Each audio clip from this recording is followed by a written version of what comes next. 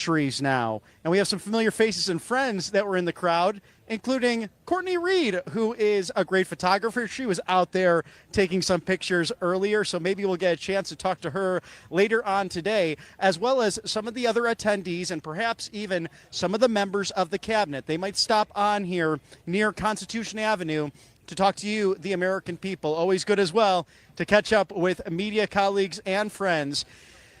Right behind us on the risers here, the Washington Monument. How beautiful is that to look out on this lovely mall of ours in the nation's capital, the federal city, as I like to call it. And with all of the celebration, all of the Thanksgiving today, I'd be remiss not to focus on where we stand here at Right Side Broadcasting Network, and that is a nonviolent stance, a peaceful stance.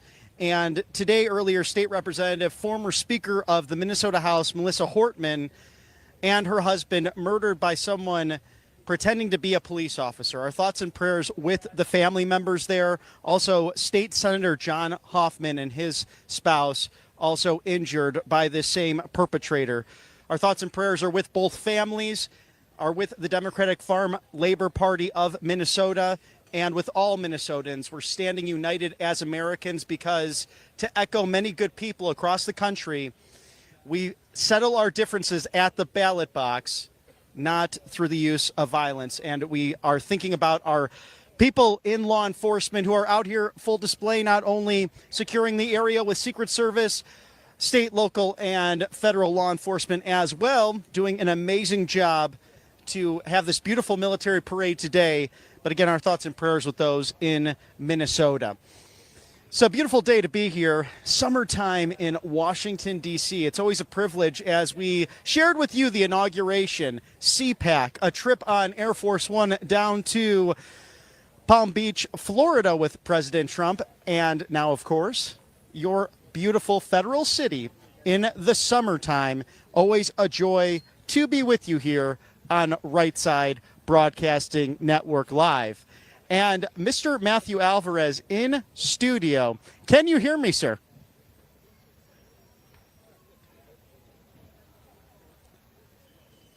And when we get that feedback together, we'll talk on some of the issues going on today and what President Trump is focused on, as he tomorrow will be going to Alberta, Canada, for the G7 meetings, and then also 2 weeks from now to the Netherlands and NATO meetings to take place. So this president nonstop, even taking time on his birthday this weekend where he can be celebrating at home at the White House just down the street from here, but instead wants to be out here on Constitution Avenue for this big, bold, beautiful display. Now, we have not seen many protests so far today. We heard that in many cities throughout the country and some suburban locations that there would be this so-called anti-King protest.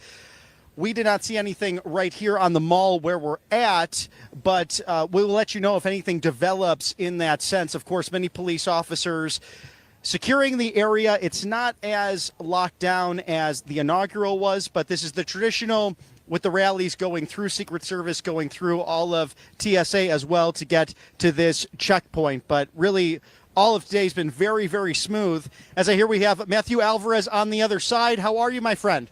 I am great, Robert. It's great to see you out there in Washington, D.C. I mean, this is a great time for our country. We're calling it Patriot Day in America, right? I mean, what's the vibe there?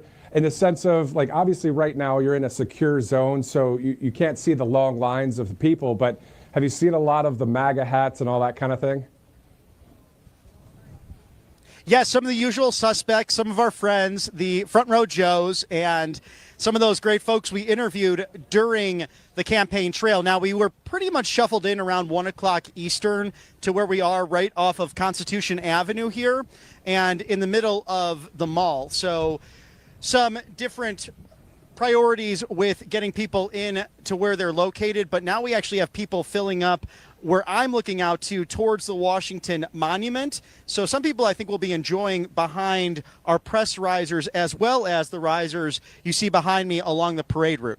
Isn't it great to see our president lead the way to get rid of corruption, you know, in all these cabinet leader positions that he selected, people like Pete Hegseth, who did a great video with the White House commemorating the 250 years of the U.S. Army. I mean, these are people that are saying we want corruption out of our government. We want our country to be healthy again and our military to be strong. And Robert, if you remember, you were at I think it was the Commander-in-Chief Ball in Washington, D.C., when it was the inauguration that night. And didn't the president say something like, we want to have a military so strong, wouldn't it be great that we wouldn't even have to use it? Yes, sir. Those were basically the exact words. And what was so interesting about that night, first and foremost, it was a lot colder than it is today. But second, how excited our military was, and then calling into South Korean command overseas to hear, welcome back, Mr. President. So that was an exciting moment dating back to January 20th of this year. And this all now culminates into something, Matthew, that hasn't happened since 1991 in the federal city during the Bush 41 administration, a military parade. And we've seen this around the world, whether it was May 8th in Russia and Vladimir Putin inviting Xi Jinping to enjoy the end of World War II celebrations that take place in Russia there. Also, Bastille Day in France is another one that seems to have inspired President Trump, with Emmanuel Macron saying, look at this, look how great this parade is. Perhaps you could do it in your neck of the woods. And then also other countries like China displaying their military might as well at different times. So this is something we've seen around the world. Exactly. And Robert, when you were covering the Fort Bragg speech by President Trump on Tuesday of this past week, he said, and I want to get your reaction to this quote here. President Trump said, this week, we remember that we only have a country because we first had an army. And after 250 years, we still proudly declare that we are free because you are strong. We are safe because you are brave, and America's flag will never fall because America's army will never, ever fail. When you were watching that speech and just seeing and hearing from the military there cheering for President Trump, what was that like to hear that we have a president that is on the side of the military fully, and the military is on the side of the president fully? He understands the civilian duties of leading this great fighting force, and the proof is in the pudding, as my former congressman and dear friend Peter Roscom used to say back in the early Illinois days when I was interning for him way back when. I'm dating myself a bit. And look at the recruitment numbers that have gone up because of President Trump, because of Secretary Hegseth, and because of those great young people that simply want to serve. So it's awesome to see the excitement in our military right now, and again, an all-volunteer force ready to put their lives on the line. And as President Trump said recently on Memorial Day, Vice President Vance and Secretary Hegseth, it's so important to look at the fact that we don't want to use this, but to have this meritocracy ready to fight each and every day for the American people. And think about a job as important as our job is, Matthew, being journalist. It's the one career, the one vocation written into the United States Constitution, a free and fair press. We have a duty, and it's to show you the truth and to show you all of this amazing things for you, the American people, to happen on Constitution Avenue in your federal city. But thank God we have the people that will put themselves on the line every day to protect those founding documents. And you know who can protect you while you're at it, watching this wonderful Saturday coverage of this great, big, beautiful military parade? Happy birthday, Army. We are Army strong 250 years later in this great country. Tax Network USA, a wonderful sponsor of Right Side Broadcasting Network Live. Tax day may have passed, but for millions of Americans, the real trouble is just beginning. If you missed that April 15th deadline or still owe those back taxes, the IRS won't necessarily back down. They're ramping up enforcement. Every day you wait only makes things worse for you and for your wallet. With over 5,000 new tax liens filed daily and the tools like property seizures, bank levies, and wage garnishments, the IRS is applying pressure at levels we have not seen in years. Increased administrative scrutiny means collections are moving fast. Well, here's the good news. There's still time for Tax Network USA to help you. Even after the deadline, it's not too late to regain control, especially if you're self-employed or you're a business owner. If your books are a mess, they've got it covered for you. So Tax Network USA specializes in cleaning up financial chaos and getting you back on track fast. Even after the deadline, it's not too late to regain control. So those threatening letters could happen, the ramping up of penalties. Don't be surprised before they hit you. So 800-958-1000. That's 800-958-1000 or visit tnusa.com/RSBN. You may have missed that April 15th deadline, but do not fear. You have not run out of options. Let Tax Network USA help you with all of those needs. And while you're at that, our sponsors at Patriot Addict Deals were finally able to produce some more limited item Trump Air Force One replica planes, actually the Trump Force One planes that he had from the campaign trail. These planes are handmade, takes months to produce. I have one of my own, and it's a lot of fun to have on my MAGA man desk. It's good stuff. There were only a few able to bring back, about 100 planes in this run, in fact. They will run out quick. They ran out the first time I purchased them, and then took months to come back. So get your hands on the limited edition collector's piece Trump plane today. PatriotAddictDeals.com. Don't forget code RSBN20. It's 20% off. Save that now. Code RSBN20. 20% off. These are super limited, all handcrafted, and they will be gone very, very soon. So get yours today, PatriotAddictDeals.com. Matthew, did you have a chance to get that big, beautiful plane for your desk? I don't have that one yet. I do want to get it. I also have an Air Force One smaller plane. But I love aviation, so I definitely need to get that plane. I know you did. You also have to bring it here into the studio. It's going to be great. We should display it on the desk here, because you know how at the Oval Office, President Trump has the newer look of that Air Force One right there in front of those world leaders. It's pretty cool stuff, isn't it?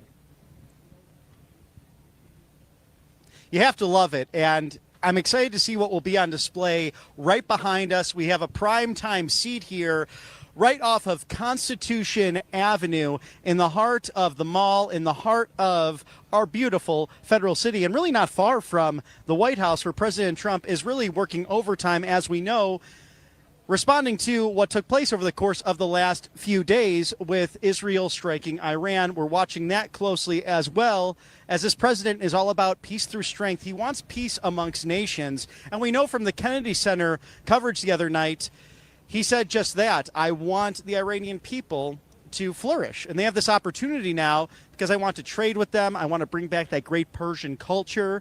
And we'll see what happens over the coming weeks and months in regards to this conflict. Exactly. So a lot of news going on out there, to your point, Robert, because, you know, during the week, Monday through Friday, of course, you and I are covering a lot of things going on around the country, especially in Washington, D.C., with all the press events with Carolyn Levitt, or if it's President Trump signing an executive order, or coming up, as you know, the president will be going to Canada for the G7 and then to a NATO summit in Netherlands. But this weekend, you know, I want to keep it real. Let's keep it real patriotic in the sense of, you know, why are you proud to be an American? Let's talk about that real quick, because it's something that I think the people that are watching right now are just saying, you know what, I'm glad that our Army has made it to 250 years, and we have many more to come, of course. Your thoughts just about the fact that you're there and you're going to witness this history with President Trump and many others. It's opportunity. I think in one word, opportunity, because it's freedom, it's liberty, it's the foundational principles. When John Adams and Ben Franklin are in that room with Thomas Jefferson, and they're putting pen to paper the Declaration of Independence, really a letter to King George III at the time, saying that every single human being is endowed with certain inalienable rights. The right to life, liberty, the pursuit of happiness. It really is the fulfillment of the 13th century Magna Carta that was written from the same Western civilization, the same United Kingdom, and those who were dialoguing centuries earlier. What they brought together, and I believe God brought these men together, were the best things about every single government. And we can reflect on this in the art, the architecture, the things you find in Washington, D.C. Many of them you can actually enjoy on the house as well. Many of the museums here free of charge. So be sure to bring your families here. We saw a lot of families flying in for their summer vacations to take in this big, beautiful moment, this historical moment. And you think back to Lexington and Concord in April of 1775, 250 years ago, when the Army was born with that commission of General George Washington to lead the charge by the Second Continental Congress. How brave these men were, because a lot of them had experience from the French and Indian War, but many were marksmen because you had to be in the frontier life, which frontier life back then was simply 25 miles west of Boston, Massachusetts, a big port city, continues to this day, of course. But you look at all of that, they were able to take on the most powerful kingdom in the entire world, the most powerful army and navy. So God was on this side of this constitutional republic, bringing these ideas together that really cleared the way and gave birth to a freedom, liberty movement that stands the test of time to this very day. It's so true. And I'm just thinking about all of the soldiers that will be marching in that parade behind you, the helicopters we may see above, the tanks, all that kind of equipment there. It's going to be a very awesome moment, a very patriotic moment. I was watching some patriotic videos this morning, and I do that on my downtime sometimes. But I was watching a Toby Keith video about the U.S. Army and all that, and I was just thinking about all of the people out there, including my grandpa who served in the Army. He was a sergeant in the U.S. Army, and you know, this is something that really brings up just the genesis of what this is all about, because as President Trump said, without this army back in 1775, we would not have the freedom we have today. And so the respect, you know, that we as a people are going to watch here today, and then you, Robert, being there, what's that going to be like? I also heard that the Thunderbirds might be doing a flyover, even though they're part of the Air Force. Still pretty awesome stuff. Mm-hmm.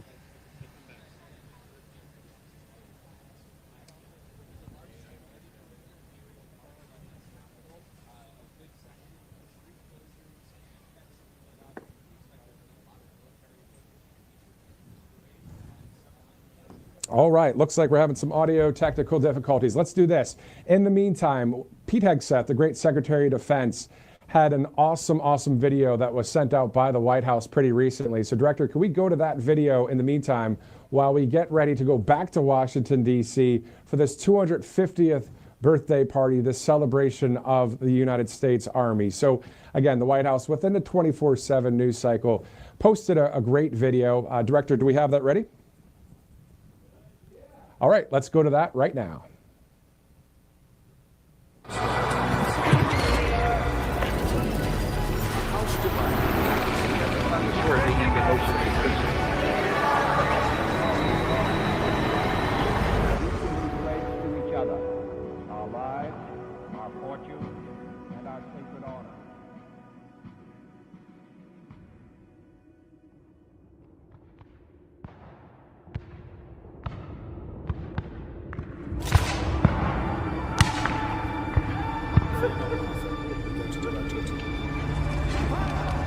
This year marks the 250th anniversary of the United States Army, a legacy born in turmoil, uncertainty, and nearly insurmountable odds.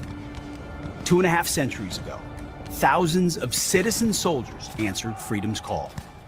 At a moment when tyranny tried to dim the spirit of an emerging nation, our first heroes forged an institution whose strength, sacrifice, and enduring resolve have come to define our republic.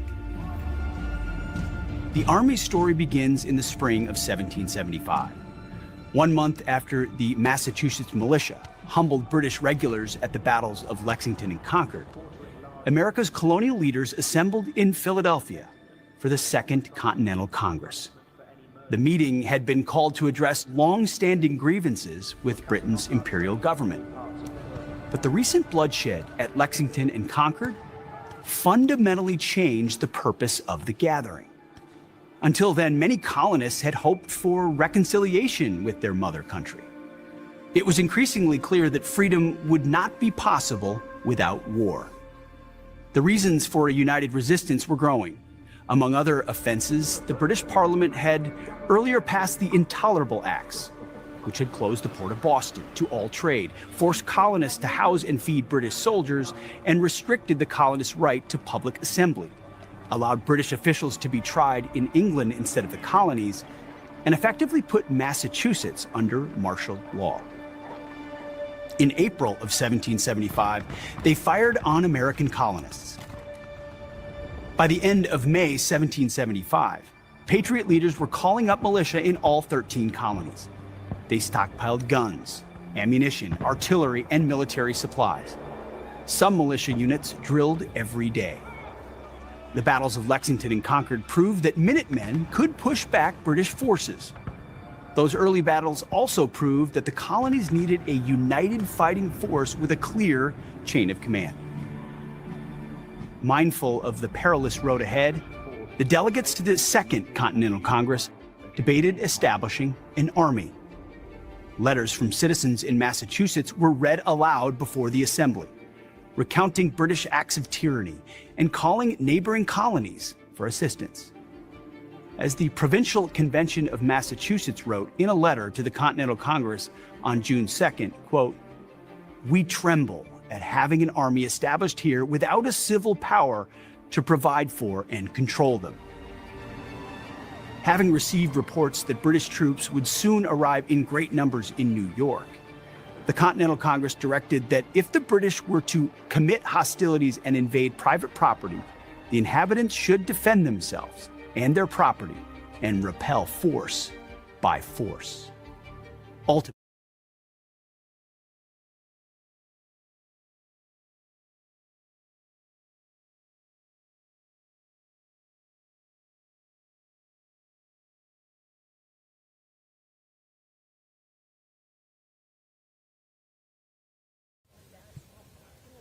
And welcome back to Washington, D.C. We're off of Constitution Avenue. As you can see, beautiful parade getting ready to take place this evening at 6:30. So stay with us here on the right side of history for all of this unbridled access to your big military parade. We haven't had one since 1991 when President George H.W. Bush was in office, at least right here in the federal city of Washington, D.C. You could see the stands are getting filled up now and more people in line dating back. We were way back there around 12:30, 1 o'clock when we came in with the media. And people lining up already then for this wonderful celebration. Somewhat of a back and forth forecast today. It's supposed to rain, and then it gets pushed back and back and back with all of that. Some sunshine coming in, but some clouds as well. So it's kind of this back and forth taking place. Now, President Trump said, rain or shine, it's happening unless there's imminent danger of lightning and such. And then we will take cover, don't worry, because we're actually somewhat covered by trees here off of Constitutional Avenue. Now, we're expecting as well today around 200,000 people to come to this beautiful parade.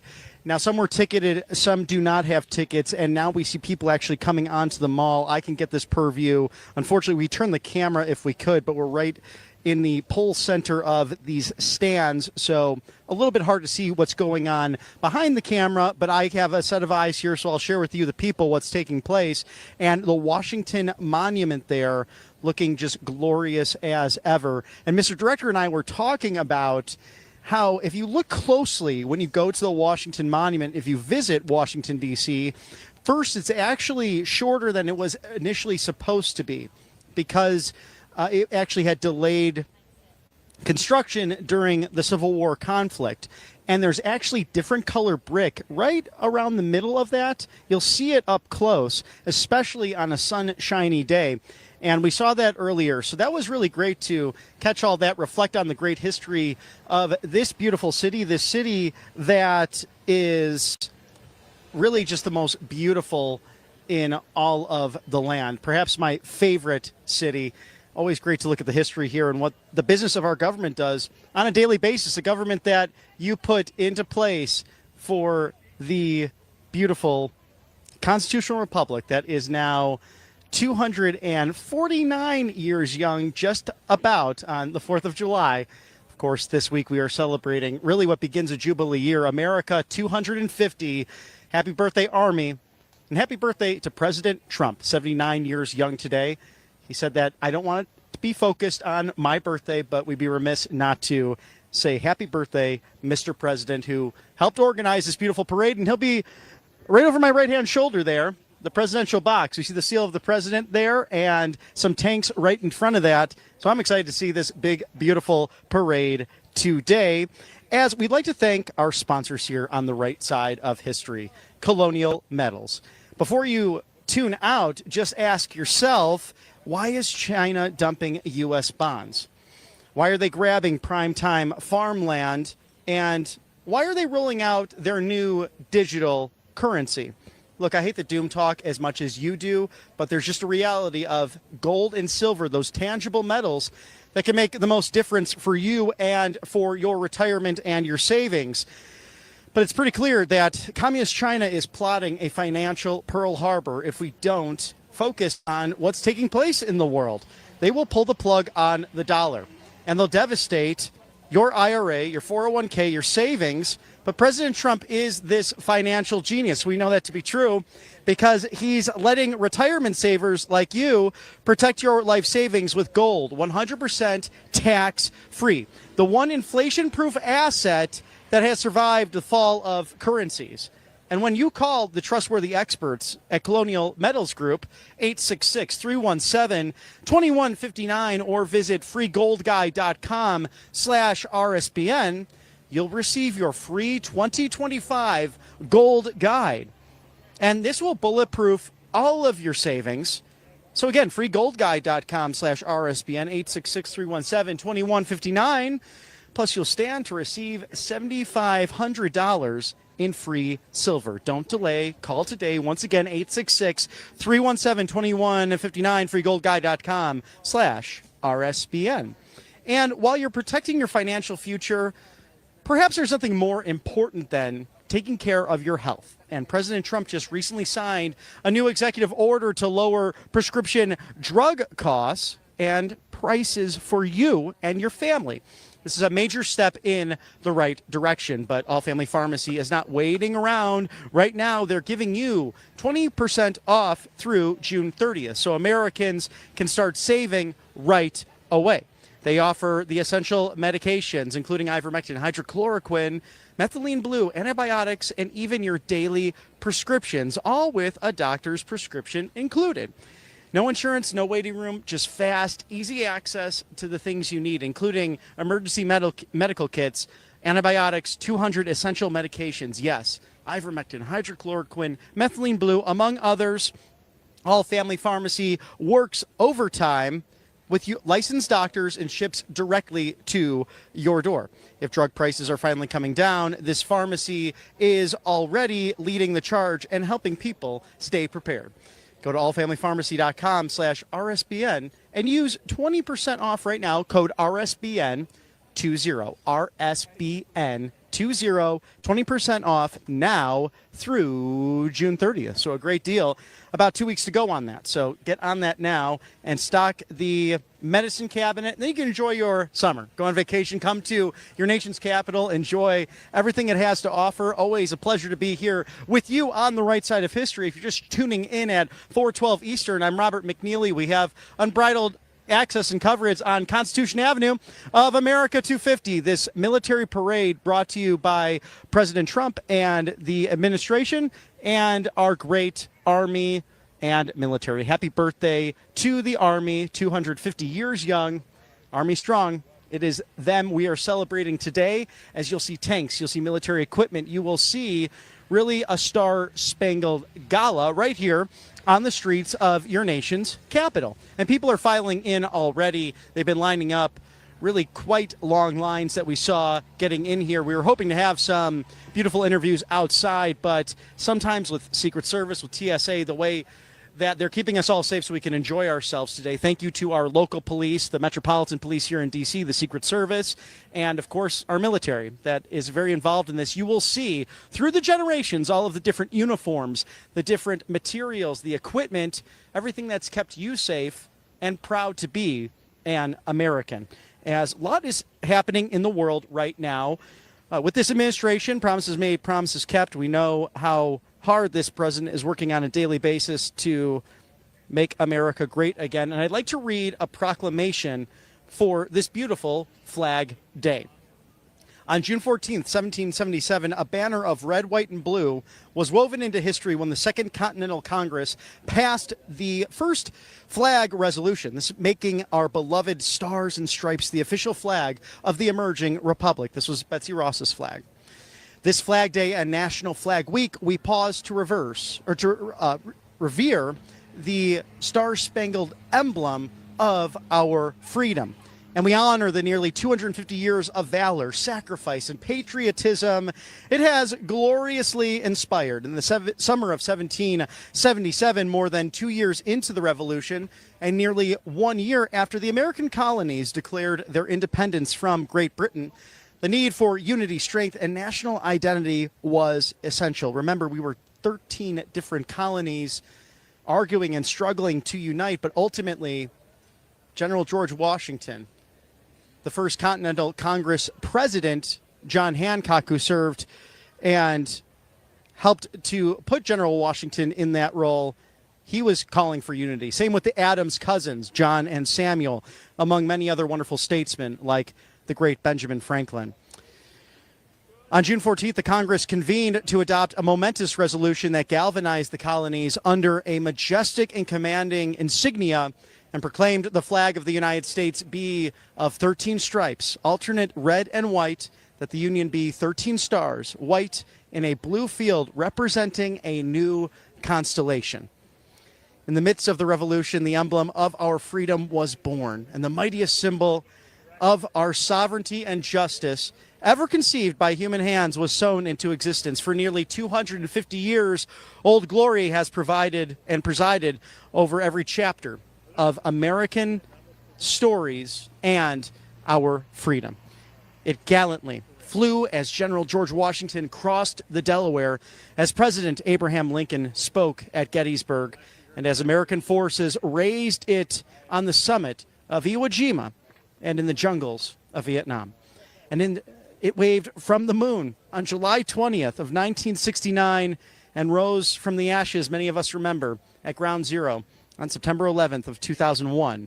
Time and again, it has been valiantly defended by patriots when extremist bands of anti-American agitators have sought to desecrate and destroy it.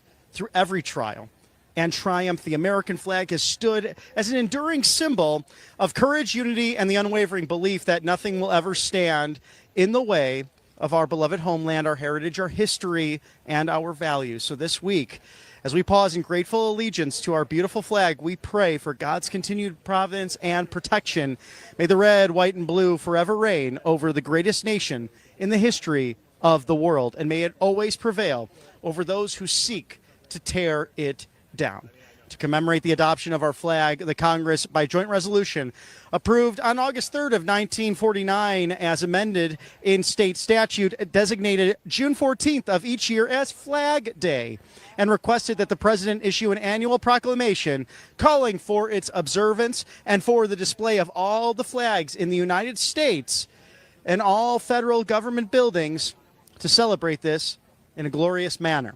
The Congress also requested by joint resolution on June 9th of 1966, as amended by state statute, that the president issue annually a proclamation designating the week in which June 14th occurs as National Flag Week, and calling upon all its citizens to display the flag during that week. Now, therefore, I, Donald Trump, President of the United States of America, do hereby proclaim June 14th, 2025 as Flag Day, and the week starting June 8th, 2025 as National Flag Week. In witness thereof, I hereunto set my hand this 13th day of June in the year of our Lord, 2025, and the independence of the United States of America, the 249th. Signed, Donald John Trump. And again, it's also President Trump's birthday. Happy birthday, Mr. President. We know you've downplayed that this week, given Flag Week celebrations and Flag Day, 250 years of our big, bold, beautiful Army. But happy birthday, sir. We look forward to celebrating with you in moments from now from that grand stand. Thank you to our sponsors here on the right side of history, Cousin Tees. Folks, This is one of the best that's out there, and we're pumped to share Cousin T's pancakes. Makes me hungry for breakfast, for dinner. Do any of you do that? I know I love doing that. It's a lot of fun. When the woke mob canceled Aunt Jemima, Cousin T said, not on my watch. We're going to celebrate our values. So they launched a new food brand. It's all about the American dream, family and hard work, and real food that stays true to our values. Cousin T's pancakes are for every American. Gluten-free for those who need it. Maha-approved protein mix to keep you strong. Keto-friendly for those low-carb fans. And a fried chicken mix that's pure comfort. Talk about a combo. Their sweet honey combined warms the heart. And Trump victory pancakes? I think that's a great idea for Flag Week. A bold stack that tastes just like freedom. Pair it with 100% pure maple syrup made right here in America. Cousin T's rich all-American coffee for a breakfast that's red, white, and true. Visit CousinTees.com. So that's CousinTS.com. And use code RSBN for 20% off your first order. Grab your mix, brew some coffee, keep the American dream thriving at breakfast. It's a good one, let me tell you. And now a great one after you make that breakfast for dinner. MyPillow.com/RSBN. A great way to enjoy a lovely night, and then you can get ready for that next day. I got to tell you, ever since I switched to the original MyPillow and all of those exclusive special deals from Mr. Mike Lindell himself, the great patriot, I got the sleep necessary so I can come on here and talk about American history, talk about my esteemed colleague Matthew Alvarez in studio about this great experiment, and bring you a live desk and these amazing rallies and military parades that you really won't find anywhere else, or at least with the same enthusiasm. So the exclusive deal right now from MyPillow.com/RSBN, $39.98, a great value. It's the MyPillow 2.0 with the American flag pullover cover. You'll absolutely love this. This is fantastic. So you could take that pillow around, especially if you're traveling. And that's what's so convenient about MyPillow, is that it can get really tiny and fit into some of the smallest spaces and smallest bags. I've taken it on the road myself, and it's great in the hotel room. It's great at home as well. So visit MyPillow.com/RSBN with hundreds of items to choose from. Thank you to Mike Lindell, the purveyor of free speech, defender of election integrity, and hey, maybe he'll run for governor of Minnesota. Let's see what happens there. Mr. Mike Lindell, thank you for your incredible friendship. And stick with us here. This parade's going to start at 6:30 Eastern with our friends here on the Risers throughout the media here, and we're right off of Constitution Avenue. President Trump will be just to my right-hand side, and the beast is right there. There's tanks out there, so stick with us on Bridled Access to the great military parade. Happy birthday, Army. We'll be right back with you. Stick with us here on Right Side Broadcasting Network. Welcome to Right Side Broadcasting Network, your trusted conservative news outlet. At RSBN, we deliver the truth when the mainstream media falls short. Since 2015, we've proudly broadcasted every single one of President Trump's iconic MAGA rallies, bringing you the excitement and energy live before anyone else. By watching RSBN, you get an unfiltered front row view of the action on the ground. We interview the crowds to give a voice to millions of Americans just like you. We show you President Trump's speeches in their entirety, free from interruptions and censorship. We cover the stories that matter to you with the integrity and passion you deserve. Thank you for choosing RSBN as your home for America First News. Together, we stand strong, united, and informed. So join us and be part of the right side of history. Hey y'all, it's Sill from the Diamond and Sill Chit Chat Live Show. Look, don't forget to check me out right here on RSBN Network. Be sure to watch the show on Right Side Broadcasting Network, and I want you to support Right Side Broadcasting Network. Yes, it's imperative that you do so, okay? I look to see y'all soon. Bye-bye. To celebrate our newest launch, Rev 7, I'm bringing you an amazing introductory offer, plus an exclusive overstock sale that you're not going to want to miss. Rev 7 is our premium energy drink that tastes great and gives you energy all day with no jitters and no crashes. That's because there's no sugar and no caffeine. I'm so sure you're going to love Rev 7 that for a limited time you can try our 3-pack absolutely free. Or check out our Percale bed sheets. I can't believe I'm even going to say this. Every color, every style, every size, only $29.88. So go to MyPillow.com or call the number on your screen. Use your promo code to save 20% on our Rev 7 12-packs or try our introductory 3-pack absolutely free. And our Percale bed sheets, all sizes, only $29.88, even the queens and kings. Inventory is extremely limited, so order now. Welcome back to Right Side Broadcasting Network for this special report from Washington, D.C. as we get ready to celebrate 250 years of our U.S. Army. Looking forward to seeing the parade, the fireworks, the president, as it is Patriot Day in America. So we have Flag Day today. We have President Trump's birthday. And then, of course, the U.S. Army now 250 years young as we get ready to see this huge parade there in Washington, D.C. You know, during the week, a lot of news coverage obviously happens. There's a 24/7 news cycle even on the weekend.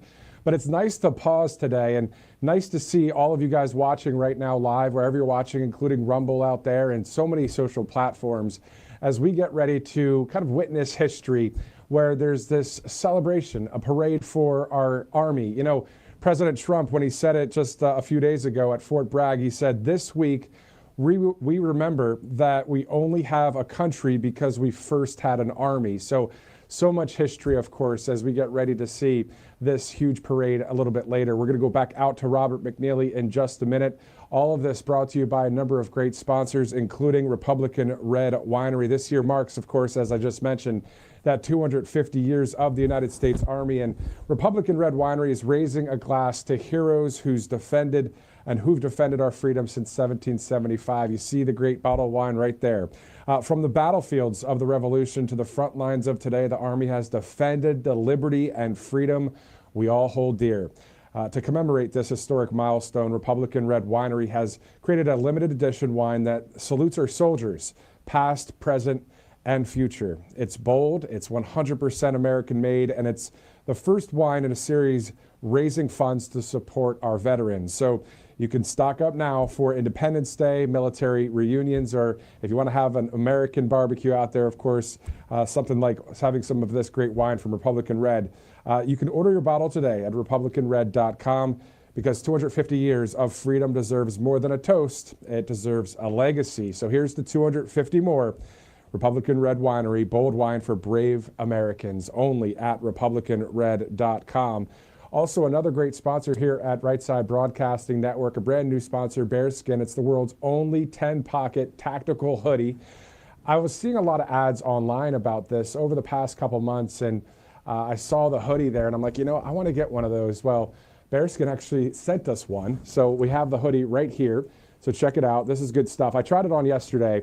This thing fits great. And then on top of that, when it gets stormy outside, you might as well get this. You put this right on top of that hoodie as well. So say you're fishing out there or hiking or boating, or in my case, over the past 20 some odd years, reporting live from various places when it was inclement weather. This is the kind of product, seriously, you'd want to see. This is the stuff that's great out there for you.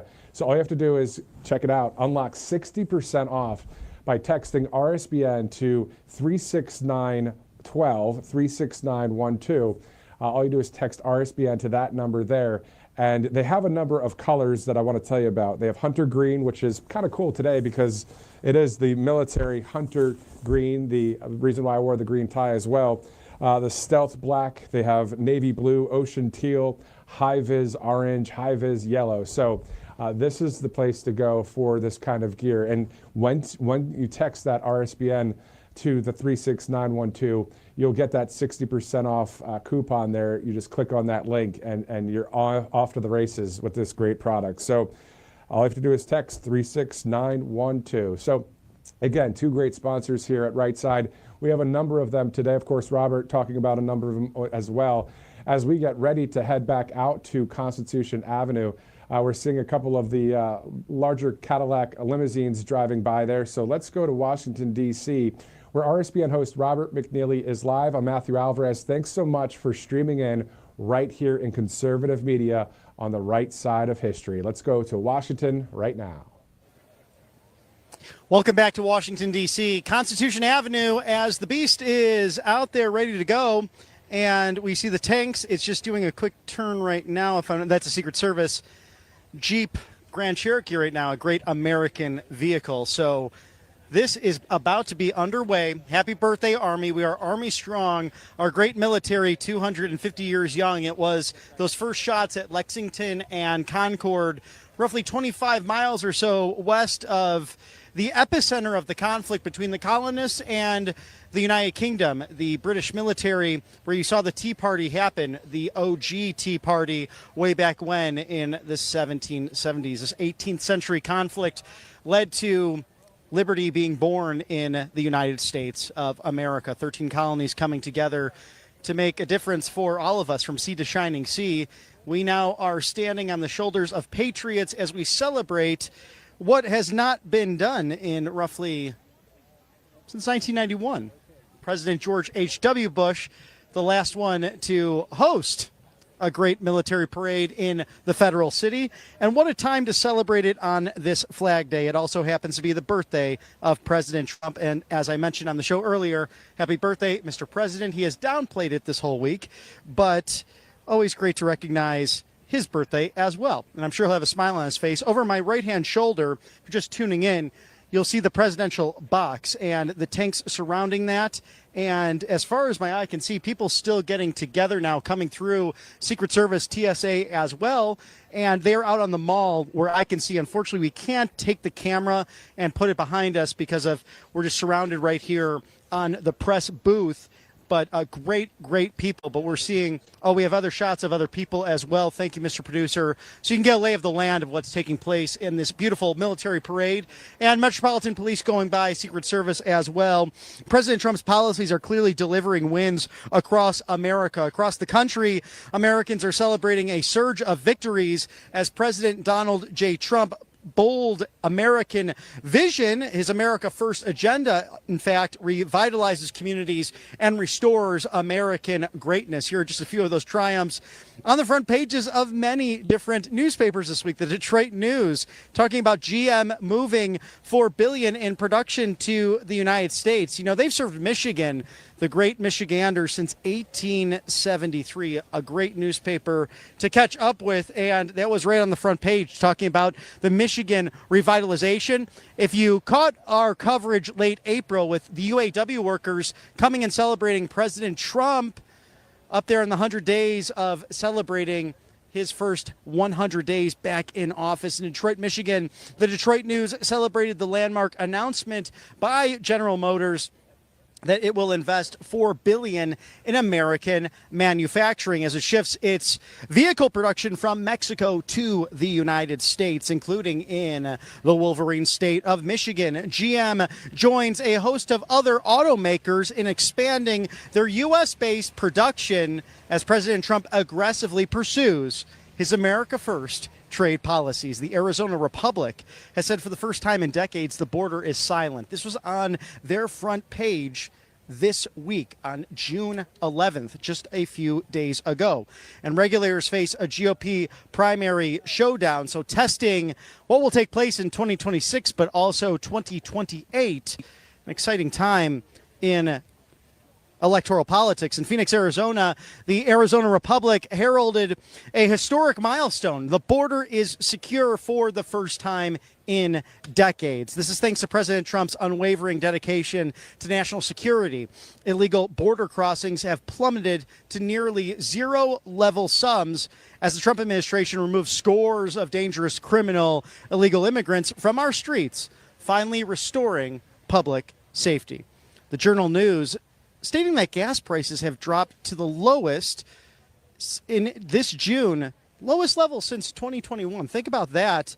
In Hamilton, Ohio, the Hamilton Daily News highlighted gas prices with their lowest since June. And this is dating back all the way to 2021. Amazing results happening across the country with similar stories playing out across our nation. President Trump unleashes American energy production after Americans saw the cheapest gas over Memorial Day weekend. The nationwide average for regular gas remains 33 cents a gallon below where it was 1 year ago. today. So a lot to celebrate, not only birthday parties today, but also gas prices going down. The Lebanon Daily News in Lebanon, Pennsylvania, touted Amazon's $20 billion investment to expand its cloud computing infrastructure in the state. This creates at least 1,250 new high-skilled jobs. It's another result of President Trump's relentless push to establish the United States as a global leader in artificial intelligence and technological innovation. And we know that Vice President J.D. Vance was in France for that AI summit, saying we should not fear AI, but we should use it in what's good. And even Pope Leo XIV calling this out, the name he took from his predecessor in the 19th century, Pope Leo XIII, spoke for the dignity of workers and a populist movement that was happening in those times prior to the Great War. We see something similar now with technological advancements and how the dignity of human life can be protected and sadly exploited by what's on the horizon. Micron announces second semiconductor plant in Boise, Idaho. The Idaho Statesman, what a great name for a newspaper, covered Micron Technology's $200 billion investment in its U.S.-based manufacturing and production of advanced memory chips, and this includes $30 billion for construction of a second chip fabrication facility in a state as it onshores production of its advanced DRAM technologies from Taiwan for the first time. And think about this. Why do you think that the Chinese Communist Party is creating war games and lawfare and trying to intimidate the great Taiwanese people? Because they love freedom. They wave that American flag, just as we are celebrating today, Flag Day in America. Happy birthday to the United States Army, 250 years young. You can see those banners out there as people are filling in. America 250. This is really the beginning of a Jubilee year, leading from the birth of our United States Army, first led, commissioned by the Second Continental Congress under John Hancock to put General George Washington in place to serve this great nation. And we know what happened in turn. George Washington becoming the first president of the United States, the only president to not live right down the street here at 1600 Pennsylvania Avenue, but aptly known now as the father of this great nation. And there's special places reserved for him, not only in the East Room of the White House, perhaps my favorite portrait of his from 1789 when he took that oath of office to become the first commander-in-chief, but when he was the general and in that traditional stance and place in the West Wing, it stands over that mantle, that fireplace. Autopen put FDR above that spot, but that's dutifully reserved for President and General George Washington. Thank you to our sponsors here on Right Side Broadcasting Network Live, Colonial Metals Group. Before you tune out, which I hope you don't on this beautiful Saturday, because we have a big, beautiful parade happening in less than 2 hours from now. Why is China now dumping U.S. bonds and grabbing prime American farmland and rolling out its new digital currency? Look, I don't like the doom and gloom talk. We don't want to have that today on this beautiful birthday party, the celebration happening momentarily. But it's pretty clear that the Communist Chinese Party wants to plot a financial Pearl Harbor that could pull the plug on the U.S. dollar. It would devastate your IRAs, your 401ks, and your savings. So President Trump is that financial genius who's fighting back, but even with him in the White House, how are you going to protect your retirement with life savings and gold? 100% tax-free. The one inflation-proof asset truly is the one that has survived the fall of currencies. It's gold. It's silver. And when you call the trustworthy folks over at Colonial Metals Group, 866-317-2159, or visit freegoldguide.com/RSBN, you'll receive your free 2025 gold guide to gold and silver, tangible metals that can make a massive difference for you and for your retirement savings. Bulletproof your wealth. Stand to receive as well $7,500 in free silver. So think about that for a moment as you visit freegoldguide.com/RSBN or call 866-317-2159 as we await less than 2 hours from now the military parade to take place right here on Constitution Avenue.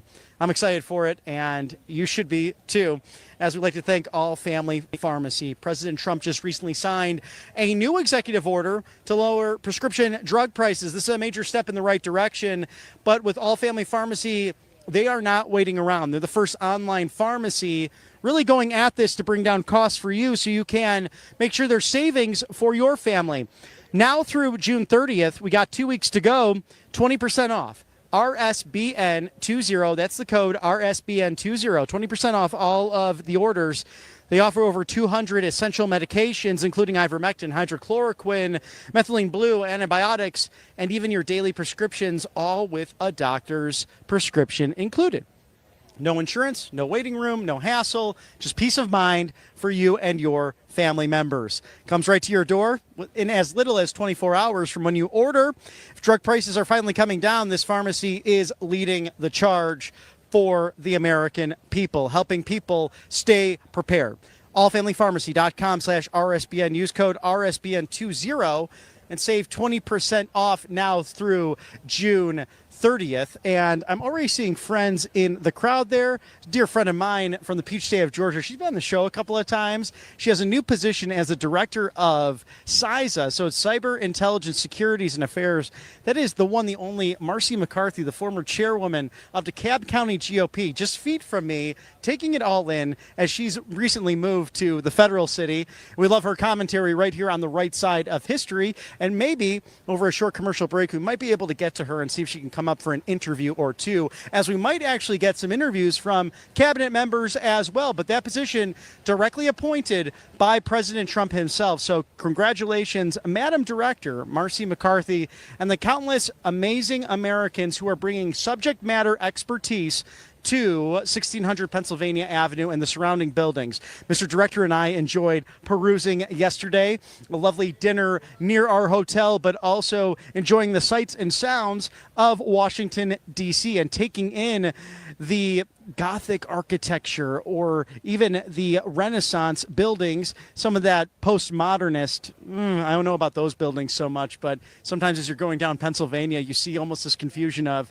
the traditional versus the progressive, and it's always a hoot to take it all in this beautiful federal city of ours that was envisioned by those who shaped this great constitutional republic, nearly 250 years young. Again, a golden jubilee year beginning today, Flag Day, Flag Week, June 14th, 2025, 250 years of the United States Army. So what you'll see behind me here is, with 200,000 people that are expected to be here today, a big, beautiful parade route, and President Trump's viewing tent is right there. You see the seal of the President of the United States. There are tanks out there. The Beast was out there earlier. I'm sure it will come back, and we'll see everything this has to offer. Generations and over 2 centuries of military equipment and gear, and the uniforms that helped save you in countless conflicts. Whether it was the first shots at Lexington and Concord in April of 1775 to a terrible civil war that took place in the 19th century, the Mexican-American War, which, interestingly enough, certain influencers protesting that California is really not America somehow with what took place over the last few days. Yes, it is. Perhaps they should read some of the treaties and the $15 million that America settled with Mexico when we defeated them in the Mexican-American War. That is now the United States of America, from sea to shining sea. And regardless of your creed, your color, your sexual preference, your background, you can rise up in this great nation and pursue what you want to do. Life, liberty, the pursuit of happiness, the embodiment, the envision of these great founders. If you can't find what you want to do now in 2025 America, then there's no hope for you. It's interesting because Mr. Director and I, as we were coming into this big, beautiful federal city, just yesterday flying into Washington, Reagan, we encountered one of those people, those communist revolutionaries driving our Uber, and it was interesting, did not recognize us, but talked about things like the Communist Rifle Association, the CRA. I didn't even know that existed. So apparently communists also love the Second Amendment, but for some reason they hate law and order. They hate the constitutional principles of this country. So that was kind of one really mind-boggling for me, but always interesting as a journalist for us to ask these questions. It was a lot of fun to have some time with this individual, this communist. We wish him well, but always interesting to dialogue with those on the far left philosophy as we are looking at a beautiful celebration today. We're all smiles here in the federal city of Washington, D.C. And Mr. Director, can you repeat that sponsor one more time for me? Thank you so much, Tax Network USA. This is a great go-to. And if you missed that April 15th deadline, no better time than to reach out to my friends at Tax Network USA. It may have passed. That was April 15th, and that deadline, you still owe back taxes. The IRS is ramping up enforcement. Every day you wait only makes things worse. So with over 5,000 new tax items and liens being filed daily, and tools like property seizures, bank levies, and wage garnishments, the IRS is applying pressure at levels we have not seen in years. Increased administrative scrutiny means collections are moving fast, very, very quickly. So the good news is there's still time for Tax Network USA to help you. Self-employed or a business owner, don't worry. Even your books can be a mess, and the great Tax Network USA professionals specialize in cleaning up financial chaos fast and getting you back on track. Even after the deadline, it's not too late to regain control. Your consultation is completely free, and acting now could stop penalties, threatening letters, and surprise levies before they escalate. So call 800-958-1000. That's 800-958-1000. Or visit tnusa.com/RSBN. You may have missed that April 15th deadline, but you haven't run out of options. Let Tax Network USA, my friends over there, help you. And before the IRS makes the next move, a very smart thing to do today, tnusa.com/RSBN. While you're at it, our sponsors at Patriot Addict Deals, we're finally able to produce more of those limited edition Trump Force planes. These planes are all handmade, and they take months to produce. When I purchased mine, it took months and months to get back on track because these are all handcrafted. These are amazing memorabilia items. They are only able to bring back 100 planes in this run. That will run out quick. Trust me on this. They are still here for you, though, at Patriot Addict Deals. So get your hands on limited edition collector's price pieces Trump plane today. Go to Patriot Addict Deals, and save with 20% off. That's code RSBN20. Code RSBN20 for 20% off. PatriotAddictDeals.com. It's your go-to for the Trump plane. And I wonder if there will be a plane or two today. What do you think about that, Mr. Director? Will there be a plane today on this beautiful route off of Constitution Avenue to celebrate 250 years of the United States Army? And again, I know he's downplayed it this entire week, but happy birthday, Mr. President. 79 years young. Excited to be with you here today and to cover all of this. And if you're watching right now, before you come down the parade, sir, your box is looking quite nice with the seal of the President of the United States displayed boldly and beautifully there. Also some tanks going by. We saw the Beast earlier. Also Metropolitan Police, Secret Service, and some of the stands now filling up. Some people did have tickets for this event, and then others are lining up just to catch a glimpse of the big, bold, beautiful military parade coming on by on this rather hot, humid day in Washington, D.C., characteristic for summertime in the federal city.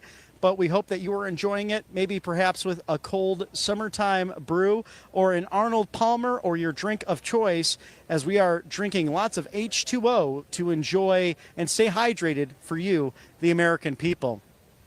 Love to get some feedback from our good friend, my esteemed colleague, Matthew Alvarez, in studio, so we can have a talk back on some of the things just happening in this world right now.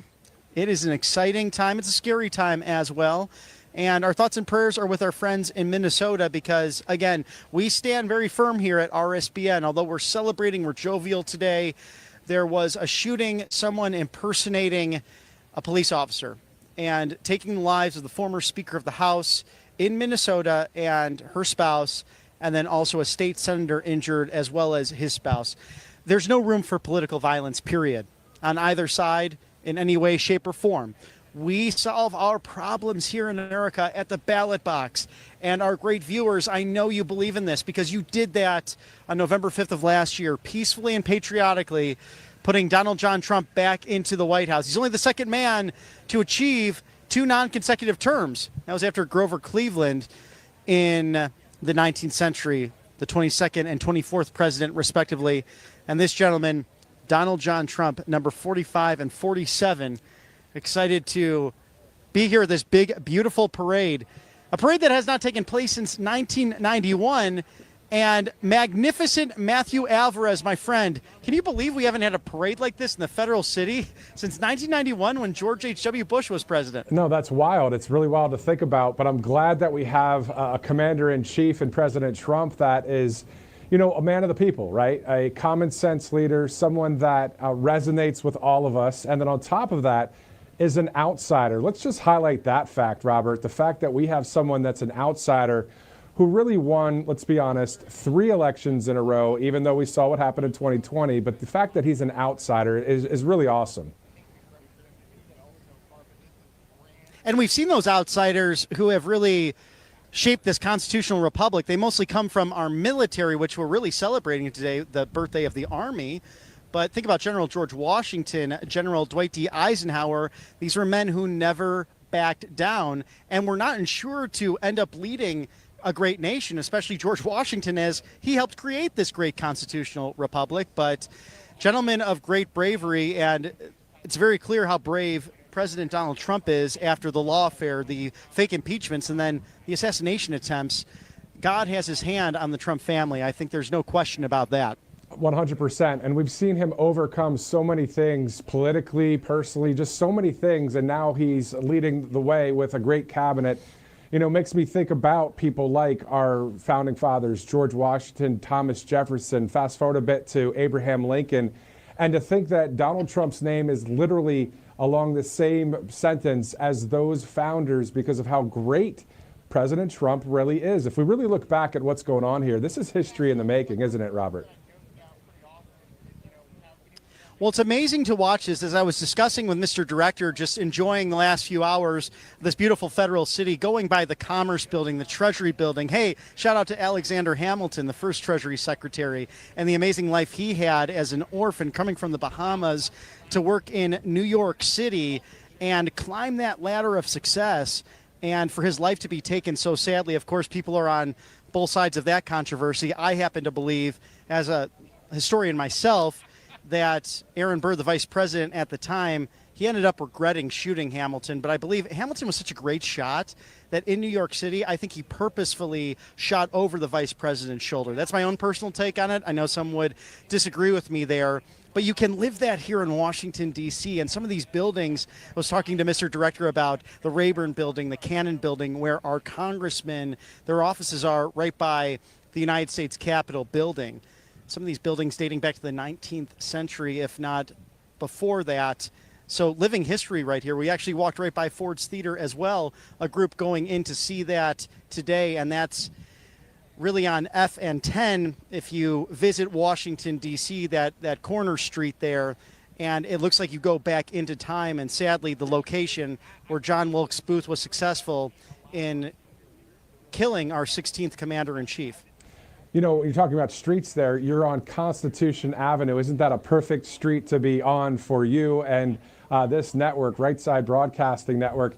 Just a shout out to all of our viewers who have watched since 2015. We're going on 10 years in television here at Right Side because at the beginning we saw President Trump's speeches that weren't being shown in its entirety. The crowds weren't being shown, but now we have a news organization not only covering rallies, but now covering conservative news. So what's that like, Robert, that you've stepped into a role here at the network and we're all kind of on the same team on the right side of history? It's the greatest team out there and people working overtime to make this all happen. Great producers here. of course, you, Matthew, your coverage, just outstanding. The way we dive into hosting, anchoring, and giving op-eds on what's taking place in the government that these good people that watch this RSBN network put into place back on November 5th.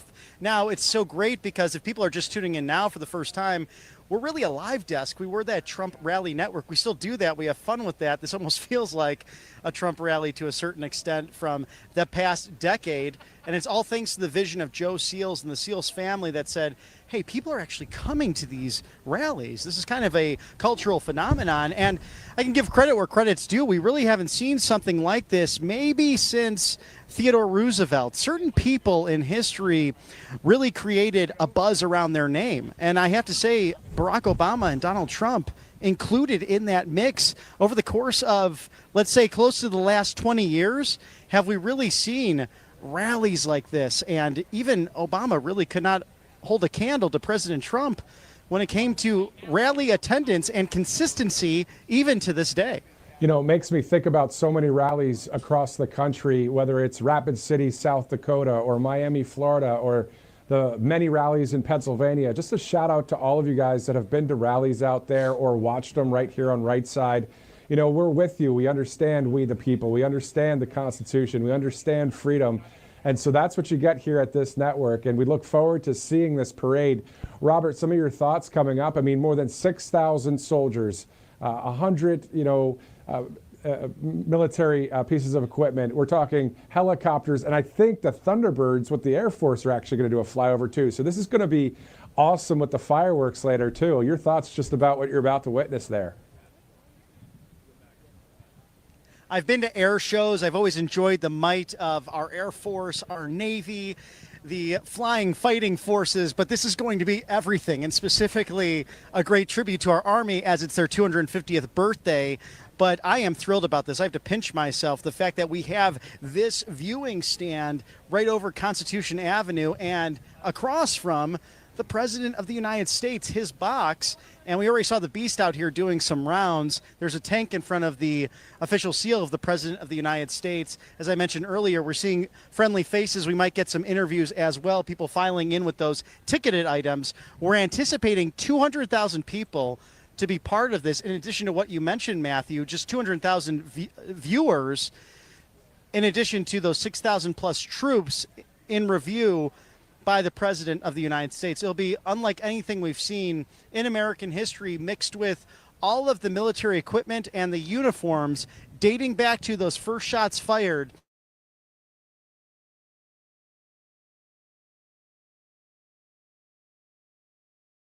Videos the White House put out and the Army has put out and the DOD, and we've showed them here at Right Side Broadcasting Network. And I saw someone on the chats on, I think it was Rumble, and they were asking, because we aired some of the video of the 250 years anniversary Army video, and you can find that on the White House website, also on Truth Social and X. So really looking at that stage there, Robert, we have a beautiful live shot of it right now. The vantage point is awesome.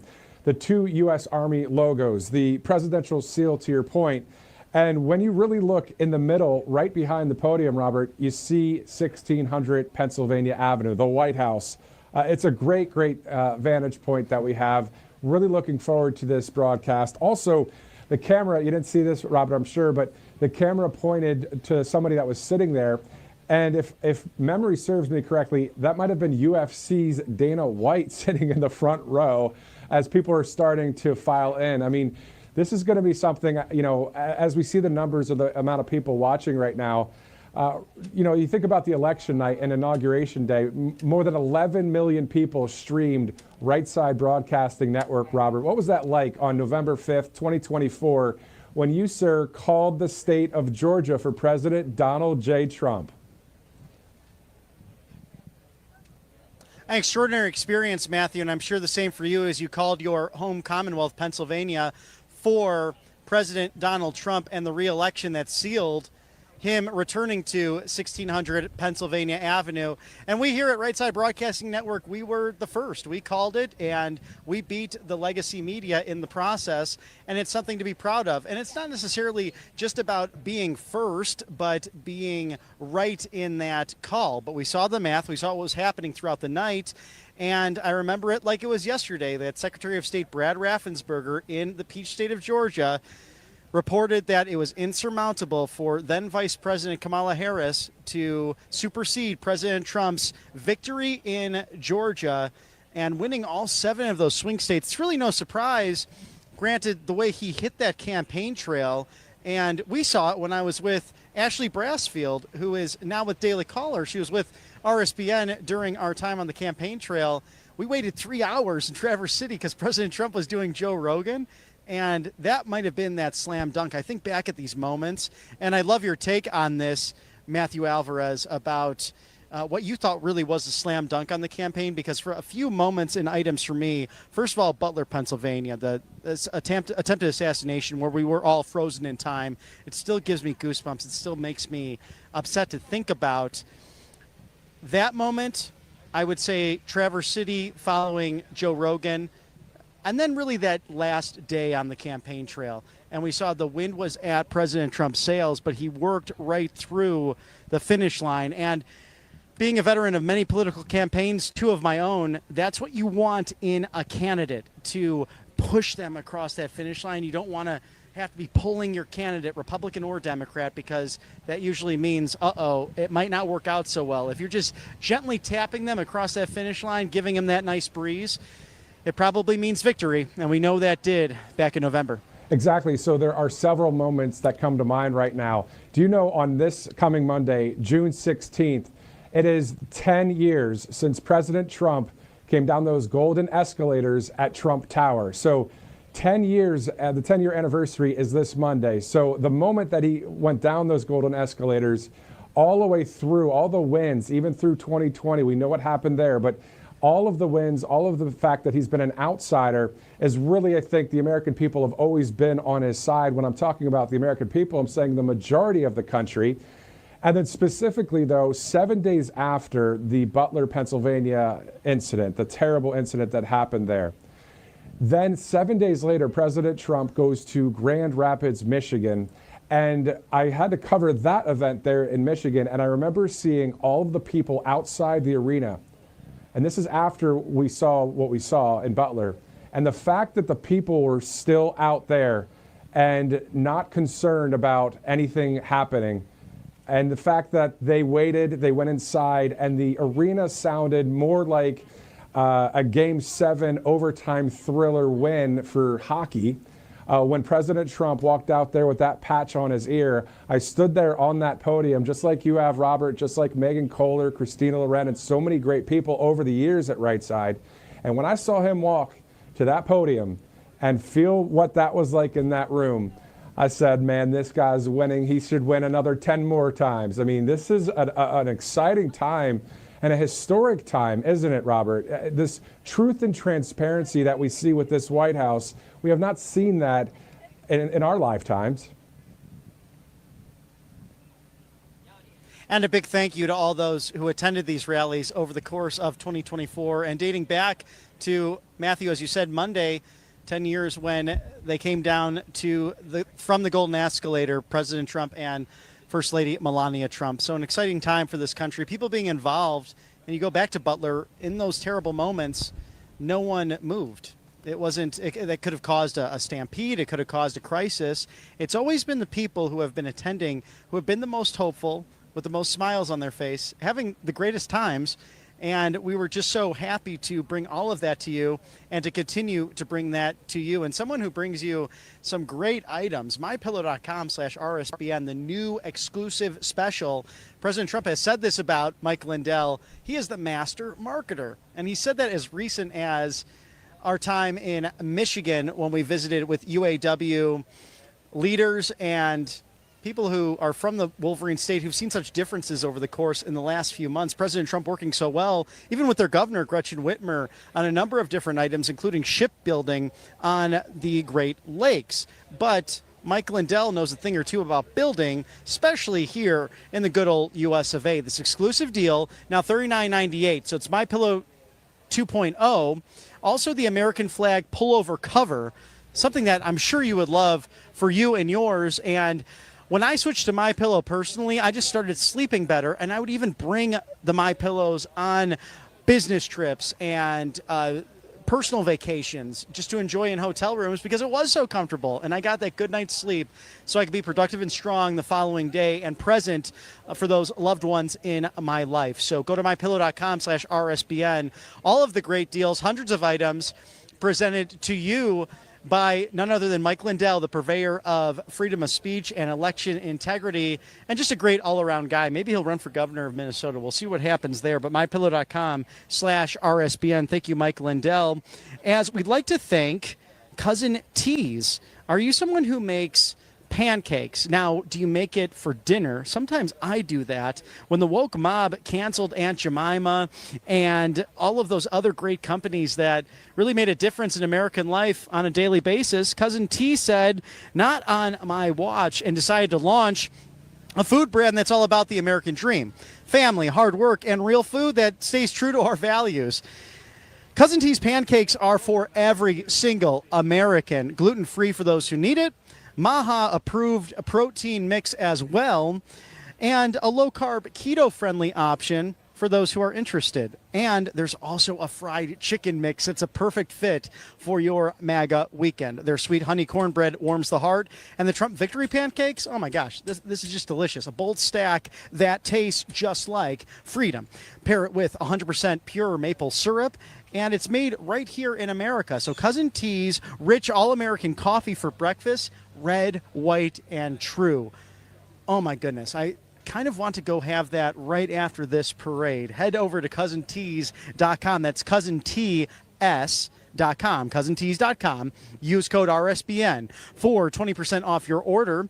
Grab your mix, brew some coffee, and keep the American dream thriving at breakfast. I'm Robert McNeely. It's a joy to be with you on the Mall, right on Constitution Avenue in the federal city of Washington, D.C.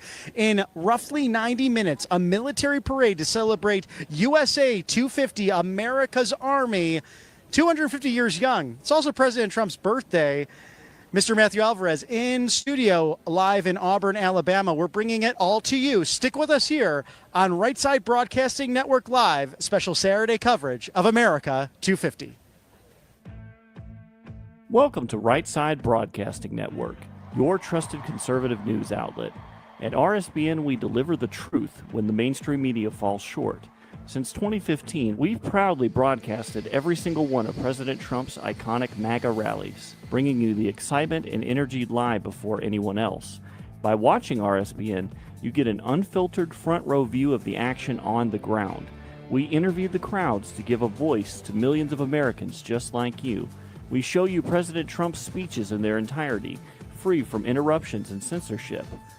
We cover the stories that matter to you with the integrity and passion you deserve. Thank you for choosing RSBN as your home for America First News. Together, we stand strong, united, and informed. So join us and be part of the right side of history. Hey y'all, it's Sill from the Diamond and Sill Chit Chat live show. Look, don't forget to check me out right here on RSBN Network. Be sure to watch the show on Right Side Broadcasting Network, and I want you to support Right Side Broadcasting Network. Yes, it's imperative that you do so, okay? I look to see y'all soon. Bye-bye. To celebrate our newest launch, Rev 7, I'm bringing you an amazing introductory offer, plus an exclusive overstock sale that you're not going to want to miss. Rev 7 is our premium energy drink that tastes great and gives you energy all day with no jitters and no crashes. That's because there's no sugar and no caffeine. I'm so sure you're going to love Rev 7 that for a limited time you can try our 3-pack absolutely free. Or check out our Percale bed sheets. I can't believe I'm even going to say this. Every color, every style, every size, only $29.88. So go to mypillow.com or call the number on your screen Use your promo code to save 20% on our Rev 7 12 packs or try our introductory 3-pack absolutely free. And our Percale bed sheets, all sizes only $29.88, even the queens and kings. Inventory is extremely limited, so order now. Good evening. Welcome back to Right Side Broadcasting Network for this special coverage from Washington, D.C. live as everyone is getting ready to check out this parade that's going to start within about an hour and a half from now, but the pre-program may be starting soon as well. So we'll be going back out there live as today is Patriot Day in America. It's Flag Day, of course, President Trump's birthday, but also, of course, the main event, the 250th anniversary, the birthday of the United States Army. Looking forward to seeing this parade, looking forward to celebrating with you. So glad that you're streaming in with us live right now, wherever you're watching across this country, literally every state represented, usually when you watch live programs here at Right Side, and in some cases, some other countries watch. So shout out to everyone that is watching right now. I know there's a huge 24/7 news cycle of things going on out there. And of course, we keep our eyes on all of that, especially during the week and on the weekend. But today, of course, the 250th party for the U.S. Army. Looking forward to seeing it. And President Trump will be seated there right in the middle of that great stage there with the presidential seal. Then way back in the back of that screen there, maybe we could put it up for a full screen if we'd like. But the White House, you can see the White House way to the back of the podium, right down the center there. So looking forward to seeing President Trump and also the huge parade. You're talking more than 6,000 U.S. soldiers. You're talking about 100 to 150 different tanks and various equipment, including helicopters. And I think I saw also a Thunderbird flyover, which of course is the Air Force, but still, this is a great grand event for our country, for President Trump in a way too. And again, back to we the people, the majority, huge majority of the country on the side of common sense. We just resonate with President Trump. We know that he's an outsider. He's not one of the establishment guys. So that bar is really set high now for our country, for presidents of the future, to keep freedom, to keep our Constitution intact. And that's what this is about. And that's what we're about here at Right Side Broadcasting Network, on the side of conservative media. So thankful to have freedom in this country still. And that's what this is all about as we celebrate our Army, our 250 years young Army. And wait until we see the 249th birthday party coming up July 4th. And then in Iowa, shout out to those that are watching from that great state. In 2026 will be our 250th birthday party for the United States of America. So a lot going on, and we're watching it, monitoring it, and bringing it to you live. We're going to go back out to Robert McNeely in just a minute. Let's talk about a few of our great sponsors that are providing us all of the wherewithal to be able to do this live broadcast, and including during the week as well. So Republican Red Winery, you're going to see the beautiful bottle of wine right there, saluting 250 years defending our freedom. So Republican Red Winery is raising a glass to the heroes who've defended our freedom since 1775, from the battlefields of the Revolution to the front lines of today.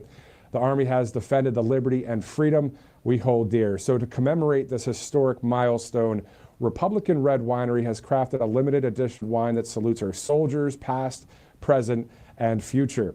It's bold, it's 100% American made, and it's the first wine in a series raising funds to support our veterans.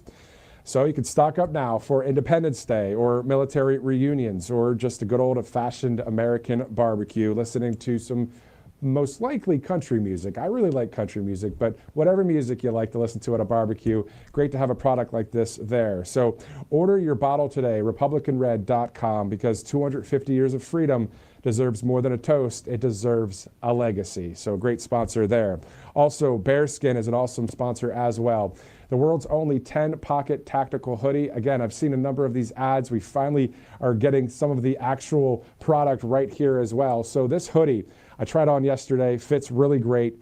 And then if you're wearing this, say you're out, maybe you're boating or you're fishing or you're hunting or hiking, or in my case over the years, covering inclement weather, if it starts storming out there, you're going to want to have something like this. This is what it's all about. This bearskin actual jacket, rain jacket that goes over the hoodie. It's a good 1-2 punch combination, and you can get it free shipping right there and 60% off. That's a great, great deal, of course. So text RSBN to 36912. So you just text RSBN in the body of the text, RSBN, to the numbers 36912. So 36912.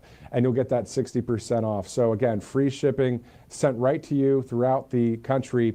A great sponsor here at Right Side Broadcasting Network. They have stealth black, navy blue, ocean teal, and other colors. And I thought today's color is quite awesome because this is hunter green, of course, but it's also the United States Army color right here. A great, great product, the hoodie and the jacket. So great sponsors right here at Right Side Broadcasting Network, as it's 5:13 on the East Coast. Those of you watching out there on the West Coast, Mountain Time Zone, Central Time Zone, thanks for streaming in. We're with you guys. We're with we the people here in this country, as we all at Right Side and in conservative media want freedom to be the name of the game, want common sense to be what our politicians do. We know that there's still a swamp to be cleared out there in D.C., but President Trump and his team and the cabinet, a great cast of patriots. Thanks so much for watching. I'm Matthew Alvarez. Let's go to Washington, D.C. now with Robert McNeely on Constitution Avenue. Welcome back to Washington, D.C.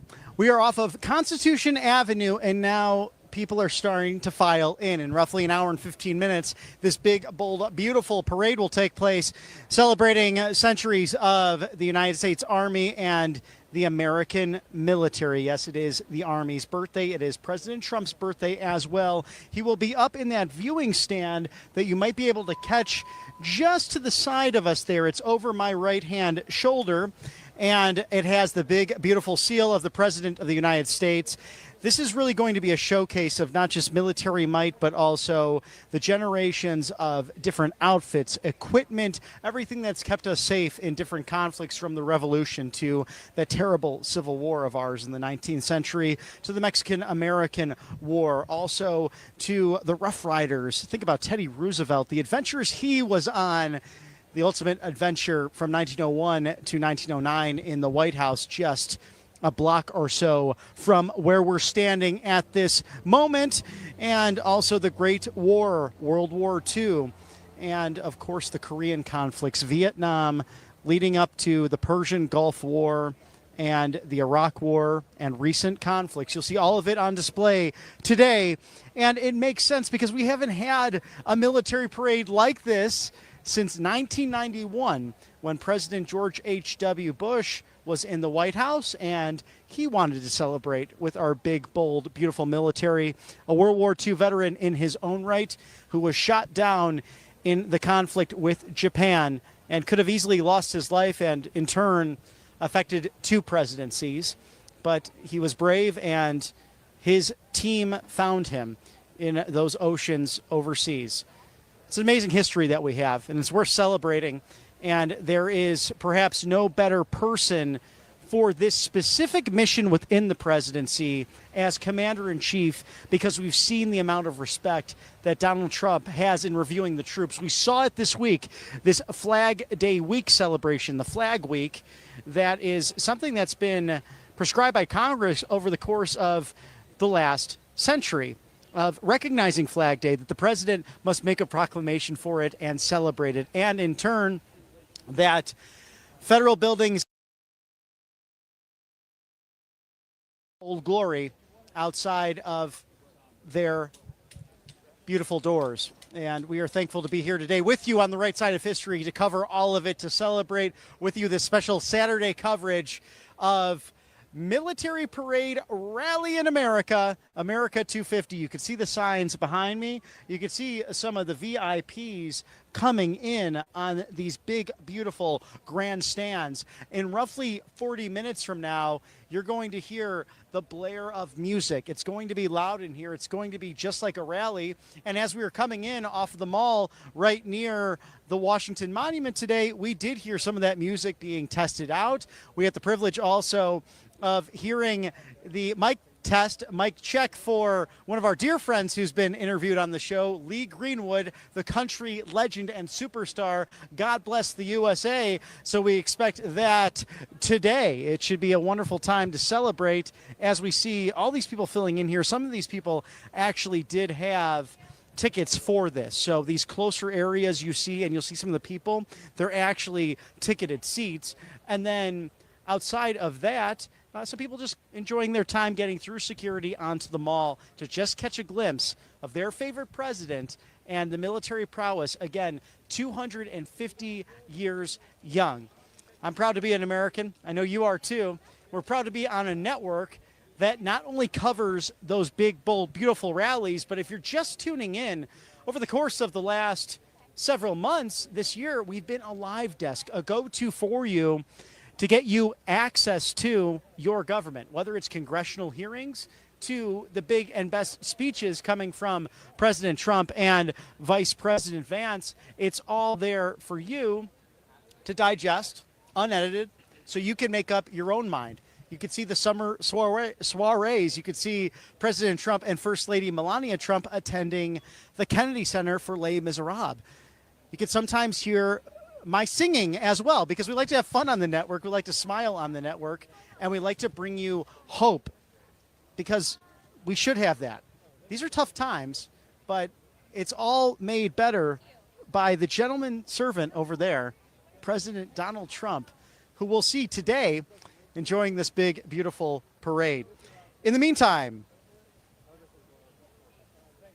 our great sponsors here at the network really are making a difference to bring you all of this great coverage, this unbridled access, as I say, on a daily basis to you, the American people. Tax Network USA. Tax Day may have passed, but that is when the real trouble begins if you ignored that deadline. If you missed the April 15th deadline or still owe back taxes, the IRS is ramping up enforcement. And every day you wait only makes things worse for your finances, with over 5,000 new tax liens filed daily, and the tools like property seizures, bank levies, and wage garnishments.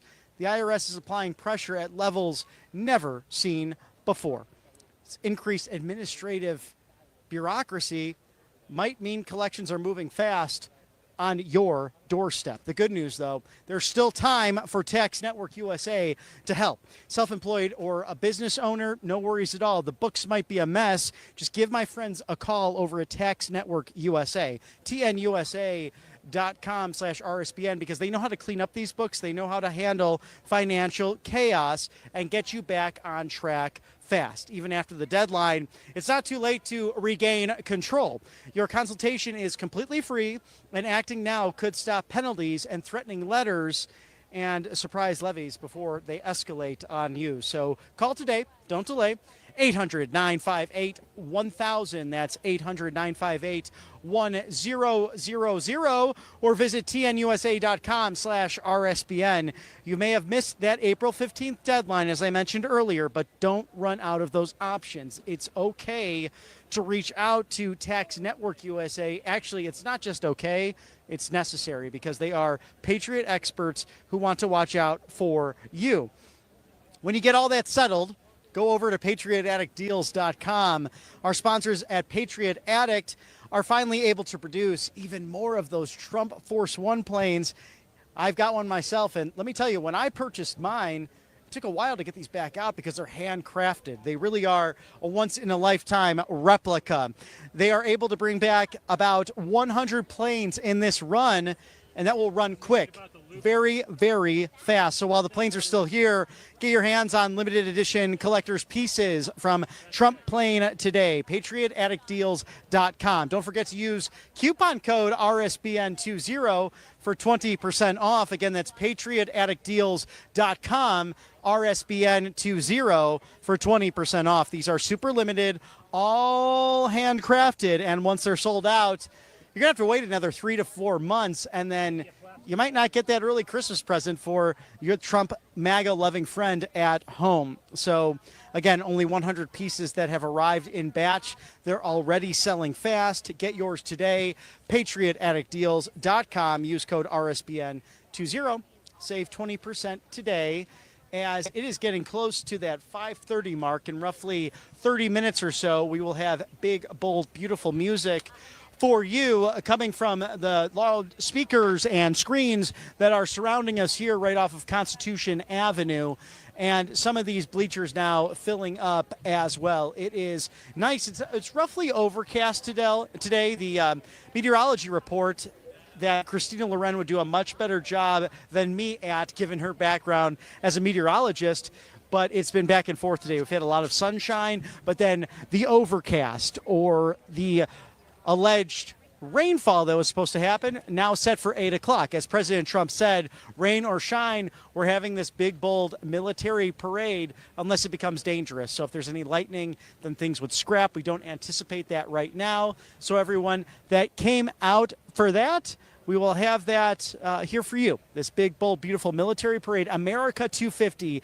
This is really the kickoff of the Jubilee year. We have a Jubilee year going on in Rome as well. So if you want to visit a great pilgrimage or just to tour Rome, Italy, a great time for that. But there's also a Jubilee year happening for America. And that is starting right now. June 14th on Flag Day, 250 years of the United States Army. And you will see generations of Army outfits, equipment, and the military prowess that has saved us against the evils of fascism, communism, incredible empires. We've never backed down. We will never quit. And with a civilian commander-in-chief like Donald Trump, we will be ready to take on any threat. We don't want to use this great power that we have, but every option is on the table. And thank you to President Trump, Vice President Vance, Secretary Hegseth. We've seen recruitment numbers going up in this all-volunteer force of the United States military, all 6 branches, including that newer branch, the Space Force. An hour from now, this big, bold, beautiful military parade will commence. And President Trump will be over my right shoulder in that box with the seal of the President of the United States. It's right there for you. We saw earlier the Beast driving around Constitution Avenue preparing for everything happening today. And thank you to our military, specifically our Army, on your 250th birthday from Lexington and Concord, Massachusetts. The shots heard around the world to right now engagements and protecting people, allies and friends domestically and internationally against all enemies, foreign and domestic. You do what many would not want to do. Put on that uniform, willing to lay down your lives for a friend. There is no greater love than that. And think about this for a moment. There are only 2 forces that promise that to you, to lay down their lives for you. One, Jesus Christ, our Lord and Savior, to save you from eternal damnation, to be in communion with him forever in heaven. And then the American soldier, to lay down his or her life for your freedom. And we know it with the great Marine veteran, our Vice President, J.D. Vance, the first Marine veteran to be the Vice President of the United States before going to college, The Ohio State University, and then to receive his Juris Doctor, and then on to meet his beautiful wife, our Second Lady, Usha. He served in the military voluntarily in order to defend us post 9/11, to go into Iraq and into Afghanistan, as countless others did, to defend this great constitutional republic. We stand on the shoulders of incredible leadership, mostly from our military. We are the home of the free, the home of the brave, because of those brave souls who are willing to lay down their lives. And I think about Rob Schneider, a dear friend of the show, a great comedian and Trump supporter. He said recently at the Improv in Hollywood, wait a second, so there's this Pride Month going on. If you wish to celebrate, that's up to you. But think about Memorial Day. If you give your life for this country, you get 1 day. Veterans Day. You serve this country, you get 1 day. But then sexual preference, you get an entire month. It's kind of silly, right?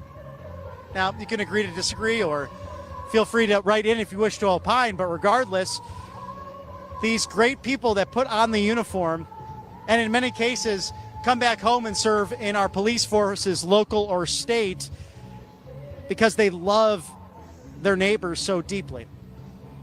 and we stand with them here. We back the blue.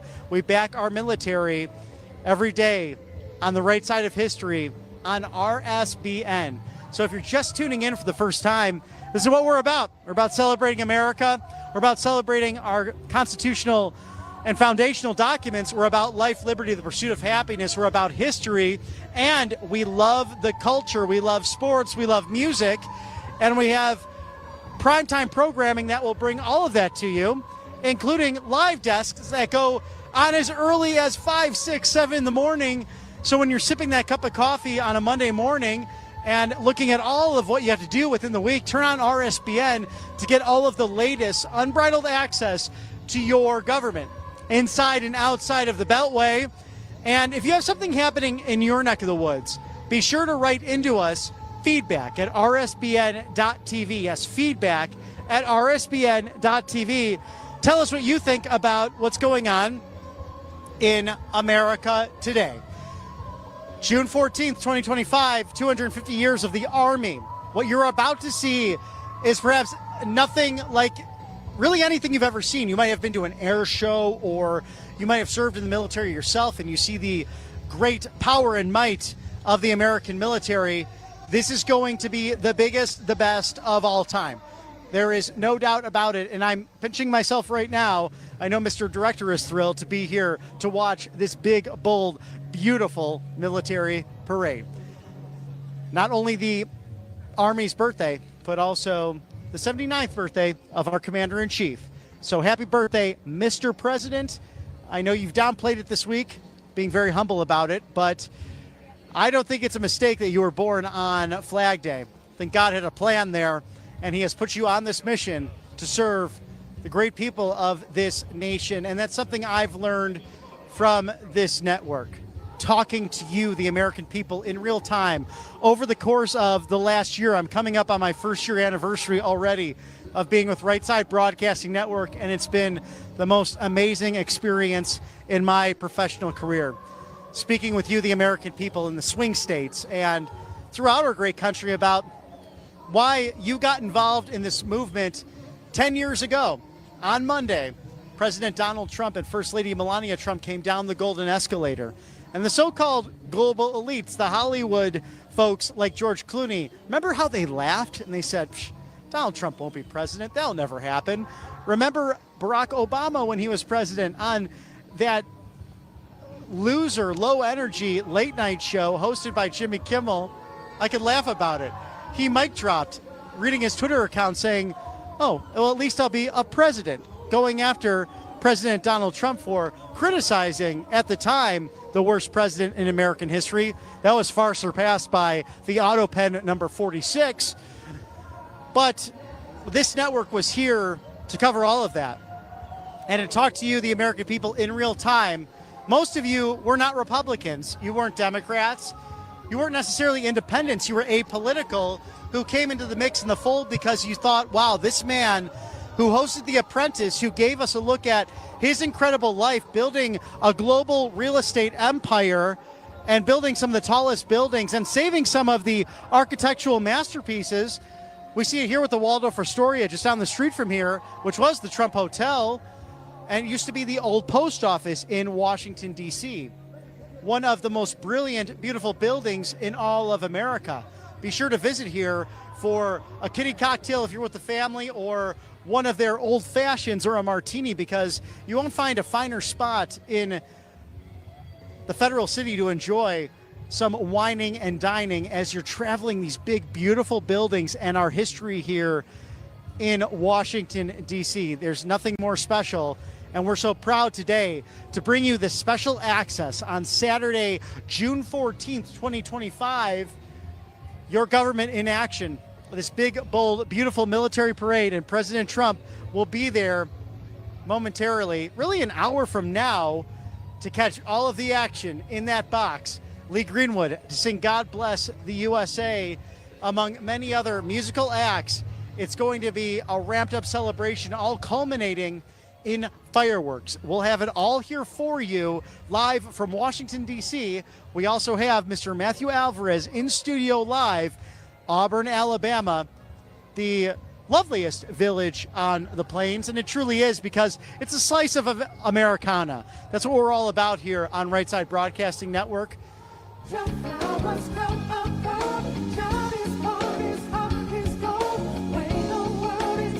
America wealthy again, make America strong again, make America safe again, and celebrate everything happening here today. It's so now, true. Other countries have celebrated their victories in World War II over the course of, look at Russia, May 8th, what took place recently. Look what has happened on Bastille Day. Emmanuel Macron was talking to President Trump, inviting him in the first term, come to Bastille Day, come see what it's all about. And then President Trump said, you know what, Emmanuel, I think we have to have a big, beautiful celebration just like yours in the United States, because we were the ones who were the back-to-back World War champs. We liberated a continent. We, in turn, saved the world, and all of these other countries celebrating their military might. Why don't we do that right here in the United States, in the federal city? And we have not done so since 1991, since President George H.W. Bush was in office, Bush 41. So, Matthew, what do you think about all of this exciting day, this birthday? I really love how President Trump, too, he's been downplaying his own birthday, but amazing to see that it coincides with Flag Day, the 250th celebration of the United States Army. Exactly right. So I'm thinking about Patriot Day in America. You know, usually it's Rally Day in America. We cover so many rallies over the years here at Right Side, but finally we're seeing a Patriot Day in America, Flag Day, President Trump's birthday, the 250 years young for the United States Army. And Robert, your enthusiasm is contagious. You know, you and I both, and everyone that watches and everyone we work with, you know, we understand that we're on the right side of history here. This is history in the making, literally, when we cover this president. This president, the name Donald Trump, to me, and I believe to you as well, when you hear the names George Washington, Thomas Jefferson, Abraham Lincoln, this guy, this outsider who has won 3 elections in a row, except for we know what happened in 2020. But the fact is, it's all about we the people. He always said, when we win the White House, when we win the White House. And on November 5th, 2024, if you remember, you were sitting right here with me at the desk, Christina Loren as well. And we were saying, thank God in heaven that he has won this thing. And we want to just see more winning and justice be served as well. There's a lot to be done yet, but promises made, promises kept. Your thoughts so far, Bobby, about the past, 4 months that we've seen this president and this cabinet doing a damn good job. Let's just put it that way. And Matthew, that's how he is as a real person. We've heard it from people even like Bill Maher, who disagrees with him.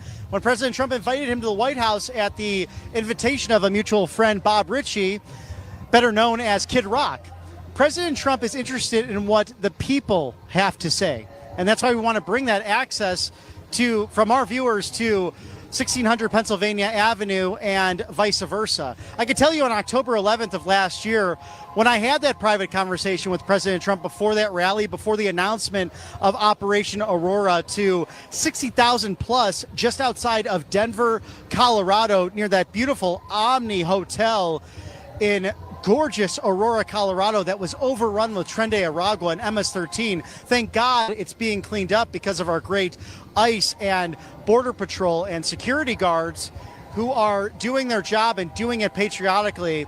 I don't like to talk about private conversations, but I'll share this. President Trump said to me when we were talking about the history of presidential rallies, and I said, it's because of you, sir. It's your enthusiasm. It's your love for this country. And he said, Bobby, it's us. It's our movement. It's we, the people.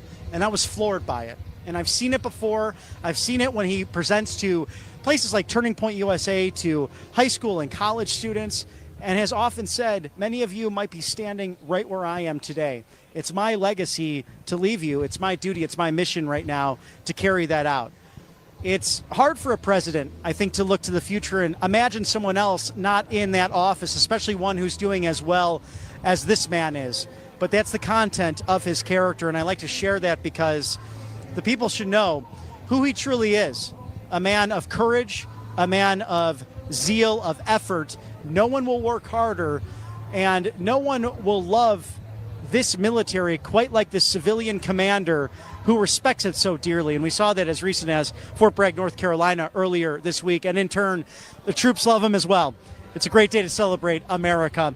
As we thank our sponsors, All Family Pharmacy. President Trump recently signed that executive order to lower prescription drug prices. This is a major step in the right direction, but All Family Pharmacy is not waiting around. Right now, they're giving 20% off through June 30th, and Americans can start saving right away. They're over 200 essential medications, including ivermectin, hydrochloroquine, methylene blue, antibiotics, and those emergency medical kits that could save your life in case there's an emergency or a natural disaster hitting your neck of the woods. No insurance, no waiting room, no problem. Truly, this comes to you within 24 hours to your doorstep and is reliable across the access to meds from every doctor, ready to help every household they have stocked. All Family Pharmacy works with your licensed doctors to ship this directly to your door. And if drug prices finally come down with this executive order, as they're promised to do, this pharmacy is already ahead of the game,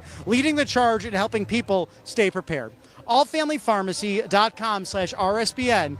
Use code RSBN20. Save 20% off now through June 30th. And once you get your health in order, why not get those financial savings and retirement knocking out of the park for you and yours? You've worked so hard, and with China going after us, buying and grabbing prime time American farmland around our military bases, rolling out new digital currency, the doom and gloom is there, and I don't like to talk about it, but it's a reality. China is a major player, and the Communist Chinese Party wants an economic Pearl Harbor to happen to the United States because they can't keep up with President Trump and his reciprocal tariffs. Let's just be honest about that. They want to devastate your IRA, your 401k, but President Trump is that financial genius, and even with him in office, letting retirement savers like you protect your life savings, it's good to have gold 100% tax-free, the one inflation-proof resistance to digital and paper money currencies that could be the fall of those currencies in the near future. So when you call the trustworthy experts at Colonial Metals Group, 866-317-2159 or freegoldguide.com/RSBN, you'll receive that free gold guide for 2025. No obligation needed. Just a great way to look at what might help you. And since 1971, gold going up over 7,000% since the Nixon administration went off the gold standard. That's freegoldguide.com/RSBN or call now 866-317-2159. Judge Janine, she loves this group, and she's protecting the federal city, appointed by President Trump as the federal attorney for the District of Columbia. And we here at the network endorse Colonial Metals Group as well. So do not delay. Go after them today. freegoldguide.com/RSBN. And Matthew, I am sweating like a snow cone in Phoenix, as Robin Williams would say on Mrs. Doubtfire, one of my favorite movies. But I actually watched earlier today from 1983. You know, we both love comedy so much. He had a great presentation in arguably the home of our nation, one of our first nation's capital, Philadelphia, Pennsylvania, where those founding documents came from.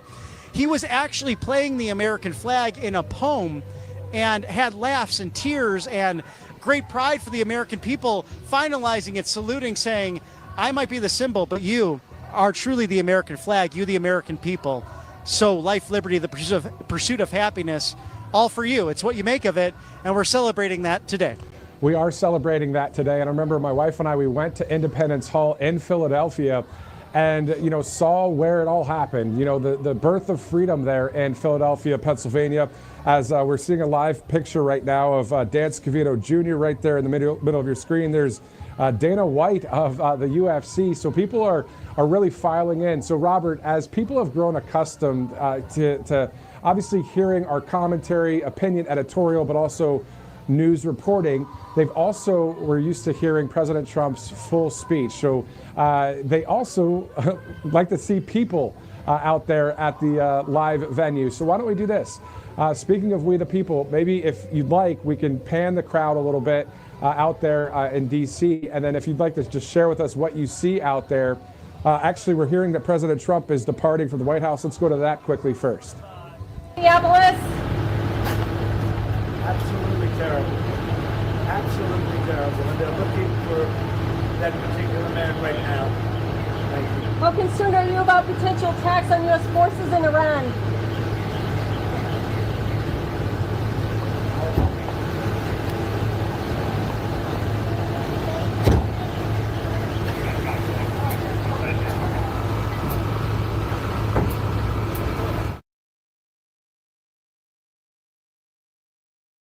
Inside the Cadillac there, the Beast, of course, on the way to Constitution Avenue to celebrate this parade, to celebrate what we're about to see here, 250 years of this United States Army. So looking forward to that. So that was live, literally as you saw it there, as reporters were asking questions. Again, a lot going on in that 24/7 news cycle.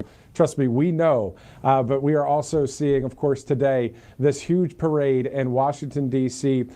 Going to be great to go back live to Robert, where he'll be able to show us the vantage point where he's at, adjacent to the stage where the president, as you see, on the way there right now. And also to just show us all of the people as the president waves to the cameras there on the, I believe that's the south lawn of the White House.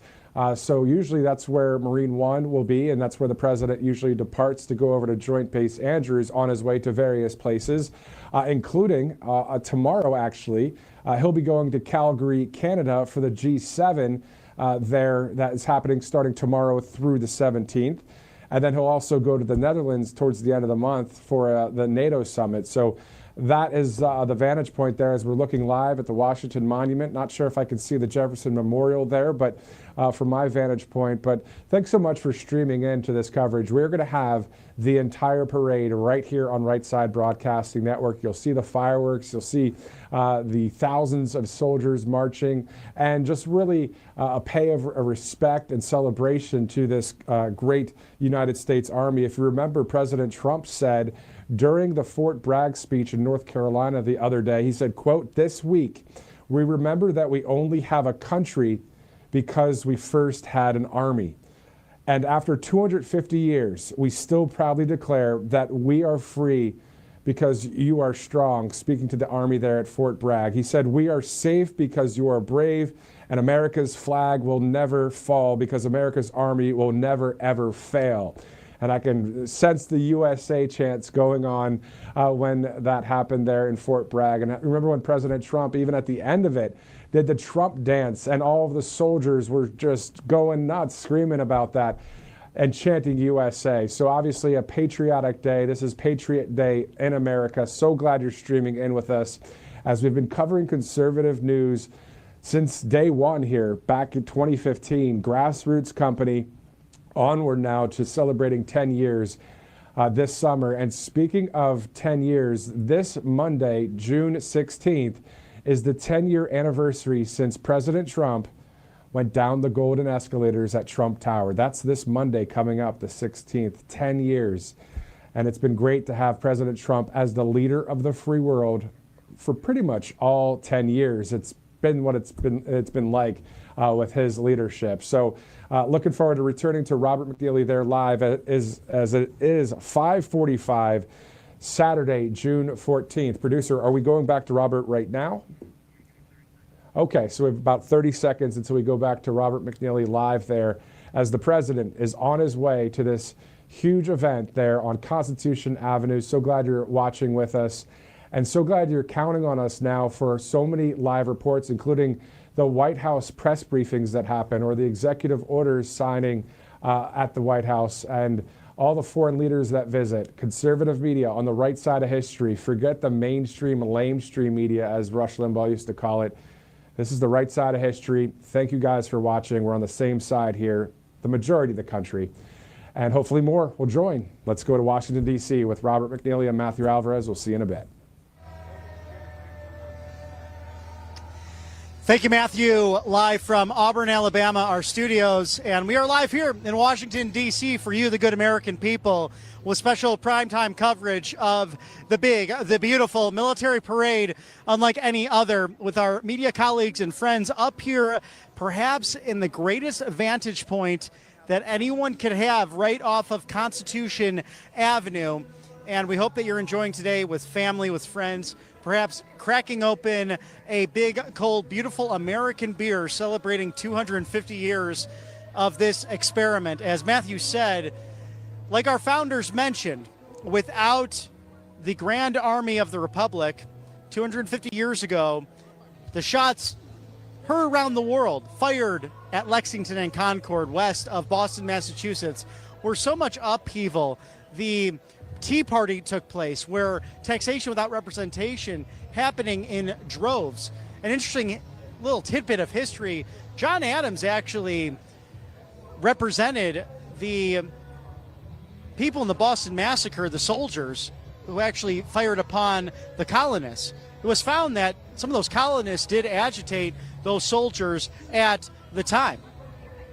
Amazing to see that John Adams so committed to the truth and to law and order and those values that led to a constitutional republic of law and order, all equal under God. And his first assignment post the Continental Congress, and also with the founding documents of writing that Constitution, bringing it all together, being a representative from Massachusetts, the first ambassador to the Court of St. James, and those who we defeated in 1776 and beyond, becoming some of our oldest friends now, the British.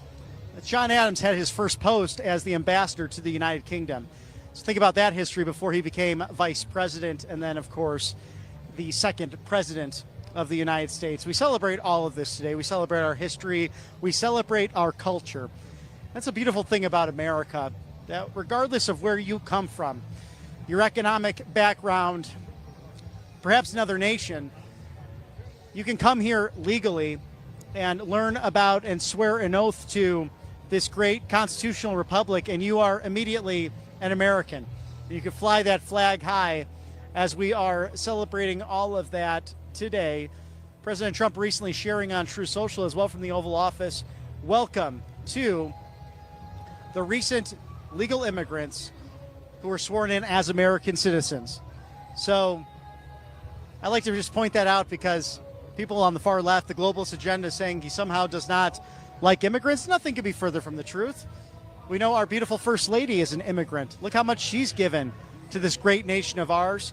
Recently, from the Take It Down Act that was signed into law to Be Best, an initiative that helps everyone seek their life, liberty, and pursuit of happiness as they see fit in this time-tested constitutional republic. As Mr. Benjamin Franklin said to the individual outside of Constitution Hall in Philadelphia, Pennsylvania, "What did you give us, Mr. Franklin?" He responded, "A constitutional republic, if you can keep it."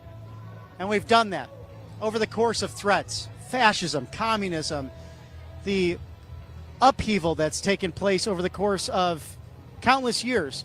But here we stand, a united people, celebrating 250 years of our Army. And what you're about to see is an amazing display of American power and might. I think that rain is coming, but regardless, we're going to have fun here. If you like what you see on Right Side Broadcasting Network Live, we behoove you, please donate. We're citizen journalists, we're citizen hosts. We have the written word at rsbnetwork.com/newsletter, and you can also donate on that website via rsbnetwork.com/donate, or text RSBN, that's RSBN, easy to remember, to 801-801. Text RSBN to 801-801. If you can give a $2 bill, one of my favorites out there, or a $20 bill, $200, whatever it might be. Hey, $2,000? I'm not an auctioneer, but I might be doing that tonight. We'd be very grateful to you, because that's what keeps us on air, along with our wonderful sponsors who bring you quality products.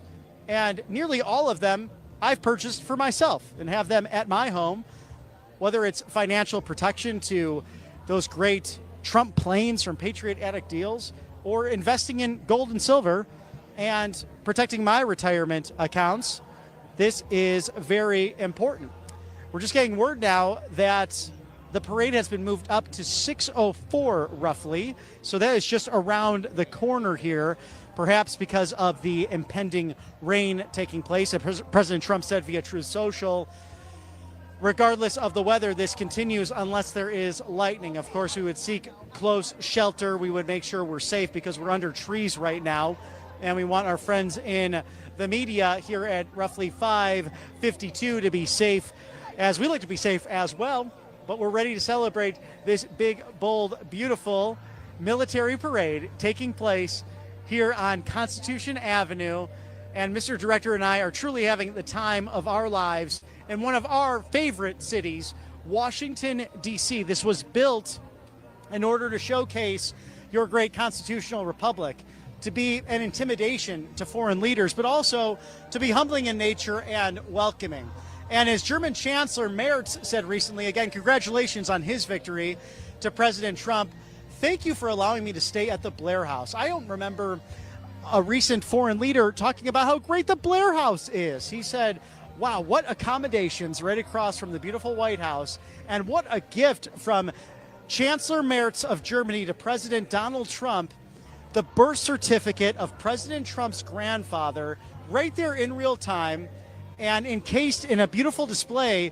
And President Trump saying, hey, maybe we'll showcase this in the Oval Office.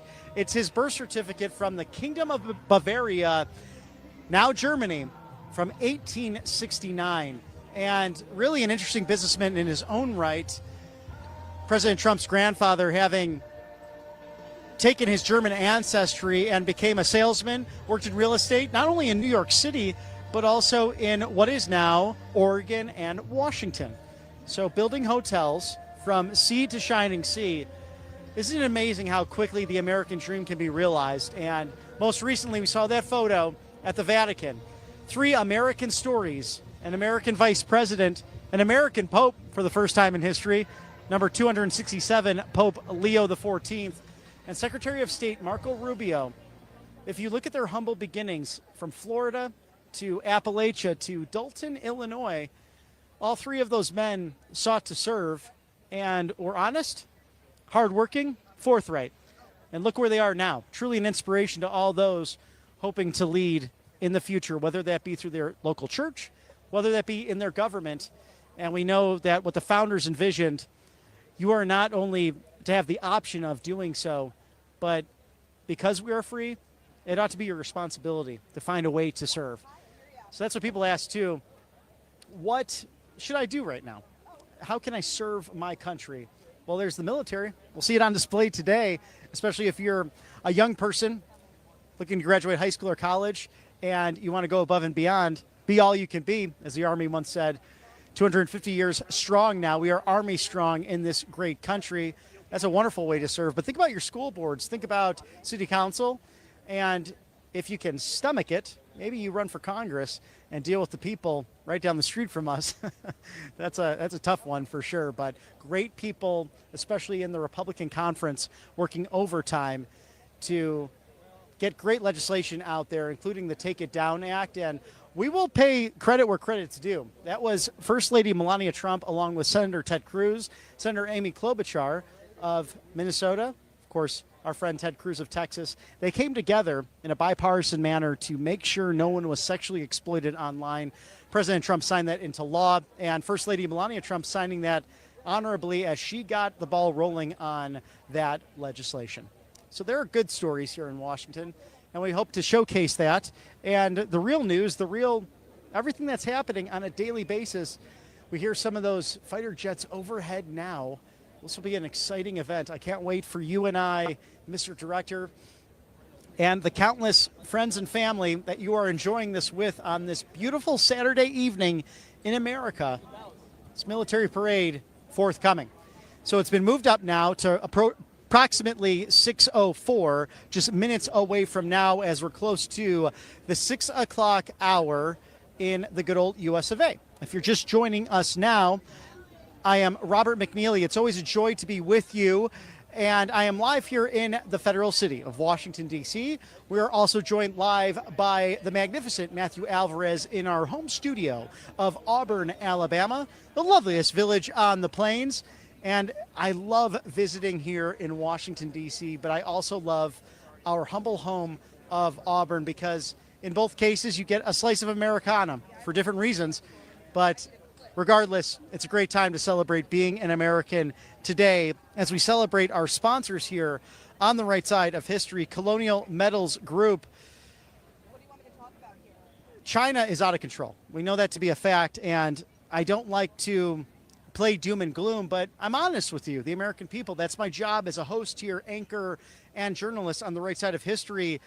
They are grabbing primetime American farmland. They are buying up areas around our military installations and bases, perhaps spying.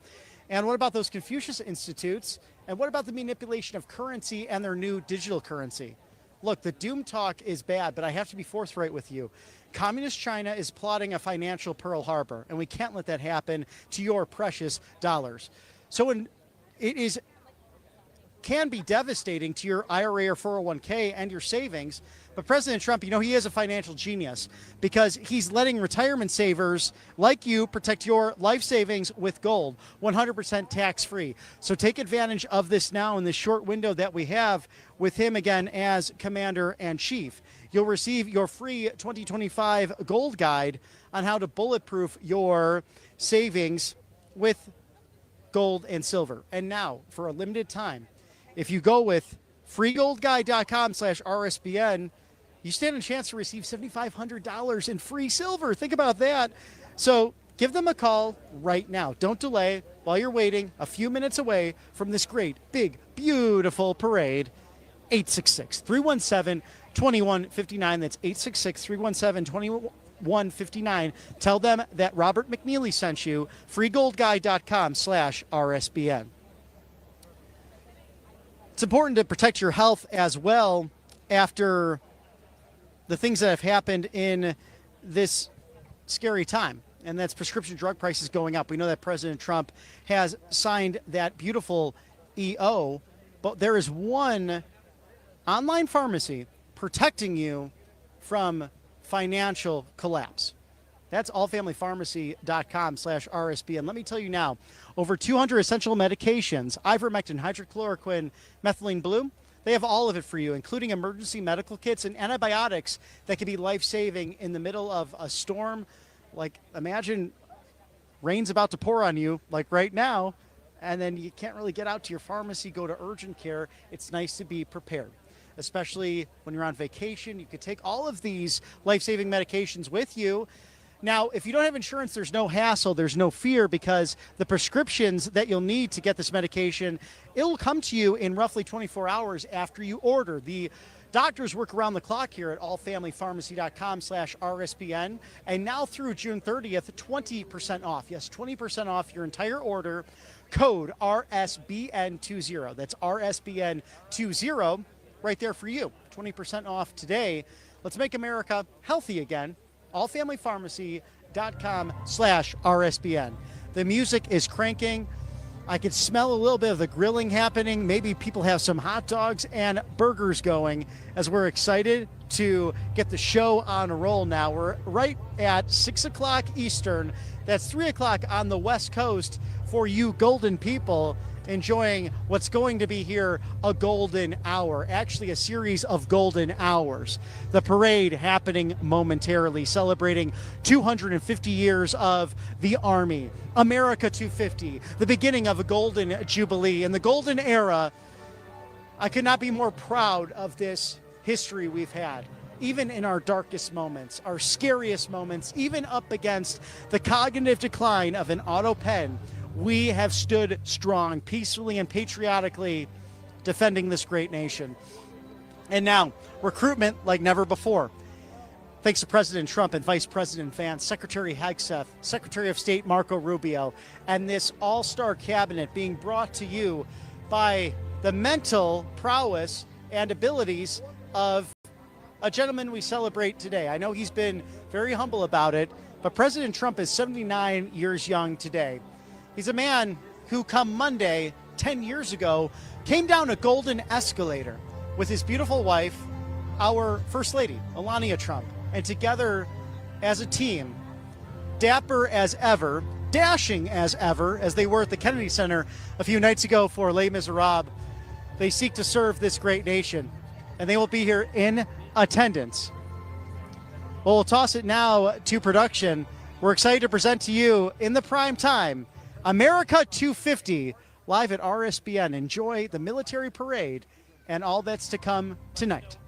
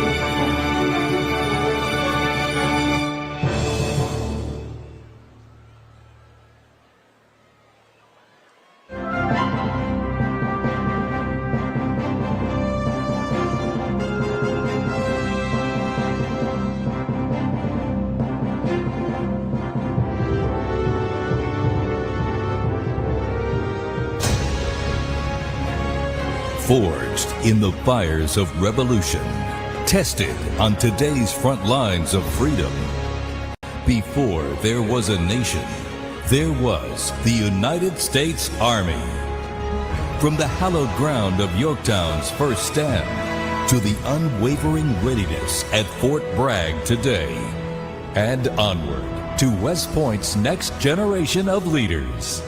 For 250 years, one force has stood ready, unshaken, unmatched, unbreakable. And today, the legacy rolls on. This is the United States Army's 250th Anniversary Parade. Representing our joint forces, please welcome the Chairman of the Joint Chiefs of Staff, General Dan Kane.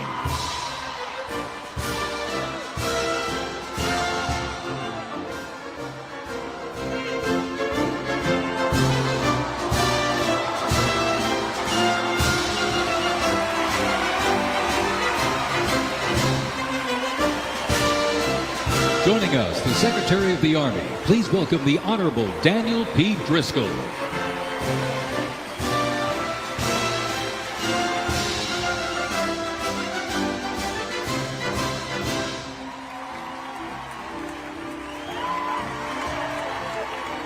Ladies and gentlemen, please welcome the Secretary of Defense, the Honorable Pete Hegseth.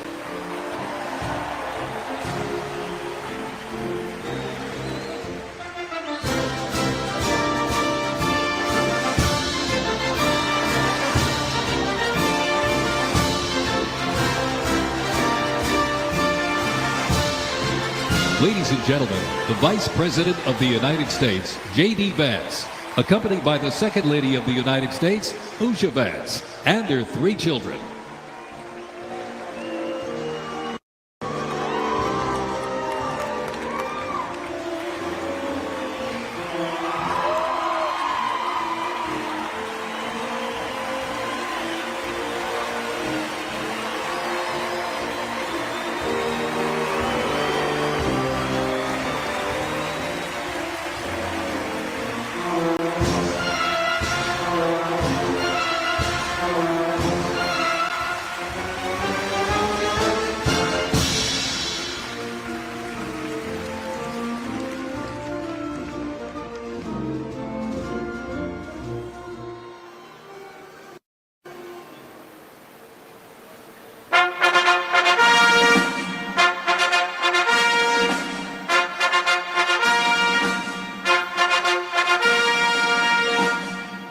Ladies and gentlemen, please welcome the President of the United States, Donald J. Trump, and First Lady Melania Trump.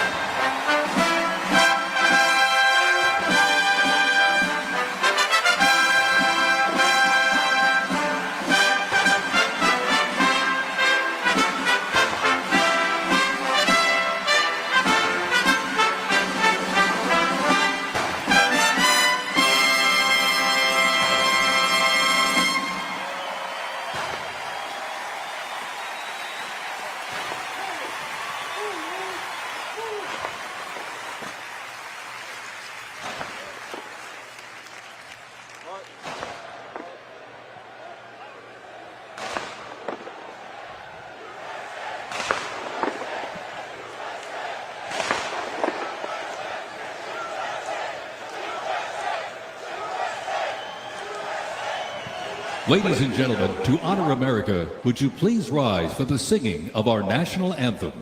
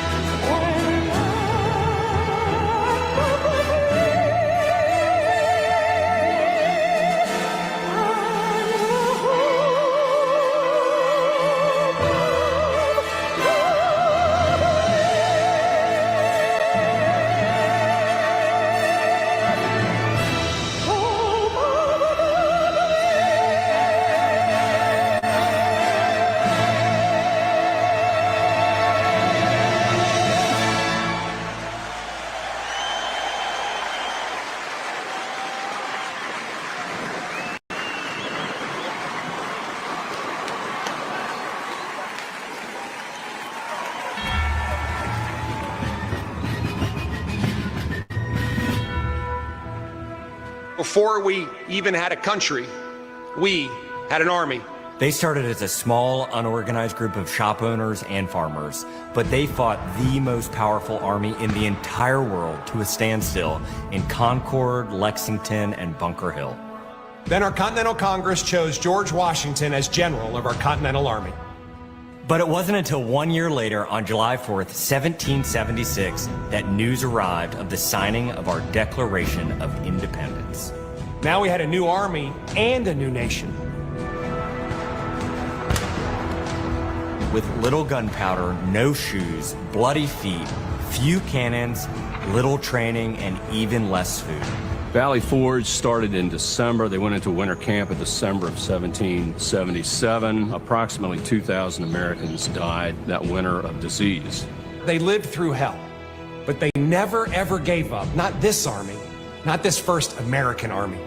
Finally, Washington and his army arrived here at Yorktown, where they had General Cornwallis and his powerful British army trapped in this city against the sea. All of the preparation that Washington has learned through the course of those 6.5 years meets its full force here at Yorktown, and he employs it brilliantly. Sailing from the Caribbean, the French Navy arrived and took on the British fleet. Washington decided to make his move. Our men began digging to get closer and closer to the fort, finally getting within rifle and cannon range. Naturally, George Washington chose to set off our first cannon shot. The British had two small forts in front of the main fort. They were called Redoubts 9 and 10. Then, on the moonless night of October 14, the American and French forces attacked the redoubts. The hand-to-hand combat with bayonets, knives, and fists was bloody, to say the least. But within an hour, we were victorious. And as the sun came up the next day, Cornwallis looked out and realized he was in serious trouble. So he prepared an all-out, desperate counterattack. It didn't work, and the British were forced to surrender. We were supposed to lose to the best army and the largest and most professional navy in the world. But our young army had won the war and our freedom, the freedom we hold so dear. And 250 years later, for what started as a ragtag group of shop owners, has now become the most powerful army in the world. Today, many things are very different from that army here at Yorktown, but one thing remains the same. An undying passion, guts, and love for our country remains deep in the heart of today's army. When I look into their faces, you can see it. That will never change. God bless the United States Army, and God bless the United States of America.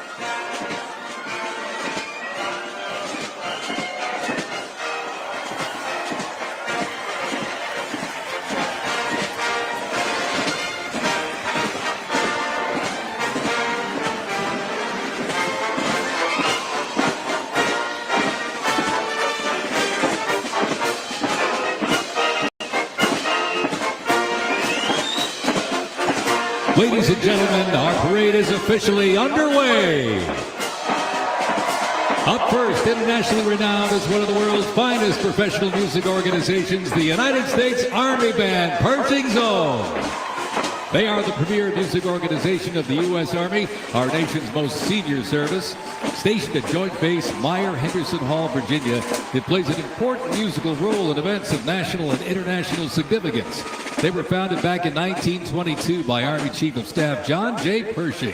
They're led today by Colonel Bruce R. Pulver and Drum Major Rob Moore. Today, Pershing Zone is playing a melody entitled The Army Goes Rolling Along. This was actually written in 1908 by the then Lieutenant Edmund Louis Snitz Gruber, which was a descendant of Franz Gruber, who composed Silent Night. It was originally written to be the 5th Artillery Regimental song titled The Caissons Go Rolling Along, and in 1956 the lyrics were revised by Harold Arberg as the official song of the U.S. Army, and then retitled The Army Goes Rolling Along. Pershing Zone carries on its century-old legacy, playing a march that brings pride to every soldier, the Army Song. The 3rd Infantry Regiment is the oldest active duty unit in the U.S. Army. Established back in 1784, the unit was dubbed the Old Guard by Major General Winfield Scott during a victory parade in Mexico City after the Mexican War. It is the U.S. Army's official ceremonial unit and presidential escort, conducting year-round tactical training to ensure the highest standards and utmost discipline of its soldiers. The unit routinely represents the U.S. Army and our nation in official ceremonies, major sporting events, and their own, the U.S. Army's own Twilight Tattoo. The Old Guard also maintains 24-hour vigil of the Tomb of the Unknown Soldier, while also conducting funeral services honoring our fallen heroes in Arlington National Cemetery. The regiment's 50 campaign streamers stand as a testament to its long, faithful service to our nation. Ladies and gentlemen, the 3rd Infantry Regiment, the Old Guard.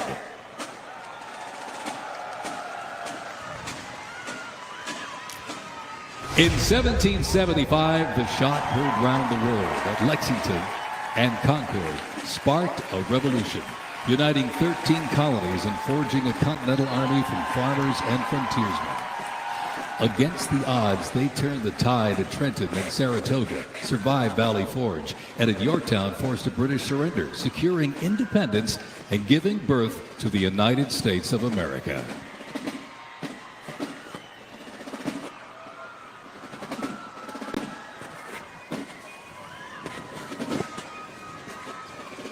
Before radios and field phones, sound was the signal. In the Continental Army, fifes and drums carried commands across the chaos of battle, telling soldiers when to advance, when to retreat, eat, even when to rest. That legacy actually lives on today with the U.S. Army Fife and Drum Corps, part of the 3rd Infantry Regiment known as the Old Guard. Founded back in 1960, they're the only unit of their kind in the armed forces. Performing in uniforms patterned after those worn by General Washington's musicians. Playing period instruments with patriotic precision, they bring history to life, sharing the sound and spirit of the Revolution through more than 500 performances each year, both at home and around the world, too. The Old Guard, Fife and Drum Corps, everybody.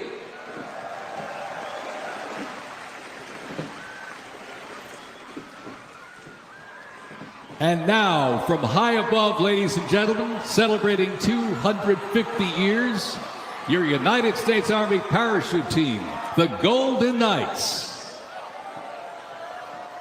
Descending at over 120 miles an hour, the Golden Knights are using flexible wing gliders to maintain their formation.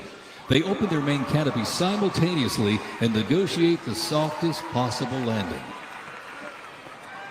I'll tell you, they can't hear you, but they sure can see you. You can give them a great big wave, ladies and gentlemen. The Golden Knights, the finest parachuting team in the world.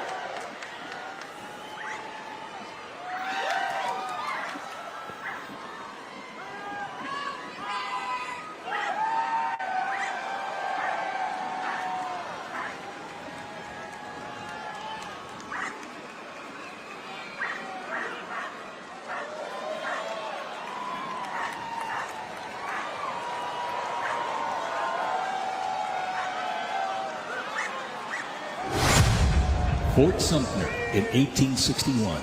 A nation divided. Over 4 brutal years, nearly 2 million soldiers fought to preserve the Union. Among them, 5 future presidents and the first recipients of a brand new military decoration, the Medal of Honor. With independence won, our nation's westward expansion began. The Army moved in step, guarding settlers as Native Scouts lit the way.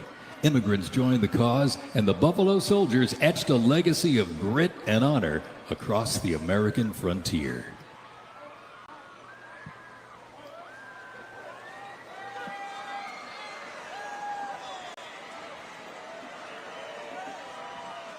As they march by, a soldier's uniform signals their duty, their role, and their readiness.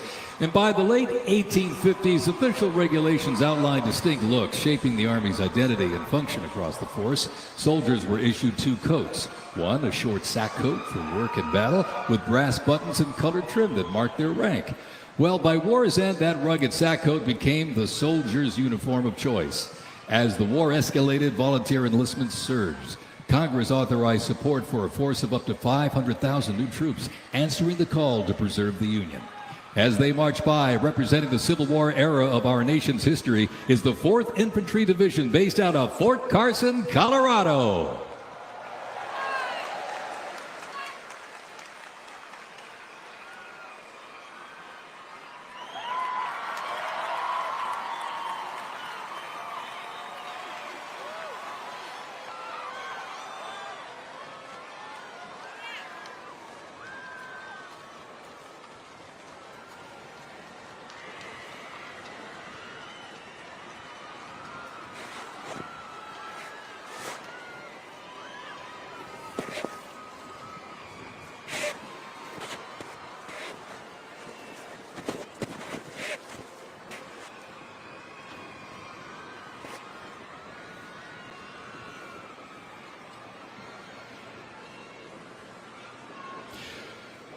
From Port Cavazos, Texas, home of legends, the 1st Cavalry Division rides with pride.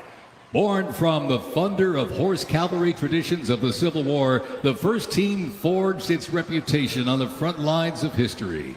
They stormed Manila with the flying column, charged into Pyongyang as the first to breach the line and face the brutal crucible of Ia Drang, the first of 13 named campaigns in Vietnam where they proved their mettle. Today, that same warrior spirit lives on. You'll know the name, and you'll know them by their iconic Cav hats, elite soldiers, and cutting-edge equipment.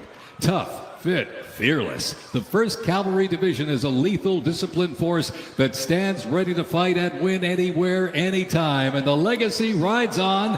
This is the Cav.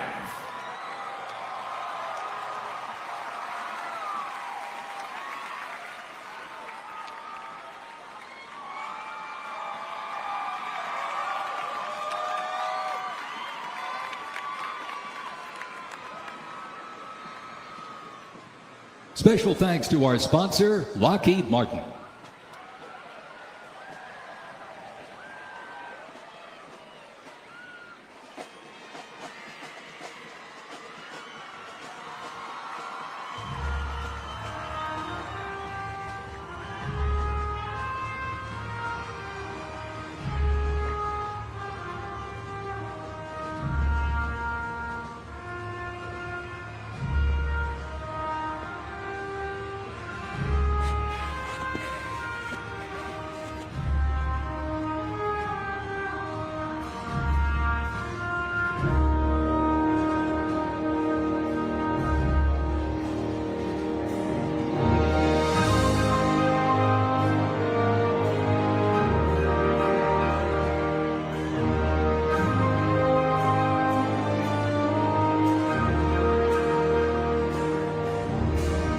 In 1914, years of escalating competition between European alliances culminate in the outbreak of the First World War. The two sides engage in a savage war of attrition, defined by opposing trenches, barbed wire, poison gas, and mass casualties. The United States initially maintained its neutrality, but was eventually drawn into the conflict in 1917. Despite having less than 130,000 soldiers at the beginning, the Army eventually grew to over 4 million, with nearly 2 million soldiers serving in Europe. In 6 months of fighting, nearly 50,000 Americans lost their lives, with another 190,000 wounded. The guns fell silent with the armistice of November 11, 1918.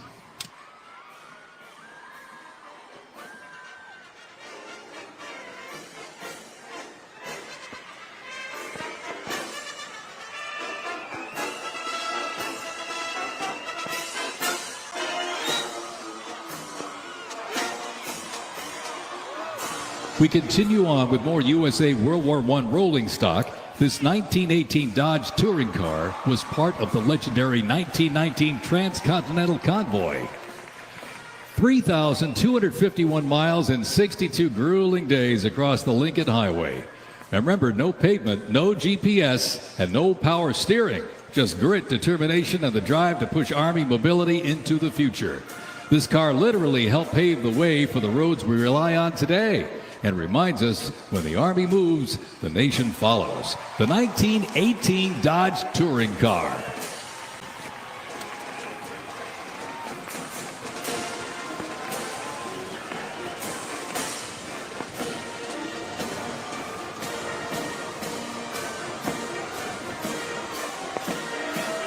Headquartered in New York, this is the 42nd Infantry Division Band.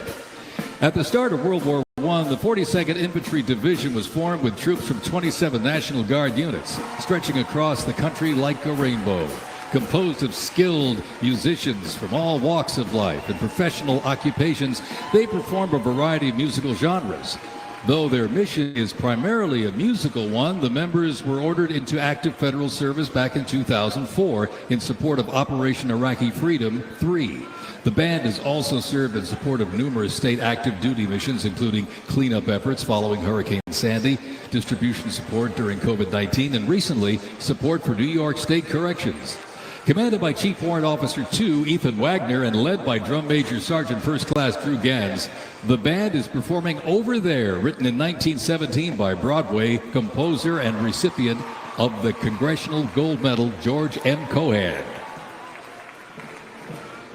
Representing the World War I era is the 82nd Airborne Division, based out of Fort Bragg, North Carolina. You'll notice the unit is wearing replica World War I uniforms signifying the soldiers who served our nation during this time. When the Americans entered the Great War, our soldiers, under the command of General Blackjack Pershing, hit the trenches in the new standard. It was the olive drab winter service uniform. Now on their heads you'll see a steel helmet with sand-textured paint built to deflect deadly shrapnel from above. Not bulletproof, but battle tough. Nicknamed the Pershing boot, on their feet was the N918, 1918 French boot. It was designed to survive the brutal grind of trench warfare. And on their backs, the field pack, rations, ammo, first aid, and a gas mask. Everything a doughboy needed to fight and to win.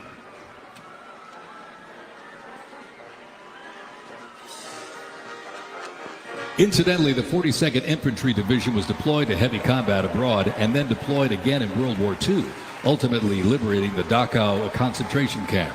The 42nd responded to the terrorist attacks on 9/11. Later, with the war on terrorism, the rainbow stretched across the world again, deploying in Iraq and Afghanistan.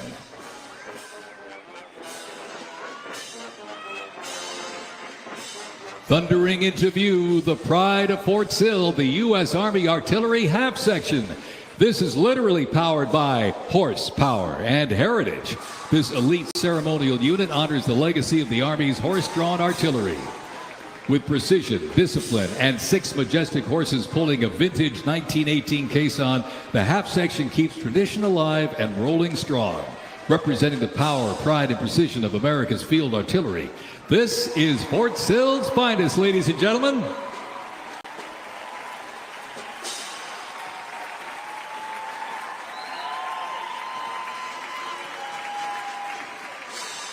Special thanks to our sponsor, Form Energy.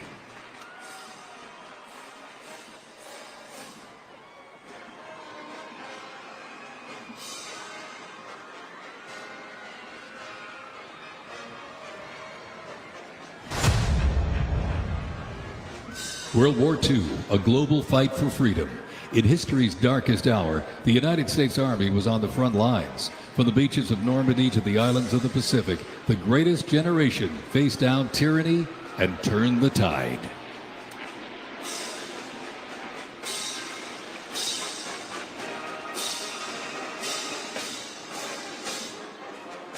From bombers to fighters to transports, U.S. Army aircraft started to thunder across the skies in World War II. And take a look up there, ladies and gentlemen. Flying overhead right now. They are fast, they are fierce, and famously used in the Doolittle raid over Tokyo. Leading up front, the mighty B-25 Mitchell. Up next, the Cadillac of the sky, the P-51 Mustang. From the sky, we're back down on the ground. In World War II, one vehicle led the charge, the legendary quarter-ton 4x4 command recon vehicle, the Jeep. You might have a Jeep in your driveway, but not like this. The U.S. Army truck quarter-ton 4x4 command reconnaissance, better known as the Jeep, was an iconic vehicle of World War II and was the world's first mass-produced four-wheel drive vehicle. The Army used the Jeep for almost every military activity, including command vehicles, scout cars, and medical ambulances. Fast, rugged, the Jeep became a symbol of American ingenuity.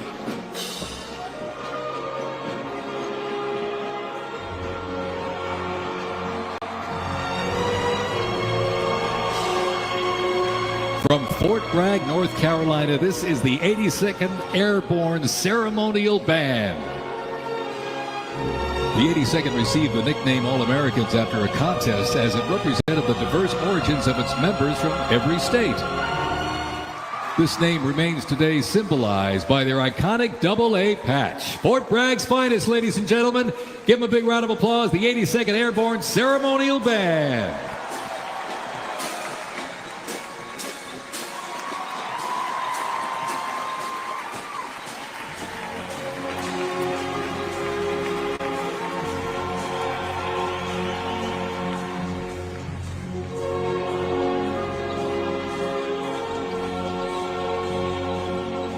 In a global fight like World War II, the U.S. Army knew our troops needed more than courage. They needed innovation. Uniforms evolved for every environment, but olive drab remained the mark of the American soldier. Shaped by lessons from the trenches of World War I, the Army introduced two battlefield essentials: the M1 helmet, tough, stable, and built to protect under fire, and the M1 Garand rifle, powerful and fast. It gave American troops a very clear edge. General George S. Patton called the M1 rifle the greatest battle implement ever designed, and history proved him right.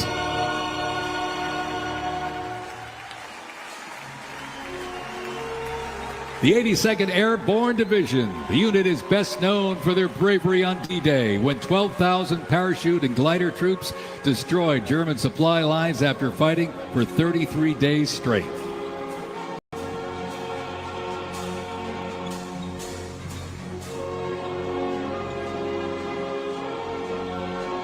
The 101st Airborne Division, based out of Fort Campbell, Kentucky, traces its lineage back to 1918 when it first established as the 101st Division. Known for their ability to rapidly deploy across the world, the unit has held a crucial role in operations since its inception. From parachuting behind enemy lines on D-Day to leading helicopter assaults in Vietnam, the 101st redefined modern warfare. In the 50s, the Screaming Eagles stood tall at home, protecting the Little Rock Nine during the fight for civil rights. In recent decades, they've been sent across the world with stints as far as the Middle East, where they took part in Operation Desert Storm and participated extensively in the war on terrorism in Iraq and Afghanistan. The Screaming Eagles continue to lead the way as tomorrow's division in today's Army.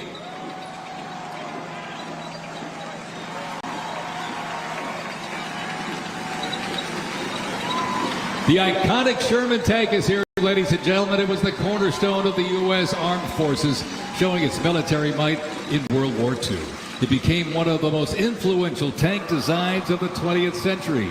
The M4 tank was nicknamed the Sherman tank after Civil War General William Tecumseh Sherman. Actually, it was named by the British. With almost 50,000 produced during World War II, the Sherman tank was in active service until 1957. In World War II, the M16 half-track was a force to be reckoned with. It was a self-propelled anti-aircraft weapon with speed, firepower, and grit. Nicknamed the meat chopper, its quad 50 caliber mount could unleash 2,300 rounds a minute. Quite devastating. It served through Korea, Vietnam, and beyond, and remains in use in U.S. allies to this day. The M16 half-track brings the fight wherever it rolls.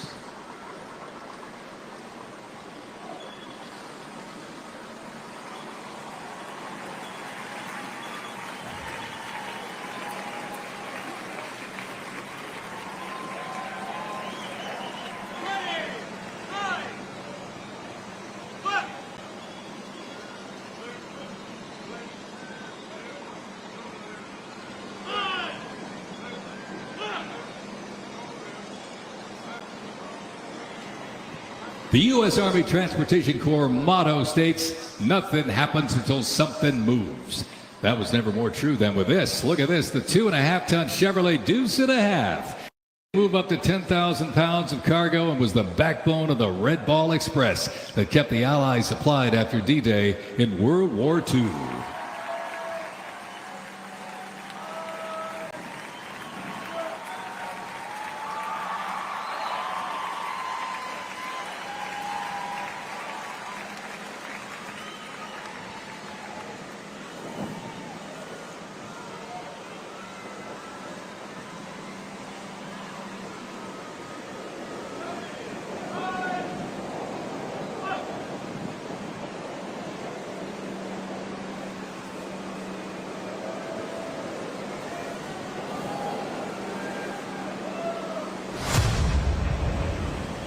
The Korean War, often referred to as the Forgotten War, began on June 25, 1950, with the North Korean Army's invasion of South Korea.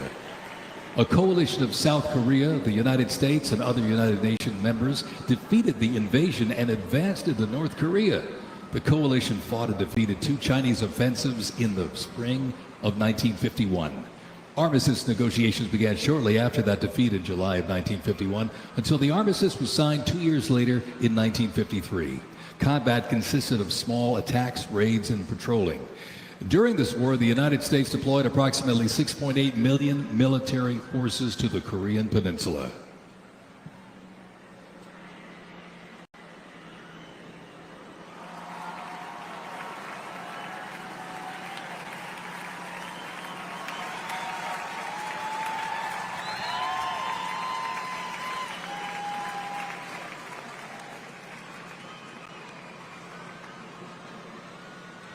Special thanks to our sponsor, Coinbase.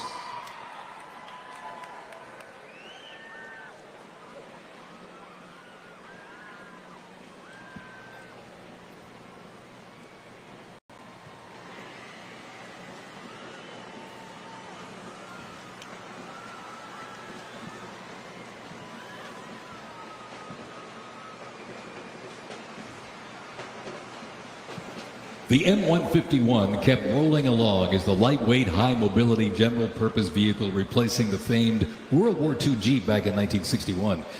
Officially named the Military Utility Tactical Truck, or MUT, most servicemen generally referred to it as a Jeep. The vehicle spanned more than 40 years in 4 manufacturers and were everywhere that the Army was deployed.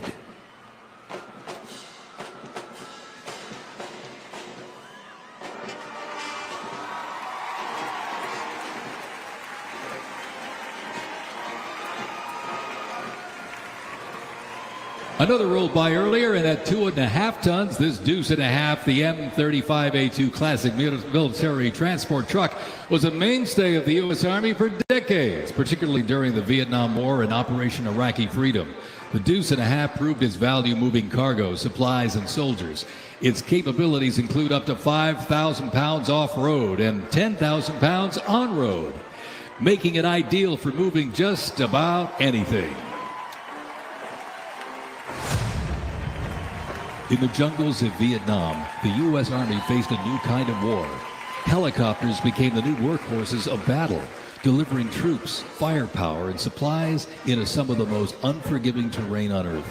This is the U.S. Army in Vietnam, the era of air mobility, fierce firefights, and unwavering brotherhood.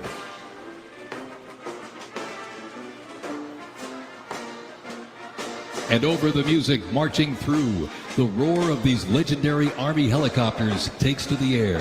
Flying overhead right now, they help define the Vietnam War. That staccato beat of the rotor blades was a welcome sound to many troops mired in combat. From transport and medevac to close air support and reconnaissance, they brought the fight to the front and pulled the wounded to safety. The OH-6 Cayuse scouted the terrain with unmatched agility. The AH-1 Cobra, also nicknamed the Snake, brought serious firepower. Its slim design, as you can see here, helped it survive and thrive in hostile environments to protect soldiers below. And the icon of the era, the UH-1 Huey, the first turbine-powered helicopter in service with the U.S. military. There was nothing the Huey couldn't do. General support, air assault, cargo transport, medic evacuation, and ground attack missions. The Cayuse, Cobra, and Huey, ladies and gentlemen, three iconic Army symbols in the sky.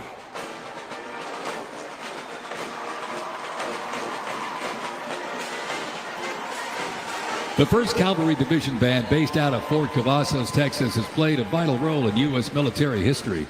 Since its origins back in 1855 as the band of the 2nd Cavalry, it has supported operations from the Civil War to Desert Storm. Over time, it's evolved into a powerful force using music to strengthen bonds between soldiers and engage with communities. From World War II in Korea to the Vietnam War in Bosnia, the 1st Teen Band has enhanced morale and upheld the division's enduring legacy. Today, the band continues its mission using music to shape perceptions, foster trust, and promote national Army and division interests. Standing ready to serve, it remains an enduring symbol of the 1st Cavalry Division's legacy and commitment to duty. The band performs Hit the Leather and Ride, a march composed by Captain Robert Meredith Wilson. This piece reflects the cavalry's transition from horses to mechanized warfare, capturing the speed, the resilience, and the tradition of the division. From Fort Cavazos, Texas, everybody, the 1st Cavalry Division Band.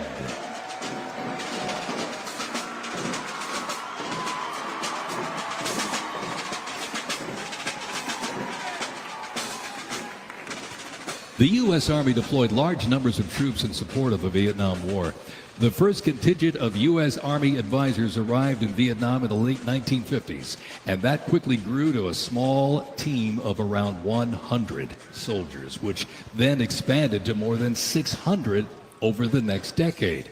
As the war intensified, troops' numbers quickly grew as the war between the South Vietnamese government and the communist insurgents supported by North Vietnam intensified. By January 1969, more than 364,200 soldiers organized around 7 divisions and 20 separate combat brigades. The United States began withdrawing its forces in July of 1969, and the last Army combat unit left South Vietnam in August of '71. The last U.S. combat soldier came home March 1973, while a small number of non-combat personnel remained until April 1975.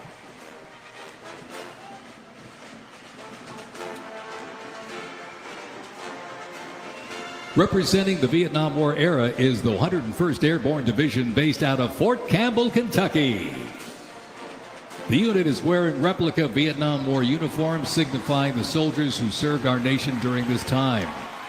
Blistering heat, thick humidity, and unforgiving terrain demanded uniform innovation. And the Army, they delivered. New lightweight uniforms were constructed to move with the soldier. The M16 replaced the M1 Garand, calling for redesigned ammo gear and faster reloads in combat. Body armor got smarter, jackets and trousers got lighter, and field equipment was reimagined to meet the mission head-on. Gone were the heavy Mickey Mouse boots, replaced by canvas tropical combat boots that offered better grip, faster drying, and all-day endurance.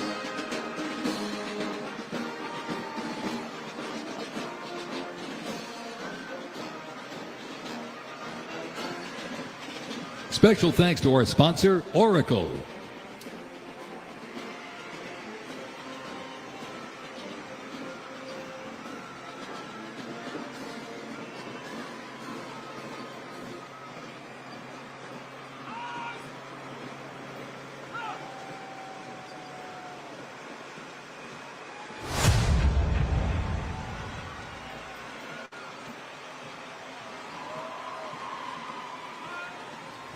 When Saddam Hussein's Iraq invaded Kuwait in August 1990, the U.S. Army deployed to Saudi Arabia to deter further Iraqi aggression in the region for what was known as Operation Desert Shield.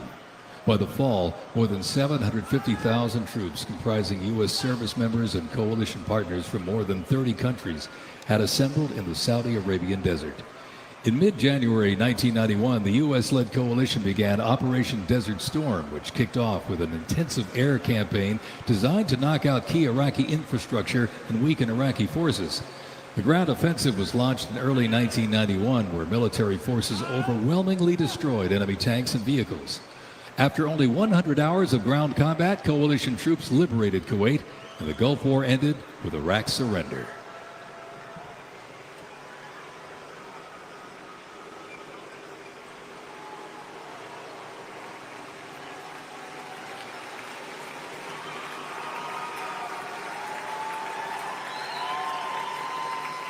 From Fort Riley, Kansas, this is the 1st Infantry Division, one of the Army's most storied divisions. Nicknamed the Big Red One because of the distinctive red on their unit patch, as the oldest continuously serving division in the U.S. Army, the unit has participated in every major operation since World War I, living up to its motto, no mission too difficult, no sacrifice too great, duty first. The 1st Infantry Division was originally established as the 1st Expeditionary Division in 1917 and spearheaded the American Expeditionary Forces in France during World War I. In World War II, the Fighting First stormed Omaha Beach on D-Day and liberated Nazi concentration camps. The highly decorated unit has had 37 members of the Big Red One awarded the Medal of Honor. In Washington, D.C., the 1st Division Monument stands in President's Park, memorializing those who died while serving in the 1st Infantry Division. Ladies and gentlemen, they are the Big Red One, the 1st Infantry Division.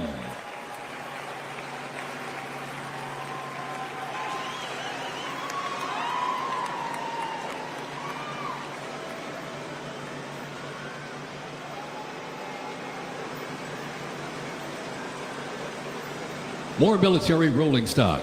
During Operation Desert Storm, the M2 Bradley fighting vehicle proved its value on the battlefield. It is fast, it is tough, and it is lethal. Named for General Omar Bradley, a leader from West Point's famed class of 1916, the Bradley was built to carry troops into combat with protection and power.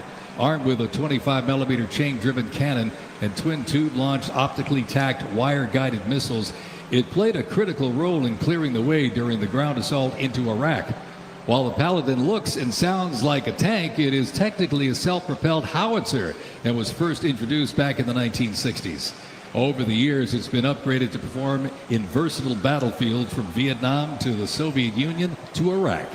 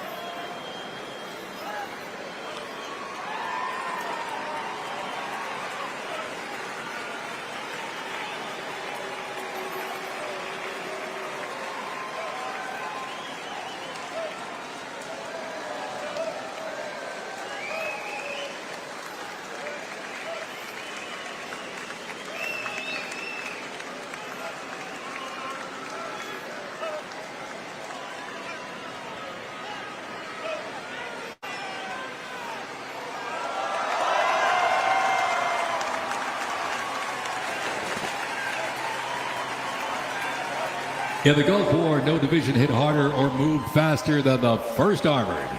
The 1st Armored Division, nicknamed Old Ironsides, is the oldest, most recognizable armored division in the United States Army. As part of the buildup for World War II, cavalry and reconnaissance units were brought together to form the 1st Armored Division in 1940. In the Gulf War, no division hit harder or moved faster than the 1st Armored. Old Ironsides really led the way. During Desert Storm, they engaged in some of the largest tank battles in Army history that were decisive victories, shattering enemy formations. Based in Fort Bliss, Texas, America's Tank Division is currently supporting missions in 20 countries across 5 continents. From World War II to today, Old Ironsides remains battle-proven and always ready.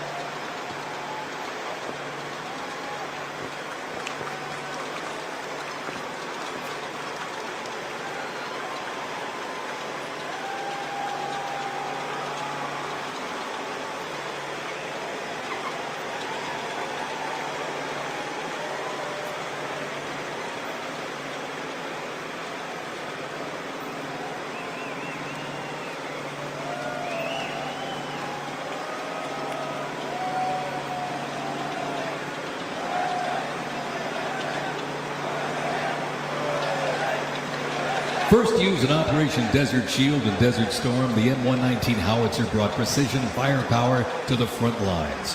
Lighter and more mobile than larger artillery, it was built for the infantry brigade, able to fire high into the air or directly at the target depending on the mission. Whether used in battery formation or as a standalone support weapon, the M119 delivered reliable, responsible fire when it mattered most. Still in service today, including on the front lines in Ukraine, it remains a trusted part of the Army's arsenal.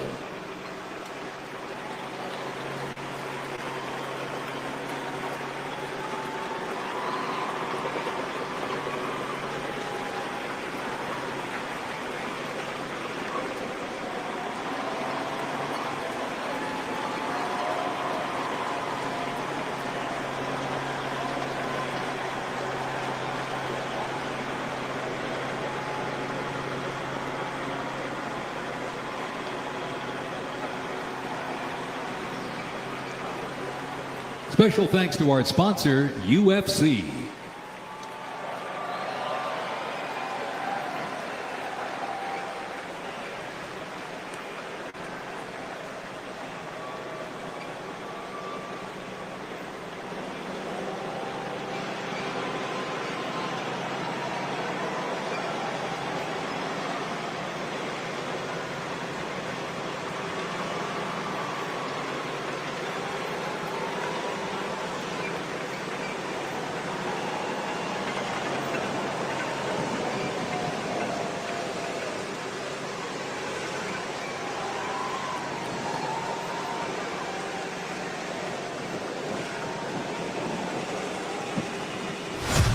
September 11, 2001, terrorists destroyed the World Trade Center in New York City and struck the Pentagon in Washington, D.C. using commercial airliners.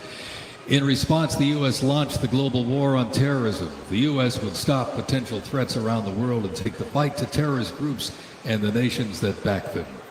The Army immediately deployed forces to Afghanistan to destroy Osama bin Laden's al-Qaeda terrorist organization and depose his sponsors, the ruling Taliban. The 2003 President Bush expanded the war to Iraq. Soldiers and other armed services overthrew Iraq's dictator Saddam Hussein. The fight to stabilize Iraq and prevent terrorist groups from overthrowing its new government continues to this day. The campaign in Afghanistan lasted until 2021 when U.S. forces withdrew and the Taliban returned to power. Over the course of the two-decade conflict, over 2 million servicemen and women, less than 1% of the American population, deployed in support of the global war on terrorism. Most of those who served were members of the United States Army.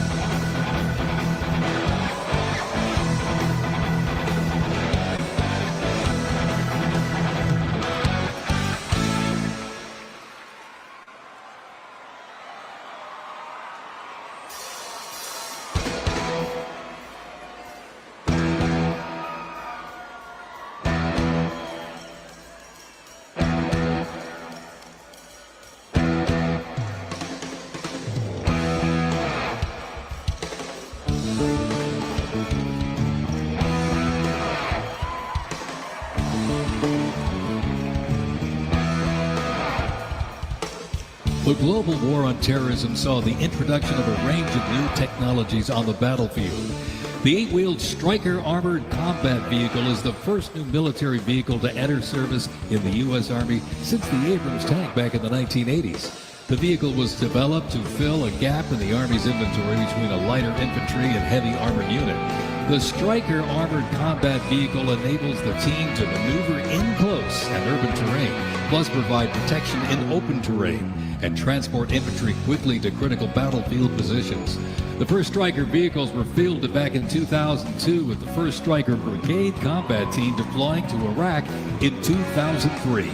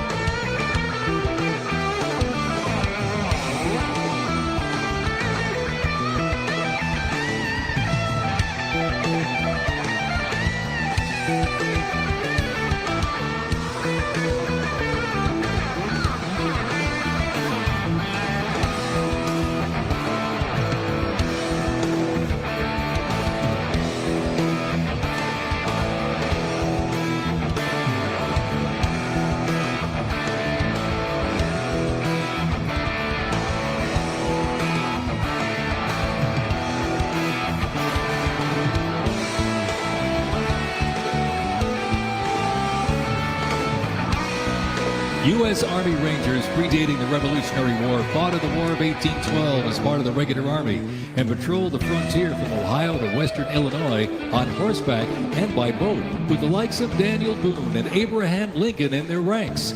After the 9/11 terrorist attacks, Rangers were called upon to lead the way in the global war on terrorism.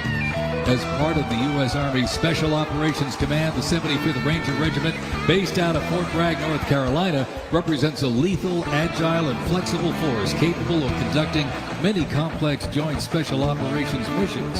Today's Rangers Regiment is the Army's premier direct action raid force.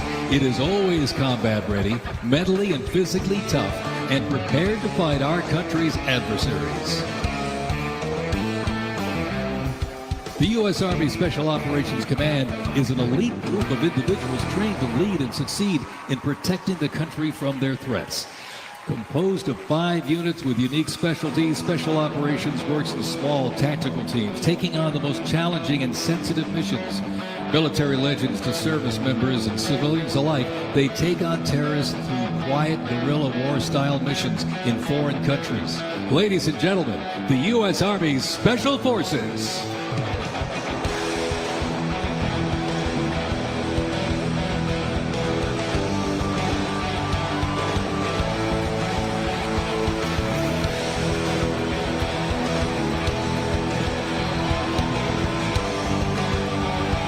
The Stryker Brigade Combat Team combines the capacity for rapid deployment with survivability and tactical mobility. Adaptability and continuous transformation to overcome our enemies is vital. Fighting an elusive enemy in distant places and at home requires new tools such as unmanned aerial vehicles for surveillance and the Blue Force Tracker to see real-time details of troop movements. The United States does not face the challenging international environment alone. Our network of allies and partners is an advantage that our adversaries can never hope to match. Over 80 nations have fought alongside the United States or assisted it during the global war on terrorism.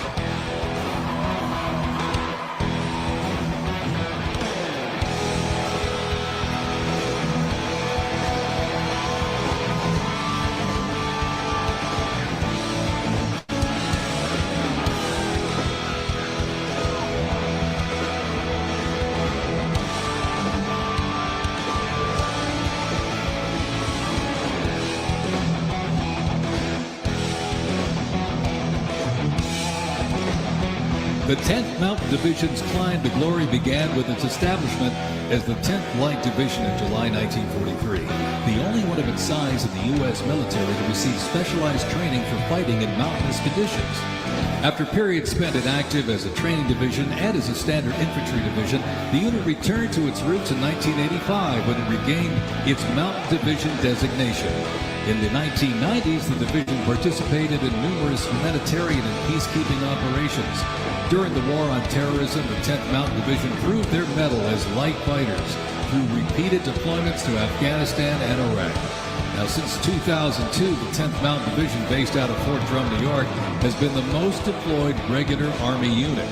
Its combat brigades have seen over 20 deployments to both Iraq and Afghanistan in support of Operation Iraqi Freedom and Operation Enduring Freedom.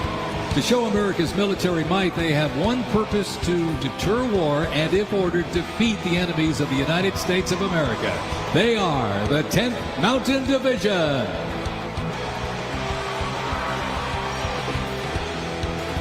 Investments in cutting-edge systems, drone technology, and AI capabilities strengthen the force, equipping soldiers with tools they need to protect the country and defend democracy. The Army has 8 Stryker Brigade combat teams, 6 in the active component and 2 in the National Guard. More than 2/3 of the 7,000 servicemen and women who sacrificed their lives fighting the global war on terrorism were part of one of the Army's 3 branches: active duty forces, the Army Reserve, and the Army National Guard. The Army is continuously transforming to deter aggression to ensure our adversaries cannot outrange or outpace us.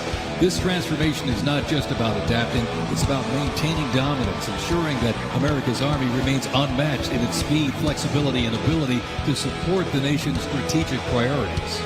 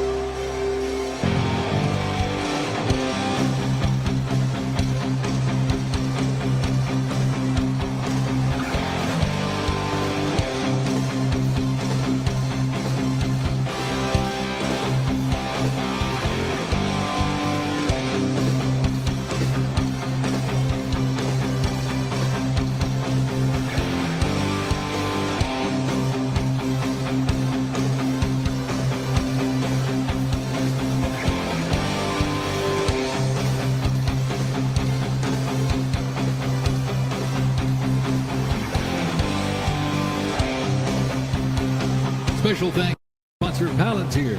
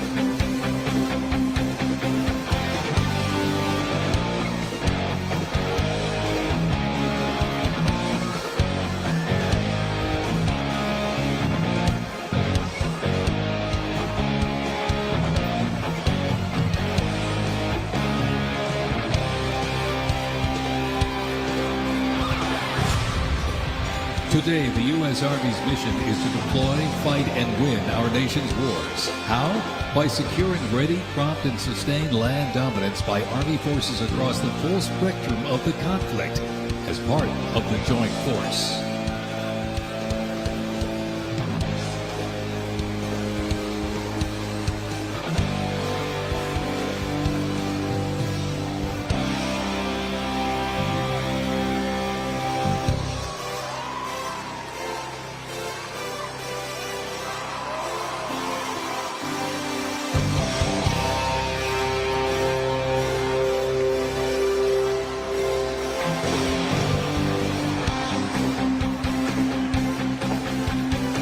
Keeping the Army forces battle-ready and nimble makes transportation for the U.S. Army a very vital element. Spread across the parade today, numerous fighting vehicles, some designed for very specific functions and others for flexibility, but they all must be maintained. With over 200,000 trucks alone, wheeled vehicle mechanisms ensure that the fleet of vehicles are ready, and these mechanics get the job done. This convoy starts with the M777, a lightweight howitzer. These lightweight howitzers may not look particularly lightweight, but are made from titanium. They are 7,000 pounds lighter than their predecessor, the old M198. Used by the Army since 2005, the M777 is currently being used in Ukraine. Weighing only 4,700 pounds, the M119 howitzer is smaller and is used by infantry brigades, particularly for air assault missions. It was first used in Operation Desert Shield and Desert Storm in 1991 and is also seeing active use in Ukraine.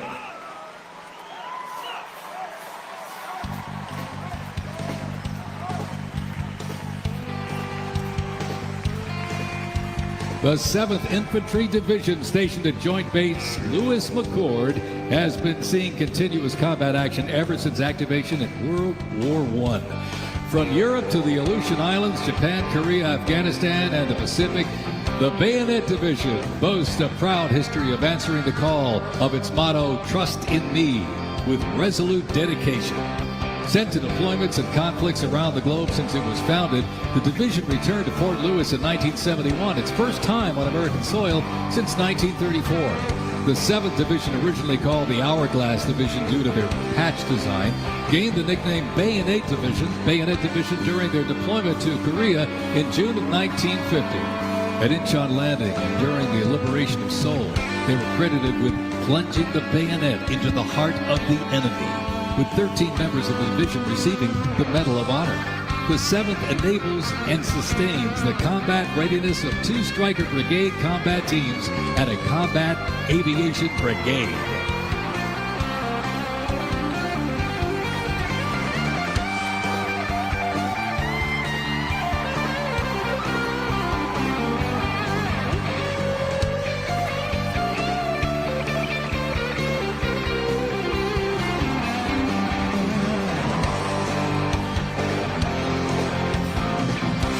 With the American soldier, the cornerstone of everything the Army does, we are continuously transforming. Army careers span the spectrum from attorneys to astronauts and mechanics to engineers. The Army's greatest asset is our people, the finest men and women our great nation has to offer, with a myriad of talents that make us stronger. Aside from its people, the Army's next greatest asset is its technology and equipment. Coming up next, these vehicles offer a glimpse of what the Army employs for readiness and battle. The portable howitzers and the portable Abrams tank were used extensively in the Gulf War, along with Bradley tanks and the infantry squad vehicle. The ISB provides enhanced tactical mobility of an infantry brigade combat team. This allows commanders greater freedom of movement and action. The ISB provides the warfighter with increased flexibility to ensure infantry units maintain momentum to achieve mission success.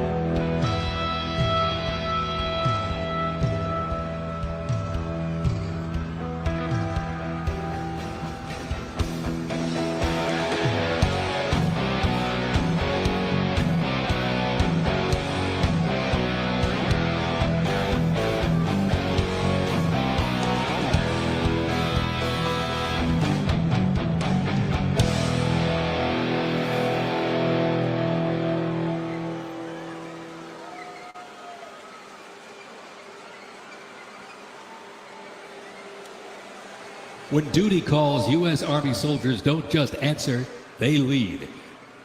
From Fort Bragg, witness a powerful demonstration of strength, purpose, and the unmatched capability of today's Army.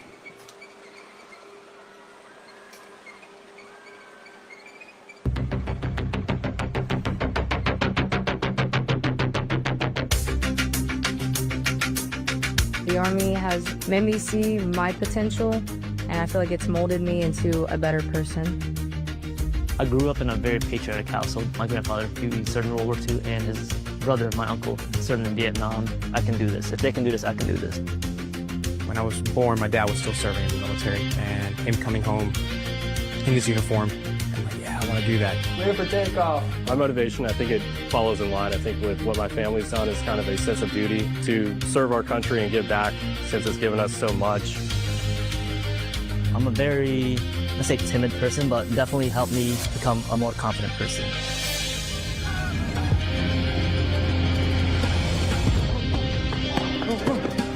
Working with a group with my peers, it really shows how much working with a team can strengthen you. All right, ready to go? Ready to go. I derive a lot of purpose from serving others. I think serving something bigger than myself gets me out of bed every day. Thank you, following up.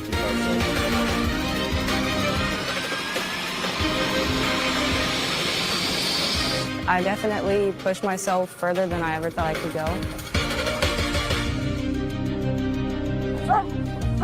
I joined the military service because I want to deploy. That's my main goal, is deploy, deploy, deploy.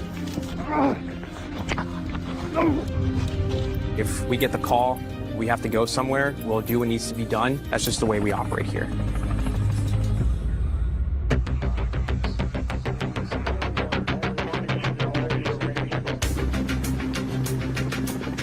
This is one of the few jobs in the nation where we all take an oath to say, I'm willing to put my life on the line for you, and they're willing to put their life on the line for me.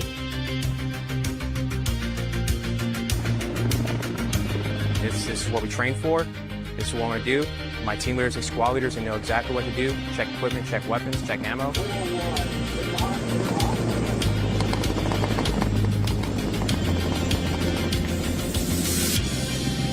We're always ready to deploy within 18 hours and handle the mission at task.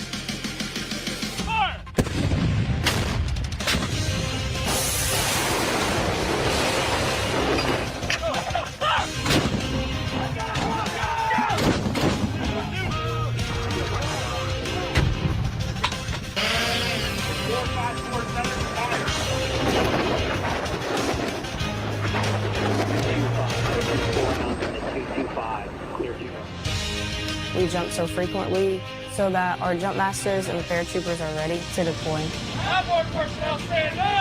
I'm very passionate about being a jump master. The paratroopers, they see you and, you know, they believe in you. I love to instill that confidence with my passion into those paratroopers. It's a rush. It's great. Drop them clear for personnel drop.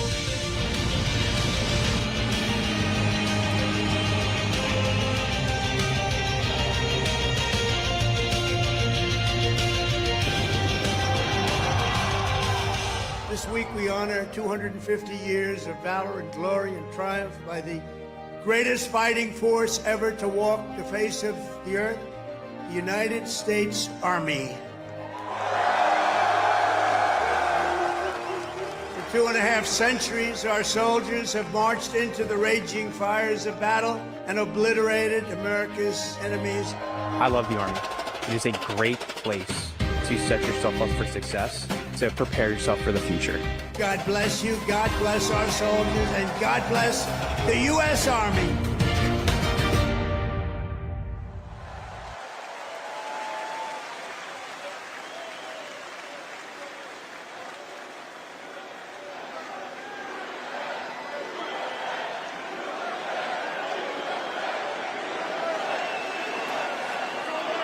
Joint Base Elmendorf, Richardson, Alaska is the home to America's Arctic Angels, who execute expeditionary operations worldwide, conduct multi-domain operations in the Indo-Pacific Theater and the Arctic, and on order decisively defeat any adversary in extreme cold weather, mountainous and high-latitude environments through large-scale combat operations. The Angels are the Army's only Arctic division.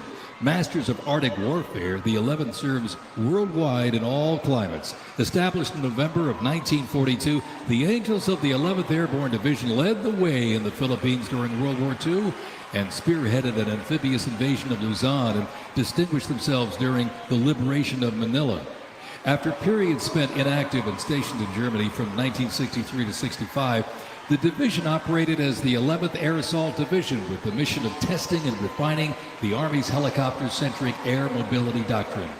Activated once again in June of 2022, they remain dedicated to defending America's interests throughout the Arctic, in Alaska, and beyond. The 11th Airborne Division, America's Arctic Angels.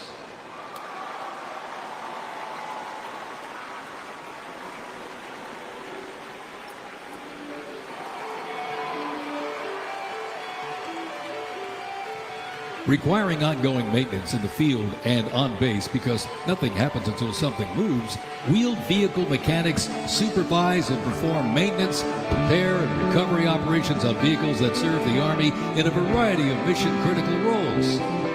Included in the array of mobile artillery such as Paladins and the Abrams tank is the Joint Light Tactical Vehicle known as the JLTV. It's highly adaptable, providing protected and sustained mobility for personnel and payloads. The JLTV is known for its off-road capability while providing armor against small arms and improvised explosive devices. The JLTV right there.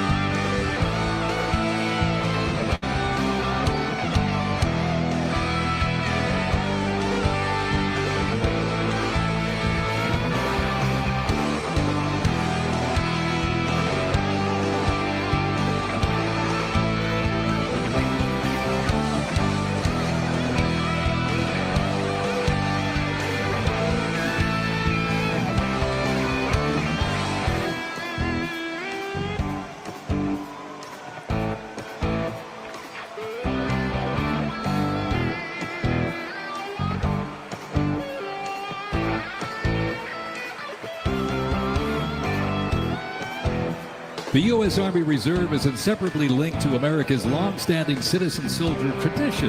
Organizationally, the Reserve's roots lie in the Medical Reserve Corps, established back in 1908 to provide a ready reserve of medical manpower. This organization was folded into the new offices of the Officers Reserve Corps in 1917. Reserve organizations furnished crucial manpower to the Army during World War I and were merged into 1920 into the Organization of Organized Reserve. During World War II, the Army activated 26 Organized Reserve infantry divisions, and roughly a quarter of the Army's officer corps came from the reserve during the conflict. During the Korean War, the Organized Reserve Corps was reorganized and redesignated the U.S. Army Reserve. The Army Reserve has since served as a vital source of manpower for the force during times of need, gradually transitioning from a strategic force to an operational force in response to the pressures of the war on terrorism. In the 170,000 Army Reserve soldiers and 11,000 civilians serving their home communities, and when needed, they can quickly mobilize. The Army can't deploy, they can't fight or win without the Army Reserve. They are an important component of Army readiness. Let's have a big hand for the Army Reserve.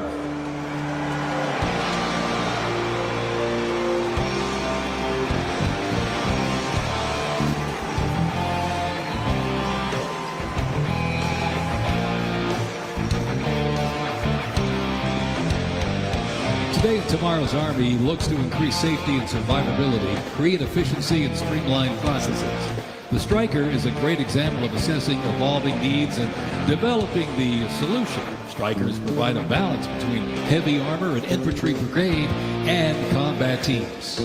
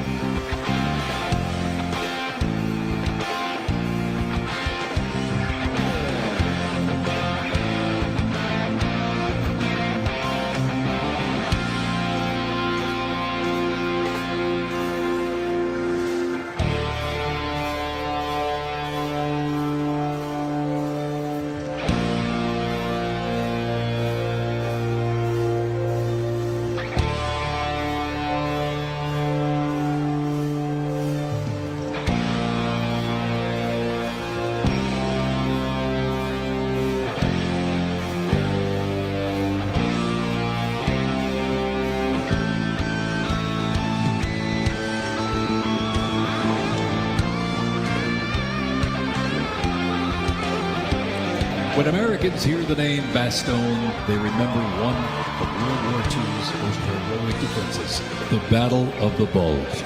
Surrounded by German forces in the frozen forests of Belgium in December 1944, soldiers of the 101st Airborne held the line.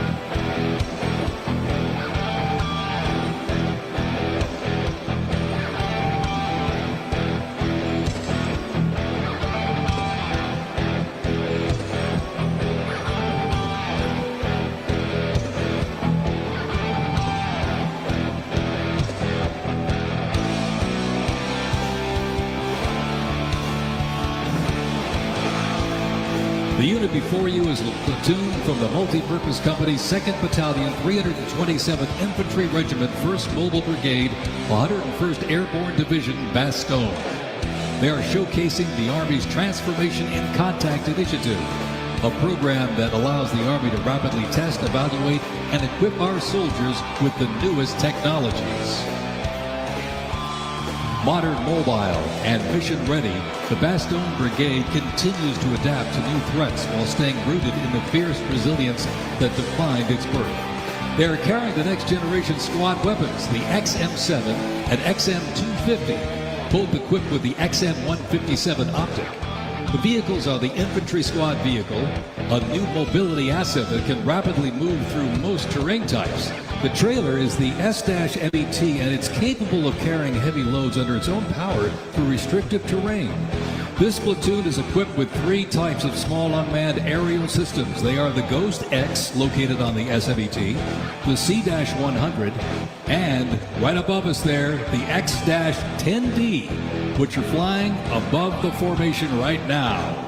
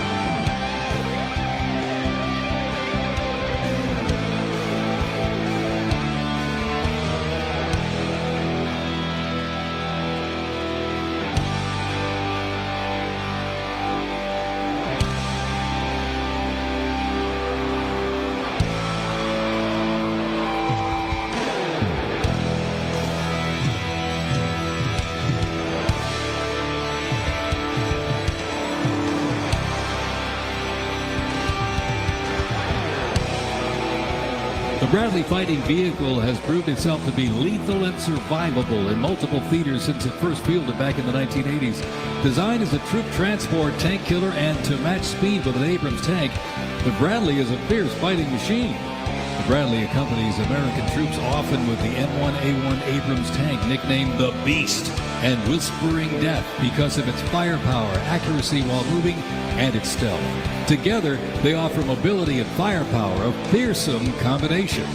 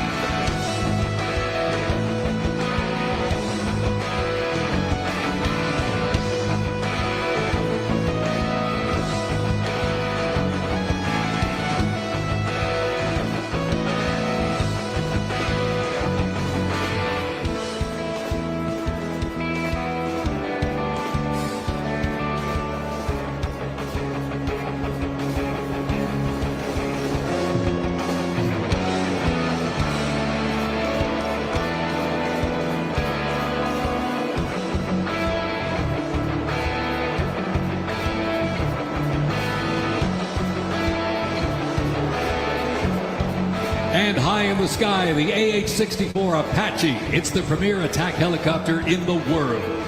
The Apache entered service in the mid-1980s and continues to evolve and modify to meet worldwide threats.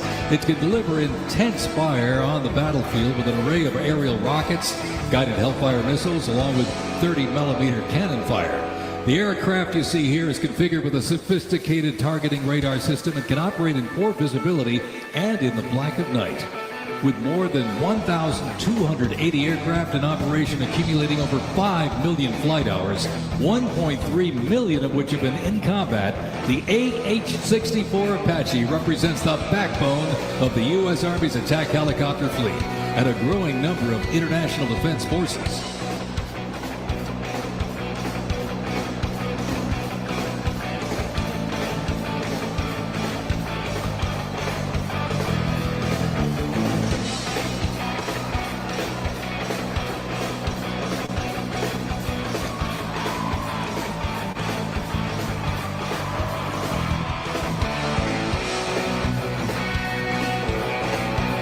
Special thanks to our sponsor, Lockheed Martin.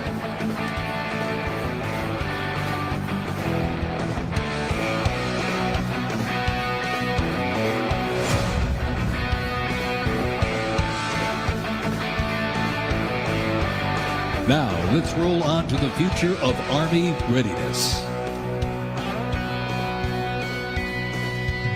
The Army Research Laboratory robot dogs reflect the latest in Army innovation. Look at this. Much like a true canine, these robots can go where soldiers cannot. They have increased mobility, improved tactical awareness, reduced risk to soldiers, and enhanced teamwork. Replacing soldiers, robot dogs can explore terrain that may be difficult for soldiers to traverse, dispose of explosive ordnance, and act in defensive posture or aggressive capacity when armed.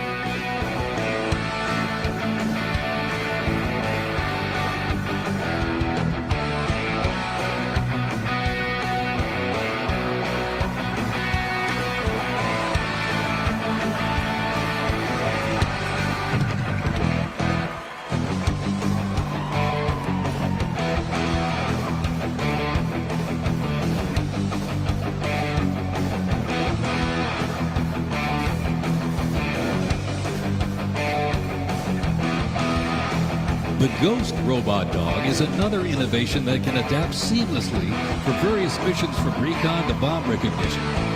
These dogs reduce risk and support soldiers completely in high-stakes missions. They have a standard walk speed of 2 miles per hour and are working towards 6.7 miles per hour sprint.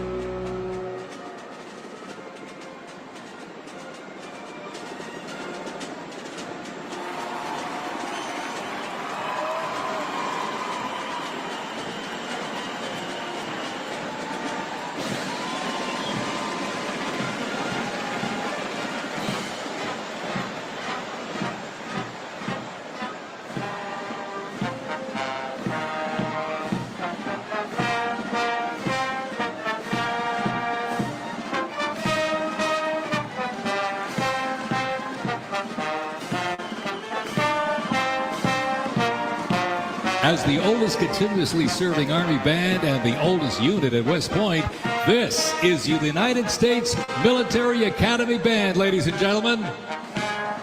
West Point Band traces its history to a single drummer and fifer appointed by George Washington during the American Revolution. Over the next 2 centuries, this band evolved into one of the most capable and versatile performing groups in the world.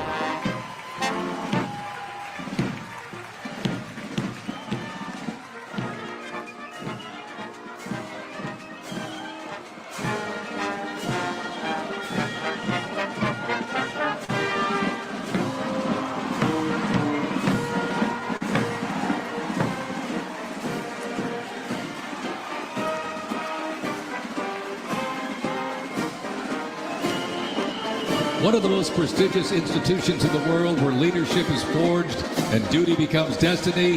This is West Point, where Army leaders are made.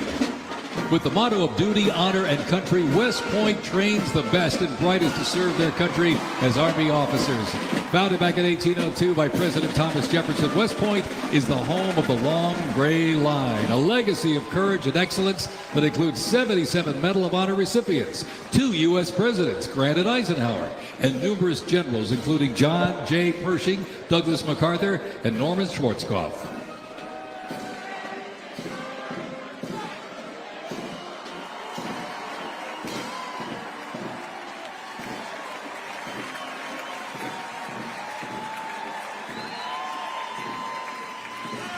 Upon entering the United States Army, all recruits undergo initial entry training, a highly intense and a challenging training period aimed at developing a soldier's physical and mental toughness, instill discipline, train them in essential combat skills, and foster teamwork. IET transforms civilians into soldiers based on the 7 core Army values: loyalty, duty, respect, selfless service, honor, integrity, and personal courage.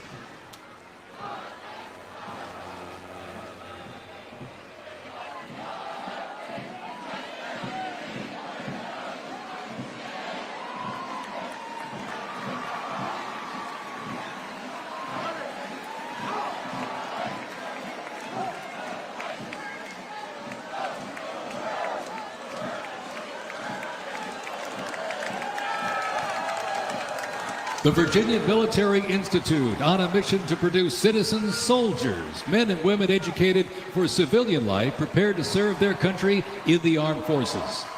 VMI counts a Nobel Prize winner, 11 Rhodes Scholars, generals, 7 Medal of Honor recipients, and a Pulitzer Prize winner among its graduates. As one of the nation's senior military colleges, students at Virginia Military Institute can participate in Army ROTC or the Corps of Cadets. While cadets in the Corps can serve in any branch of the United States military or pursue other careers, those in Army ROTC earn their commission as officers, ready to serve on active duty in the National Guard or Army Reserve. Each year, the Army Senior ROTC Blue Ridge Battalion commissions approximately 130 second lieutenants, ensuring that excellence in leadership continues in generations to come.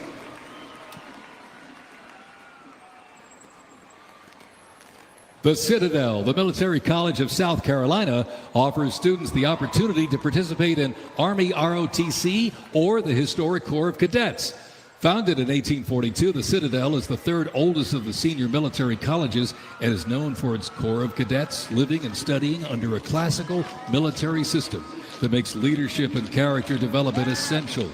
While military service is not required in graduation, more than 120 students earn their commission each year through the Army Senior ROTC Palmetto Battalion, playing a vital role in shaping the future.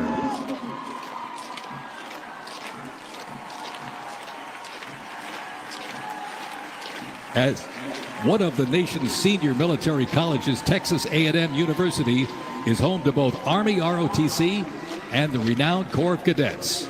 The Corps of Cadets' central purposes has remained building individuals that exemplify respect, excellence, leadership, loyalty, integrity, and selfless service. Students at the university who participate in the Army ROTC earn their commission as officers ready to serve on active duty in the National Guard or Army Reserve. Each year, the Army Senior ROTC Warrior Training Battalion at Texas A&M proudly commissions more than 90 second lieutenants and is honored to shape the future leaders of the U.S. Army.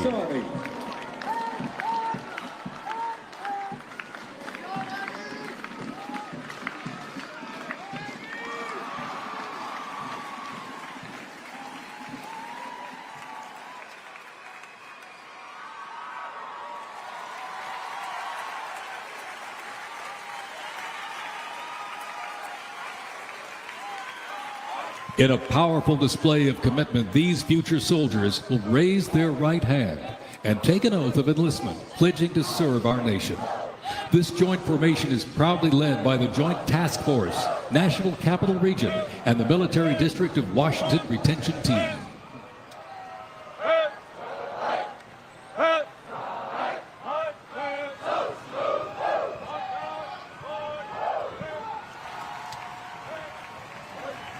Shaping tomorrow's Army, West Point's most inspiring cadets remind us that America's future is courageous and in capable hands.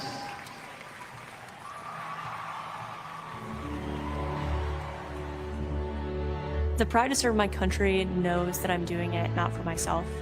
Every day I put on the uniform, I'm not just representing Caroline Robinson. I'm representing my company here at the Academy. I'm representing West Point.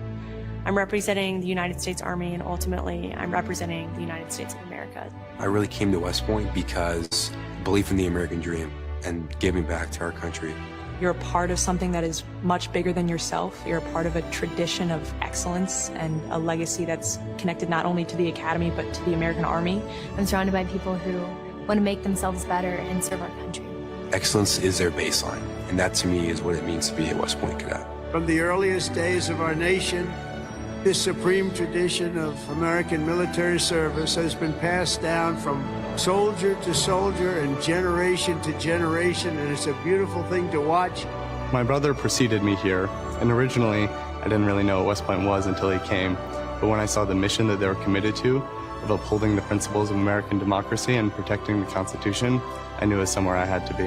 Every time that we lived outside of the United States, I always developed this sense of gratitude and pride of being an American, and I wanted to give back to my country what it gave to me. And it wasn't until I zipped up the blouse and I put the belt on for the first time that I realized that I was going to be serving my country, and it felt right. West Point was the place that I needed to be, and more importantly, the Army was where I wanted to be. I just looked to the left and right over basic training and realized that we all had the same American patch on our shoulders, that we're all fighting for the same thing. I mean, there was no better feeling in the world knowing that every single person around you is committed and willing to die for that mission.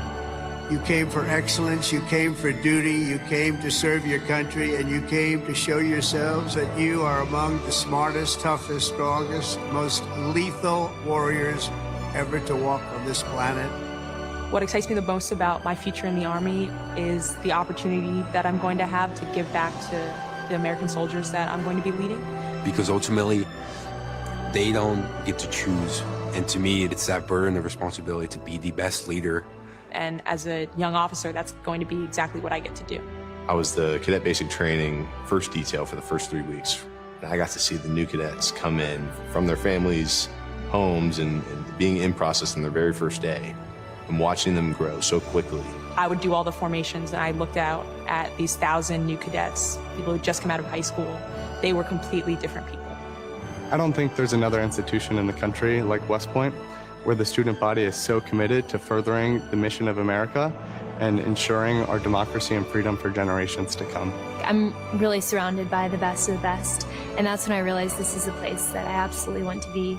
West Point itself is an amazing institution, but it only provides opportunities. The people here have to choose to take those opportunities and grow and lead and serve. And the people here want to do that. And I'm proud to be a part of that. And I would tell any high schooler who is considering it, you won't regret it.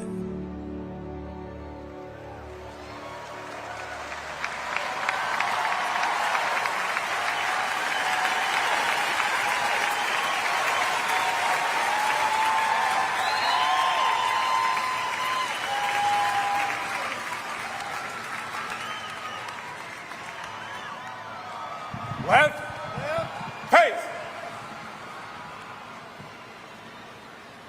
Mr. President, First Sergeant Norton reporting for duty, sir. Ready to commence the ceremony as directed. I state your name. I Do solemnly swear that I will support and defend the Constitution of the United States of America against all enemies, foreign and domestic, that I will bear true faith and allegiance to the same, and that I will obey the orders of the President of the United States and the orders of the officers appointed over me according to regulations and the Uniform Code of Military Justice. So help me God. So help me God. Congratulations. Congratulations. Welcome to the United States Army, and have a great life. Thank you very much. Have a great life. Thank you.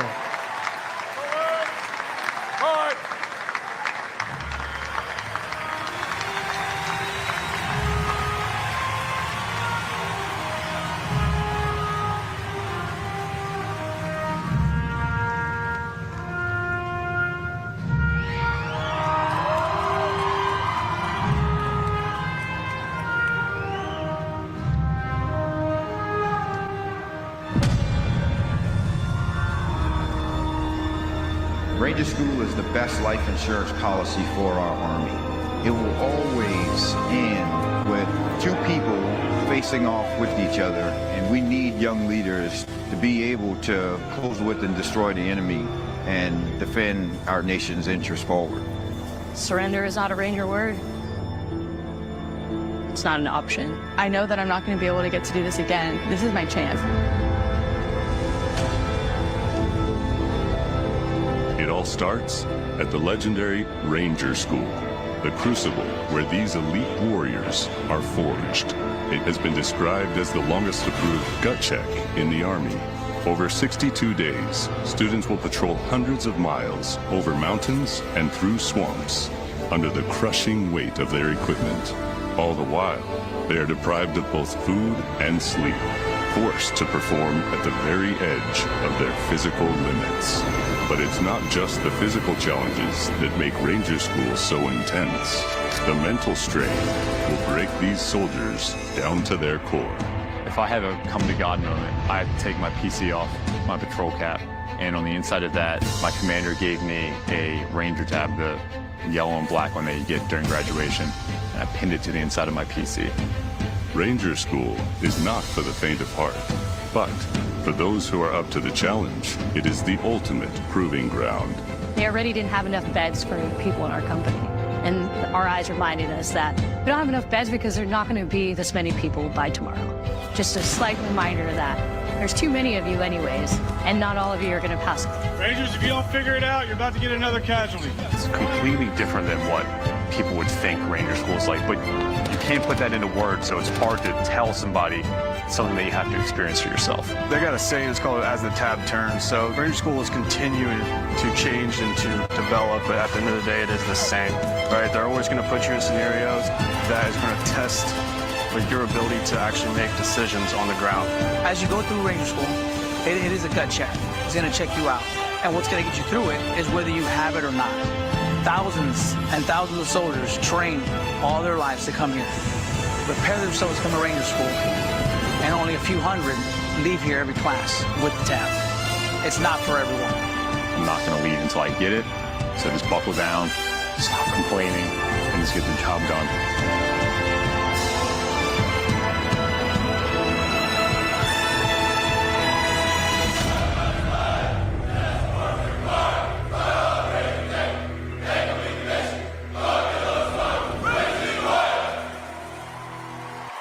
Please welcome country music sensation and proud supporter of our troops, Warren Zeiders.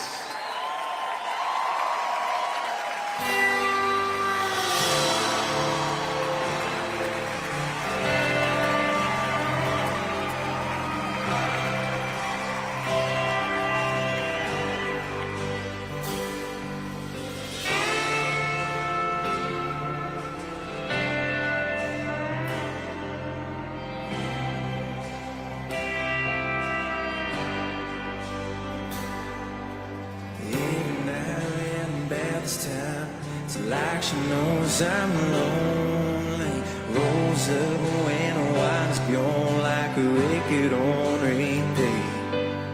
Laying on old memories and talking about what it used to be. She'd probably be the death of me. But damn if it ain't sweet, she's my pretty little poison.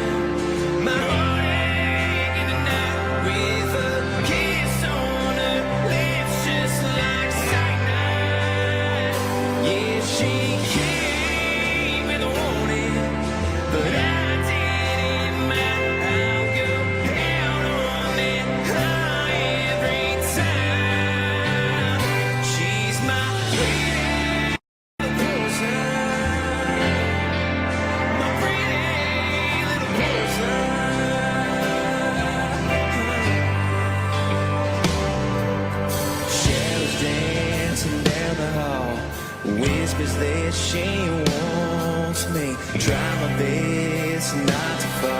she falls into me. We all need some kind of fix. For me, she's the one to pick. Nothing else will do the trick. She's all I need. She's my pretty little poison, my heartache in the night, with a kiss on her lips just like cyanide. Yeah, she came with a warning, but I didn't mind. I'll go out on that high every time. She's my pretty little poison, my pretty little poison.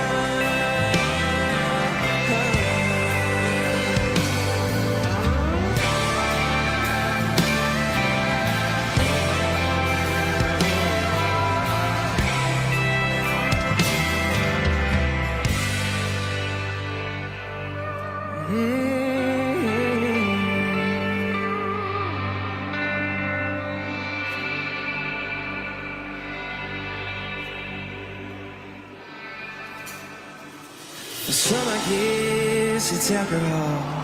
I don't want none of y'all. I just want you. No, I just want you.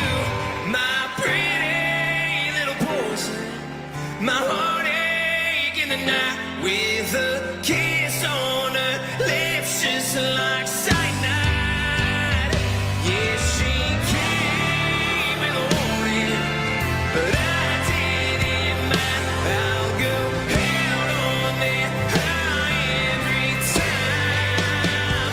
She's my pretty little poison, my pretty little poison. She's my pretty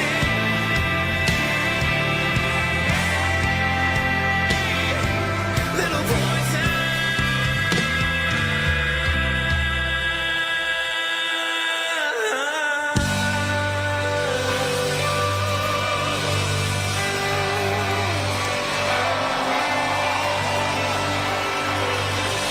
Thank you. I'm not gonna lie, y'all, I'm nervous, but I would just like to say thank you so much for having me here tonight. I am just so fortunate to be here in front of y'all, and thank you guys so much for what you guys do. And honestly, happy birthday, y'all. Happy birthday.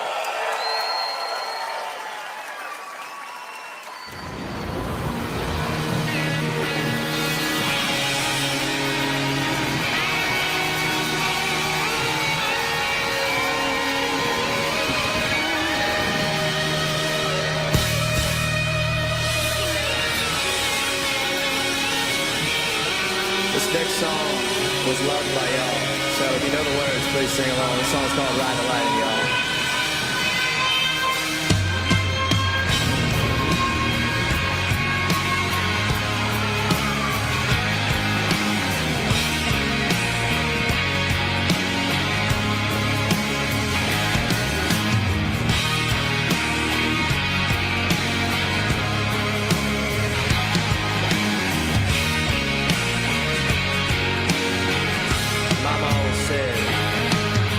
Mama always said I was born on the white side.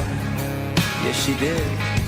One foot in the flames and the other trying to walk the line. Can't say I never saw it coming. I could see the warning signs. Mama always said I was born on the wild side. I guess Mama was right. 'Cause when the clock strikes midnight, gonna ride the lightning, feel the thunder, till the darkness pulls me under. Gonna fly on wings of fire, breathing good, Lord lifts me high. Singing, oh, when they call me on. Singing, oh, when they call me on. Gonna ride the lightning.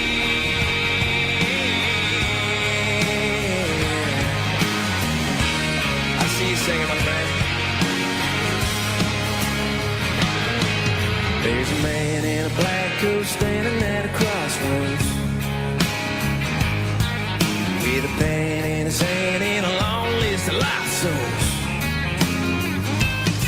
They say he flips a coin, fools, yeah, the fools go. There's a man in a black coat standing at a crossroads. I hope he lets me pass by when I close my eyes. Gonna ride the lightning, feel the thunder, till the darkness pulls me under.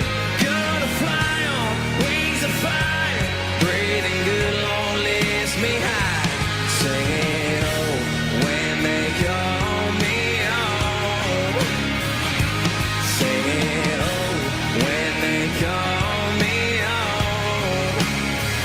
Gonna ride the lightning, ride the lightning, ride the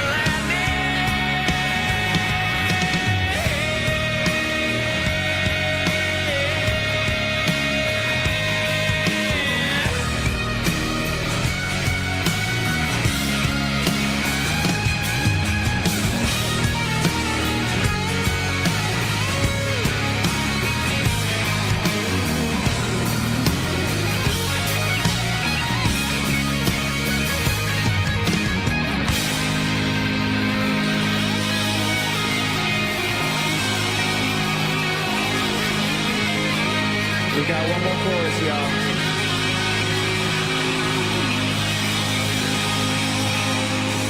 Gonna ride the lightning, feel the thunder, till the darkness pulls me under. Gonna fly on wings of fire, breathing good, Lord, lifts me high. Singing, oh, when they call me home. Singing, oh, when they call.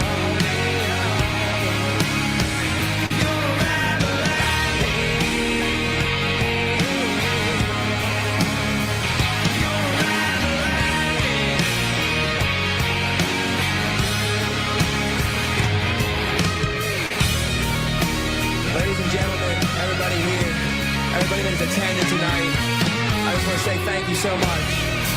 And I'll leave y'all with this. I'm more in Zeiders, y'all. Thanks for having me.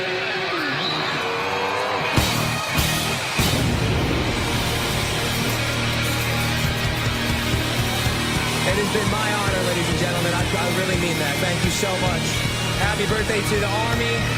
Happy birthday to our President, Donald Trump. Amen, y'all. God bless America, baby!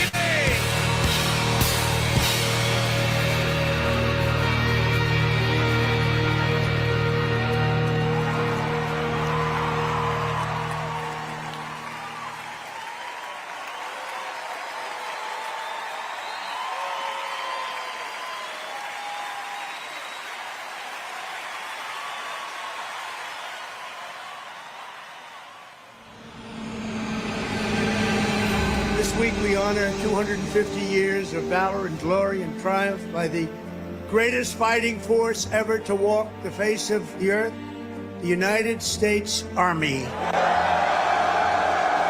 Each of you on the field today is among the most talented members of your generation. You could have done anything you wanted. You could have gone anywhere. You could have gone to any school. Matt's incredible heroism helped ensure that not a single American soldier died in the Battle of Shock Valley. For 2.5 centuries, our soldiers have marched into the raging fires of battle and obliterated America's enemies. The dignity, daring, and devotion of the American military is unrivaled anywhere in history and any place in the world. Our soldiers do not rest until they win. Our citizens know that you're standing guard, killing terrorists, crushing our enemies, and keeping America safe. But you're also keeping it strong and proud and mighty and free. This week we remember that we only have a country because we first had an army. As President of the United States, let me express my undying gratitude for every soldier here today, for every veteran and their incredible families, and for every patriot who has worn the uniform. Our debt to you is infinite and everlasting. With the grace of God, America will always prevail.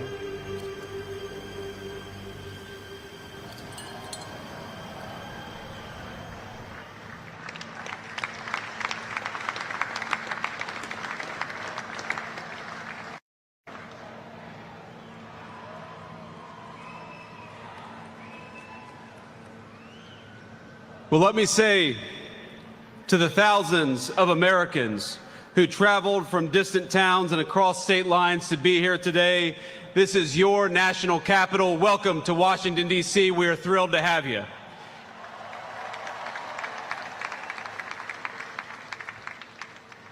This evening, as we celebrate the 250th anniversary of the United States Army, the oldest branch of the greatest fighting force ever known to man, I want to say to all the soldiers all across our nation's capital and all across the world, happy birthday, soldiers. We're proud of you.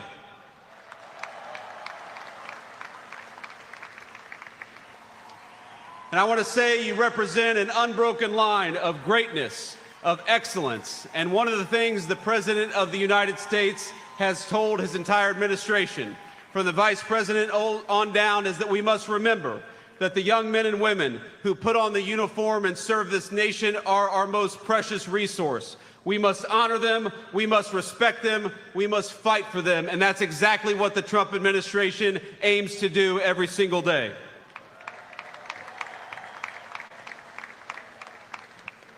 And so to our soldiers, we're so proud of you, and let me tell you that the way that we honor and respect you is, number one, we never ask you to go to war unless you absolutely have to. And number two, when we do ask you to go to war, we give you the weapons and the support needed to kick the hell out of the enemy and come back home safely.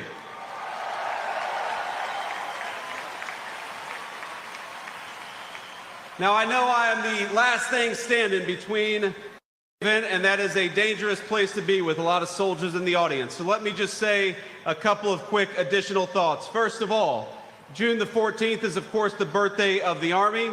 It is, of course, the birthday of the President of the United States, and happy birthday, Mr. President. But I would get in trouble if I didn't mention that it's also my wedding anniversary. And so to my lovely wife, I love you, honey, happy anniversary, and thank you for everything that you do for our country. So without further ado, it is my pleasure to introduce the 45th and 47th Commander-in-Chief of the United States military, President Donald J. Trump.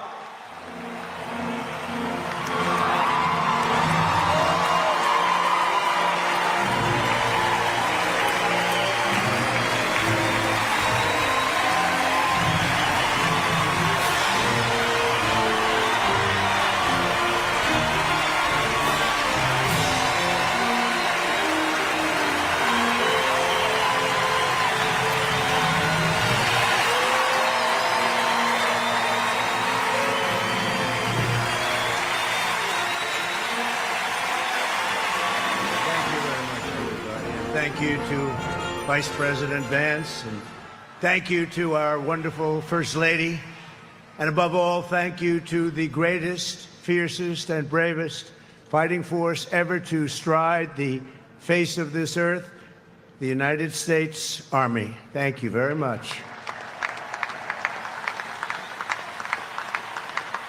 Because the Army keeps us free, you make us strong, and tonight you have made all Americans very proud. They're watching from all over the world, actually. Made them all very proud. Every other country celebrates their victories. It's about time America did too. That's what we're doing tonight. And watching this magnificent display, our souls are filled with gratitude for every generation of warriors who have worn the uniform all the way back to the very beginning, so to every veteran across our land and right here in our nation's capital, including 6 recipients of the Congressional Medal of Honor, we love you, we honor you, and we salute your noble service to our flag and to our country. As we celebrate tonight, we also think of the hundreds of thousands of Army soldiers who have made the supreme sacrifice for our nation and selflessly laid down their lives in every war, from the Revolution to the War on Terror. To the Gold Star families with us today, the courage of your heroes is the bedrock on which our entire nation stands. We thank you. Yes, we thank you. Today we commemorate an event that did not just change American history, but changed the history of the entire world, with the creation of America's Army on June 14th, 1775. Liberty got its shield and the freedom got its sword. Those first Army patriots in the American Revolution fought against a fearsome enemy and impossible odds, but they were armed with a righteous cause. They were led by an indomitable commander, a truly great man, General George Washington, and they were united by an eternal creed. Their motto was victory or death. Over the past 2.5 centuries, our warriors have shown unrivaled valor on fields of battle around the globe.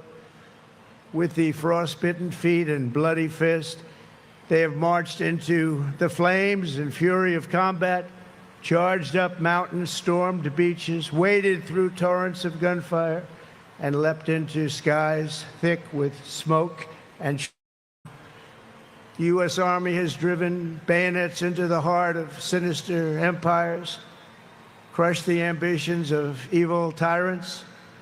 Beneath the threads of American tanks, it's done so well, it's done so much, and sent the devil himself flying into full retreat.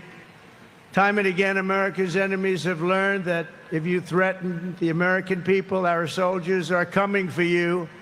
Your defeat will be certain, your demise will be final, and your downfall will be total and complete.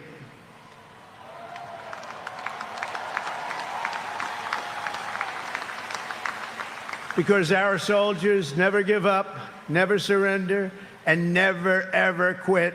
They fight, fight, fight, and they win, win, win. And that's why no institution in history has entered more names into the roster of American heroes than the U.S. Army, the Congressional Medal of Honor, more than anyone or anything. There was Mad Anthony Wayne, asked by George Washington to lead a daring midnight raid up the cliffs of Stony Point with unloaded muskets and only their bayonets to fight the redcoats. Mad Anthony replied, "Issue the order, sir, and I will storm into hell for you." Then there was the Civil War general, John Corse, shot in the face in combat. He fired off a message to his commander: "I am short a cheekbone and one ear, but I am able to whip the hell out of all of them." He stayed on the front lines, it seemed forever. In World War II, there was the great Creighton Abrams, besieged on all sides by the Nazis at the Battle of the Bulge. He boldly proclaimed, "They've got us surrounded again, the poor bastards." This is the fighting spirit and unyielding force of the U.S. Army. It has never changed, and it will never, ever change, because there is no earthly force more powerful than the brave heart of a U.S. infantryman or an Army Ranger, paratrooper, or Green Beret. They are the best, they are the finest. From Bunker Hill to San Juan Hill, from Gettysburg to Guadalcanal, from Yorktown to Shiloh, and from the trenches of the Argonne to the mountains of Afghanistan, the Army has forged a legacy of unmatched courage, untold sacrifice, and unequaled and undying glory. Our soldiers have poured out their blood by the bucketful on Missionary Ridge and Heartbreak Ridge, on the sands of Sicily, Normandy, and the Philippines, and on the dusty streets of Da Nang, Baghdad, and Fallujah. Thanks to their extraordinary service and devotion, 250 years later, America stands tall, America stands proud, and America stands free. We're the hottest country in the world right now, and our country will soon be greater and stronger than ever before. Down through history, we've been blessed beyond words by this valiant legion of Army warriors and patriots, heroes and legends. And tonight we affirm with unwavering certainty that in the years ahead and in every generation hence, whenever duty calls and whatever danger comes, the American soldier will be there.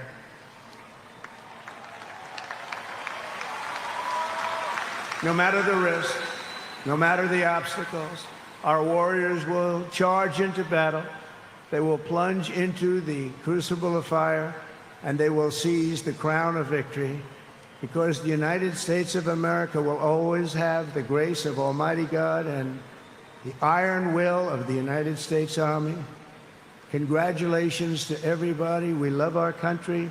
We've never done better. Thank you. God bless you. God bless the Army, and God bless America.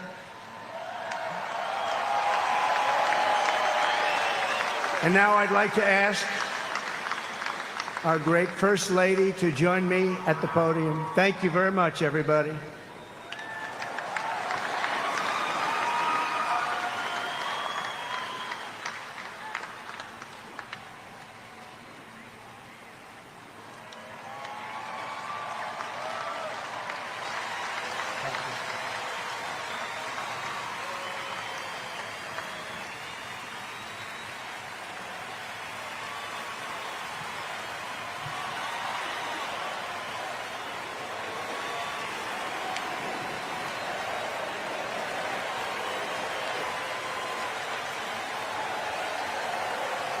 Mr. President, on behalf of the United States Army, the Army Golden Knights, I would like to present to you this flag, which was flown over our nation's capital in free fall during the Army's 250th birthday celebration.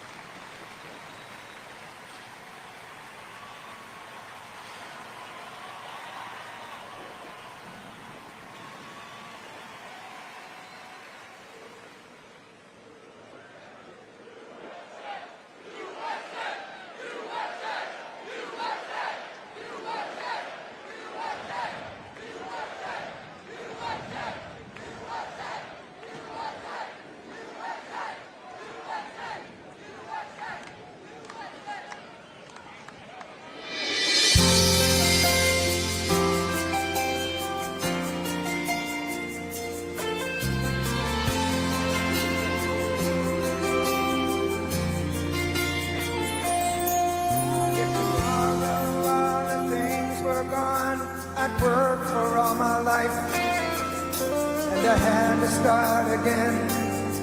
Just my children and my wife. Thank my lucky stars to be living here today, 'cause our flag still stands for freedom, and they can't take that away. And I'm proud to be an American, where at least I know I'm free. I won't forget the men who died, who gave that right to me. And I'd gladly stand up next to you and defend her still today. 'Cause there ain't no doubt I love this land. God bless the USA.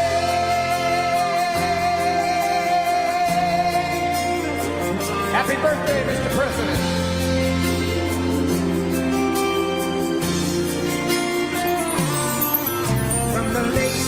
Minnesota to the hills of Tennessee, across the plains of Texas, from sea to shining sea, Detroit to Houston, and New York to LA.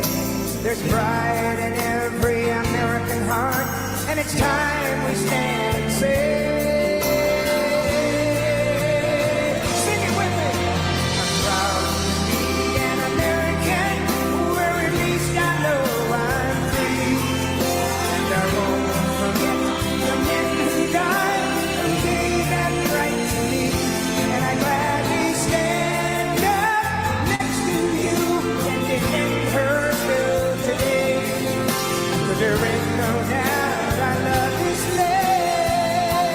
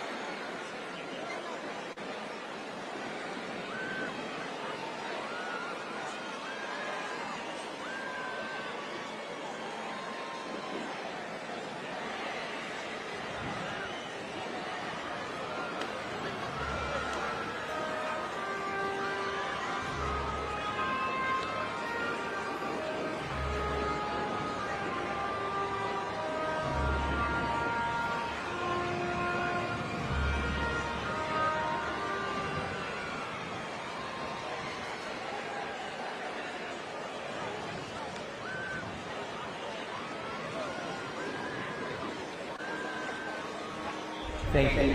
Thank you. Thank you, U.S. Army. Thank you. Thank you. Thank you. Thank you, Army, for 2 years.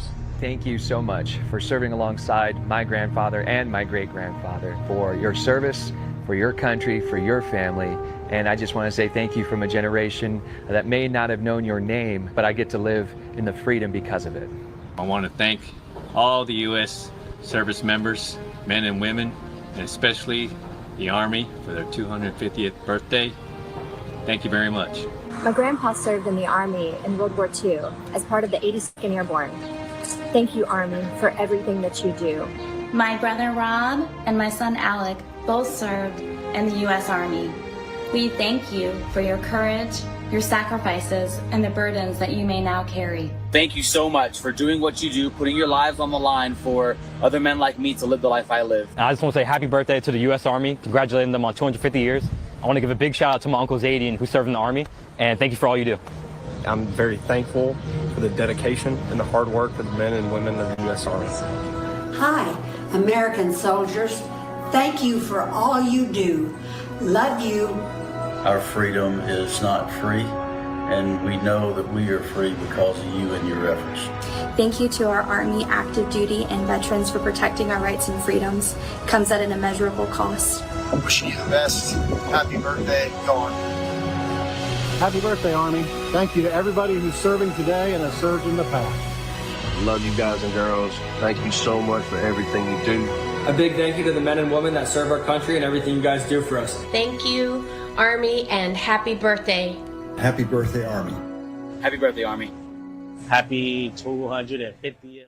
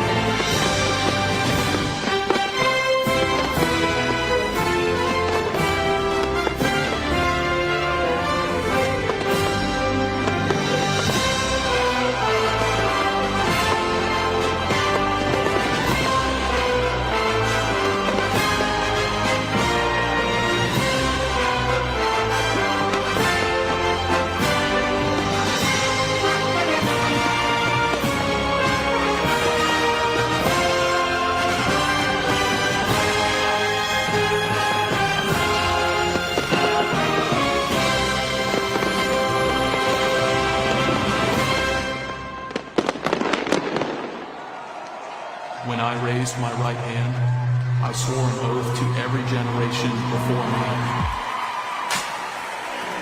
I wear the same branch insignia as the soldiers who crossed the Delaware. Before there was a nation, there was an army.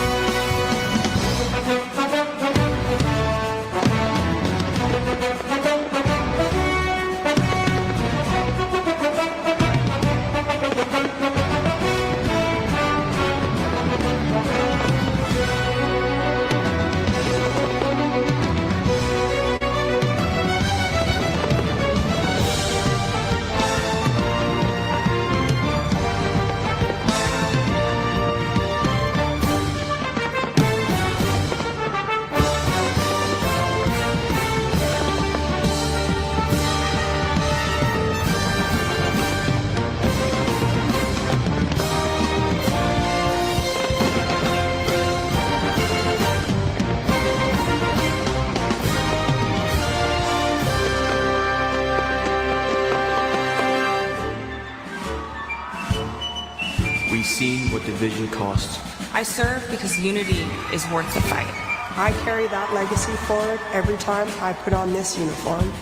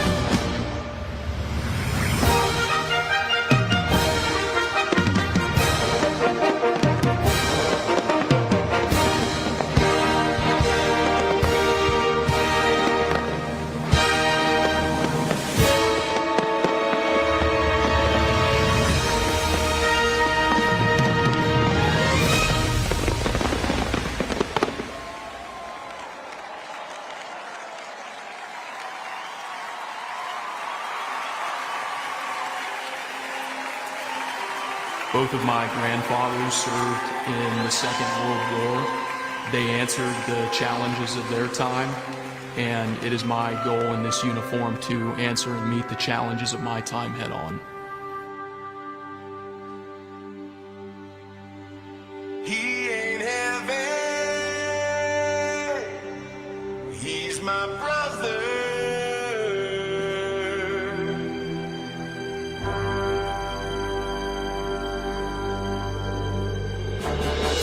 Duty, honor, country. Those three hallowed words reverently dictate what you ought to be, what you can be, what you will be. Heads are up, the chests are out, the arms are swinging, and cadence count. Sound off. 1, 2, sound off. Bring on now. 1, 2, 3, 4, 5, bring on.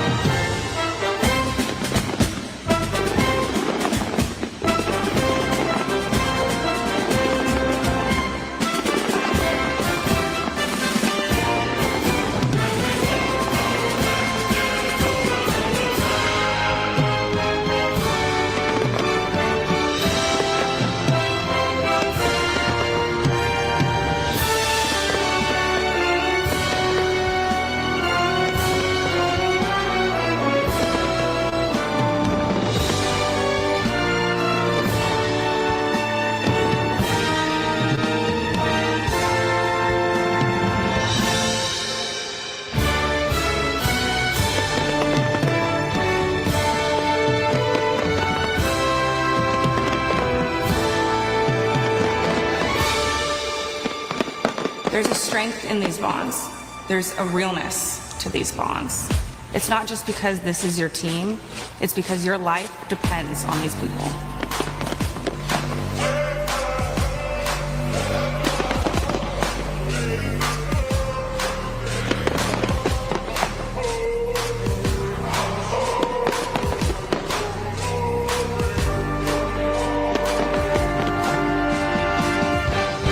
I am an American soldier. I'm a warrior and a member of the team. I serve the people of the United States and live the Army values. I will never accept defeat. I will never quit. Trained and proficient in my warrior task and drill. I am an expert and I am a professional. Enemies of the United States of America in close combat. I am a guardian of freedom and the American way of life. I am an American soldier. I am an American soldier. I am an American soldier. So on we go, 'cause welfare is my concern. No burden is he to bear. We'll get there. For I know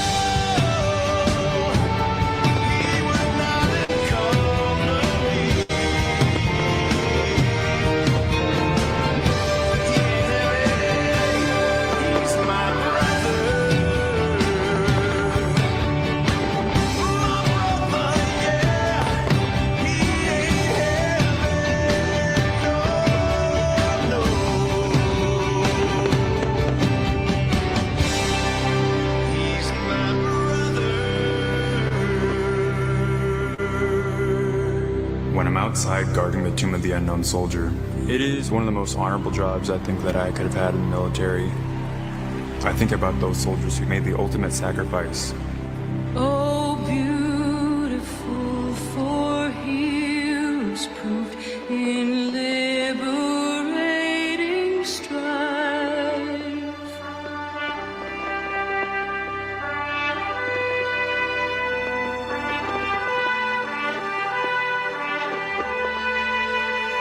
Who more than self their country loved, and mercy more than love.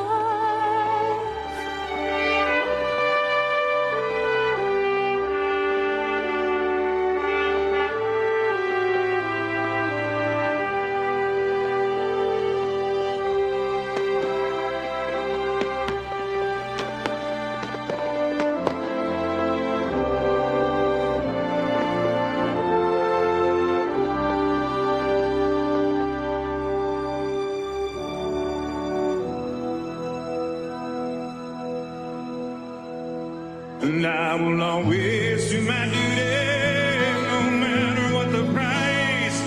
Hey, I've counted up the cost, I know the sacrifice. Oh, and I don't want to die for you, but if dying's asking me, I'll bear that cross with honor. Hey, freedom don't come free. I'm an American soldier, an American. Beside my brothers and my sisters, I will proudly take a stand. With liberties in jeopardy, I will always do what's right. Man, I'm out here on your front line. Sleep in peace tonight. American soldier, I'm an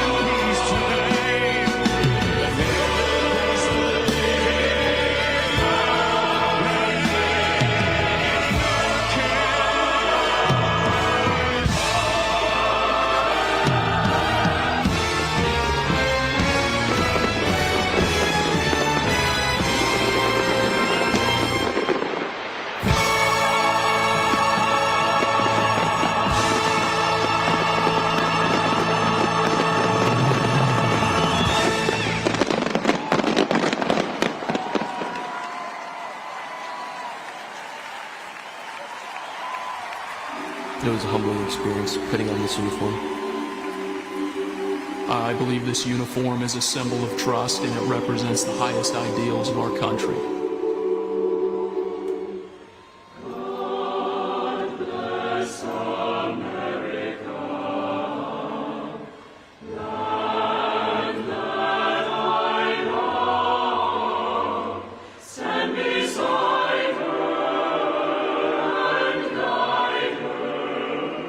Through the night with a light from above.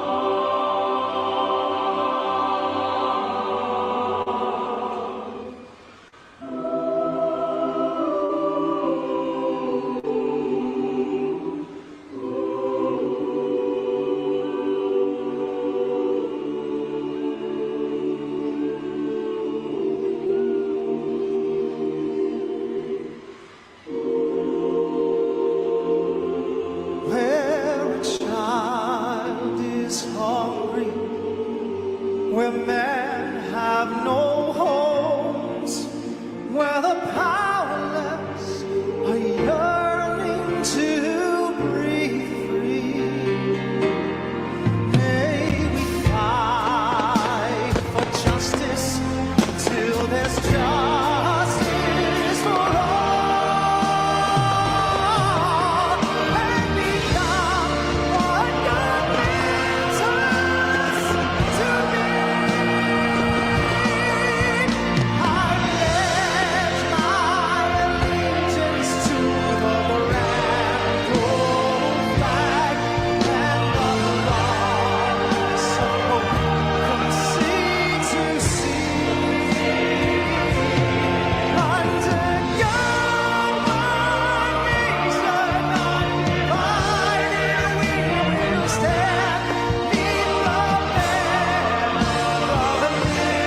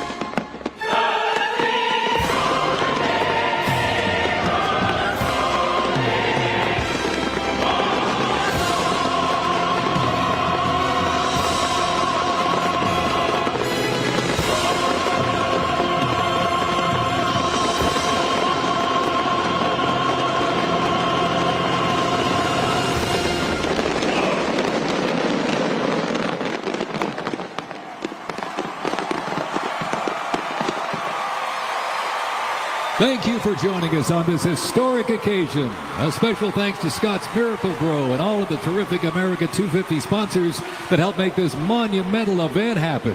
And to you here in our audience or watching at home, to those in our U.S. military who are currently serving, have served, or being remembered. Thank you for celebrating in the greatest country in the world. God bless you and God bless America. Good night.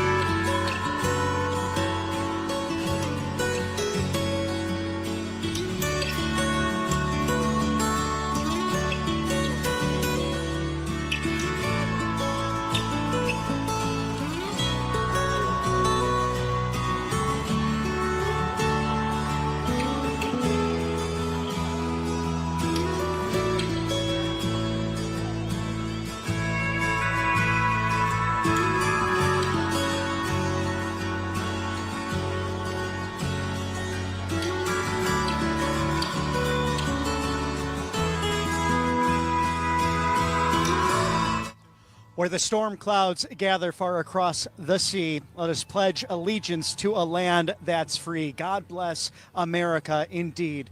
On this beautiful 250th anniversary, happy birthday to the Army. Army Strong, which kicks off a Jubilee year of celebrating this great country, nearly 250 years young.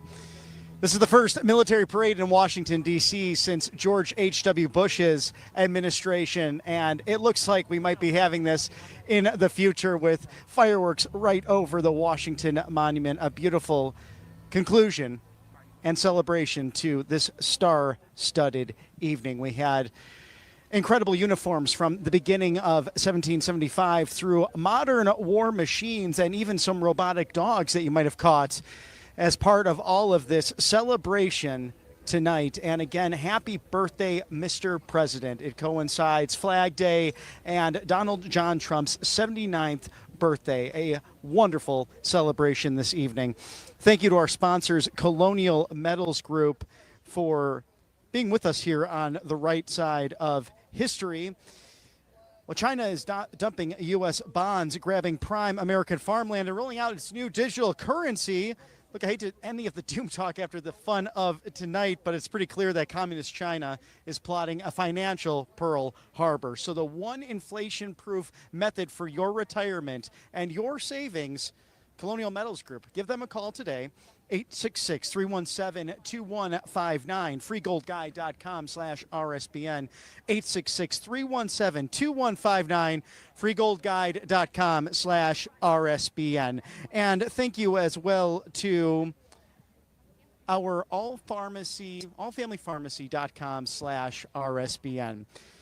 They are your go-to for ivermectin, hydrochloroquine, methylene blue, essential medications, over 200 antibiotics, as well as emergency medical kits that you can use in a disaster. We thought it would rain on us today. It did not happen. It could later on. But what if there's a storm in your life? It could be financial. It could be a natural disaster. You need that medicine cabinet filled and taken care of. Again, allfamilypharmacy.com/RSB.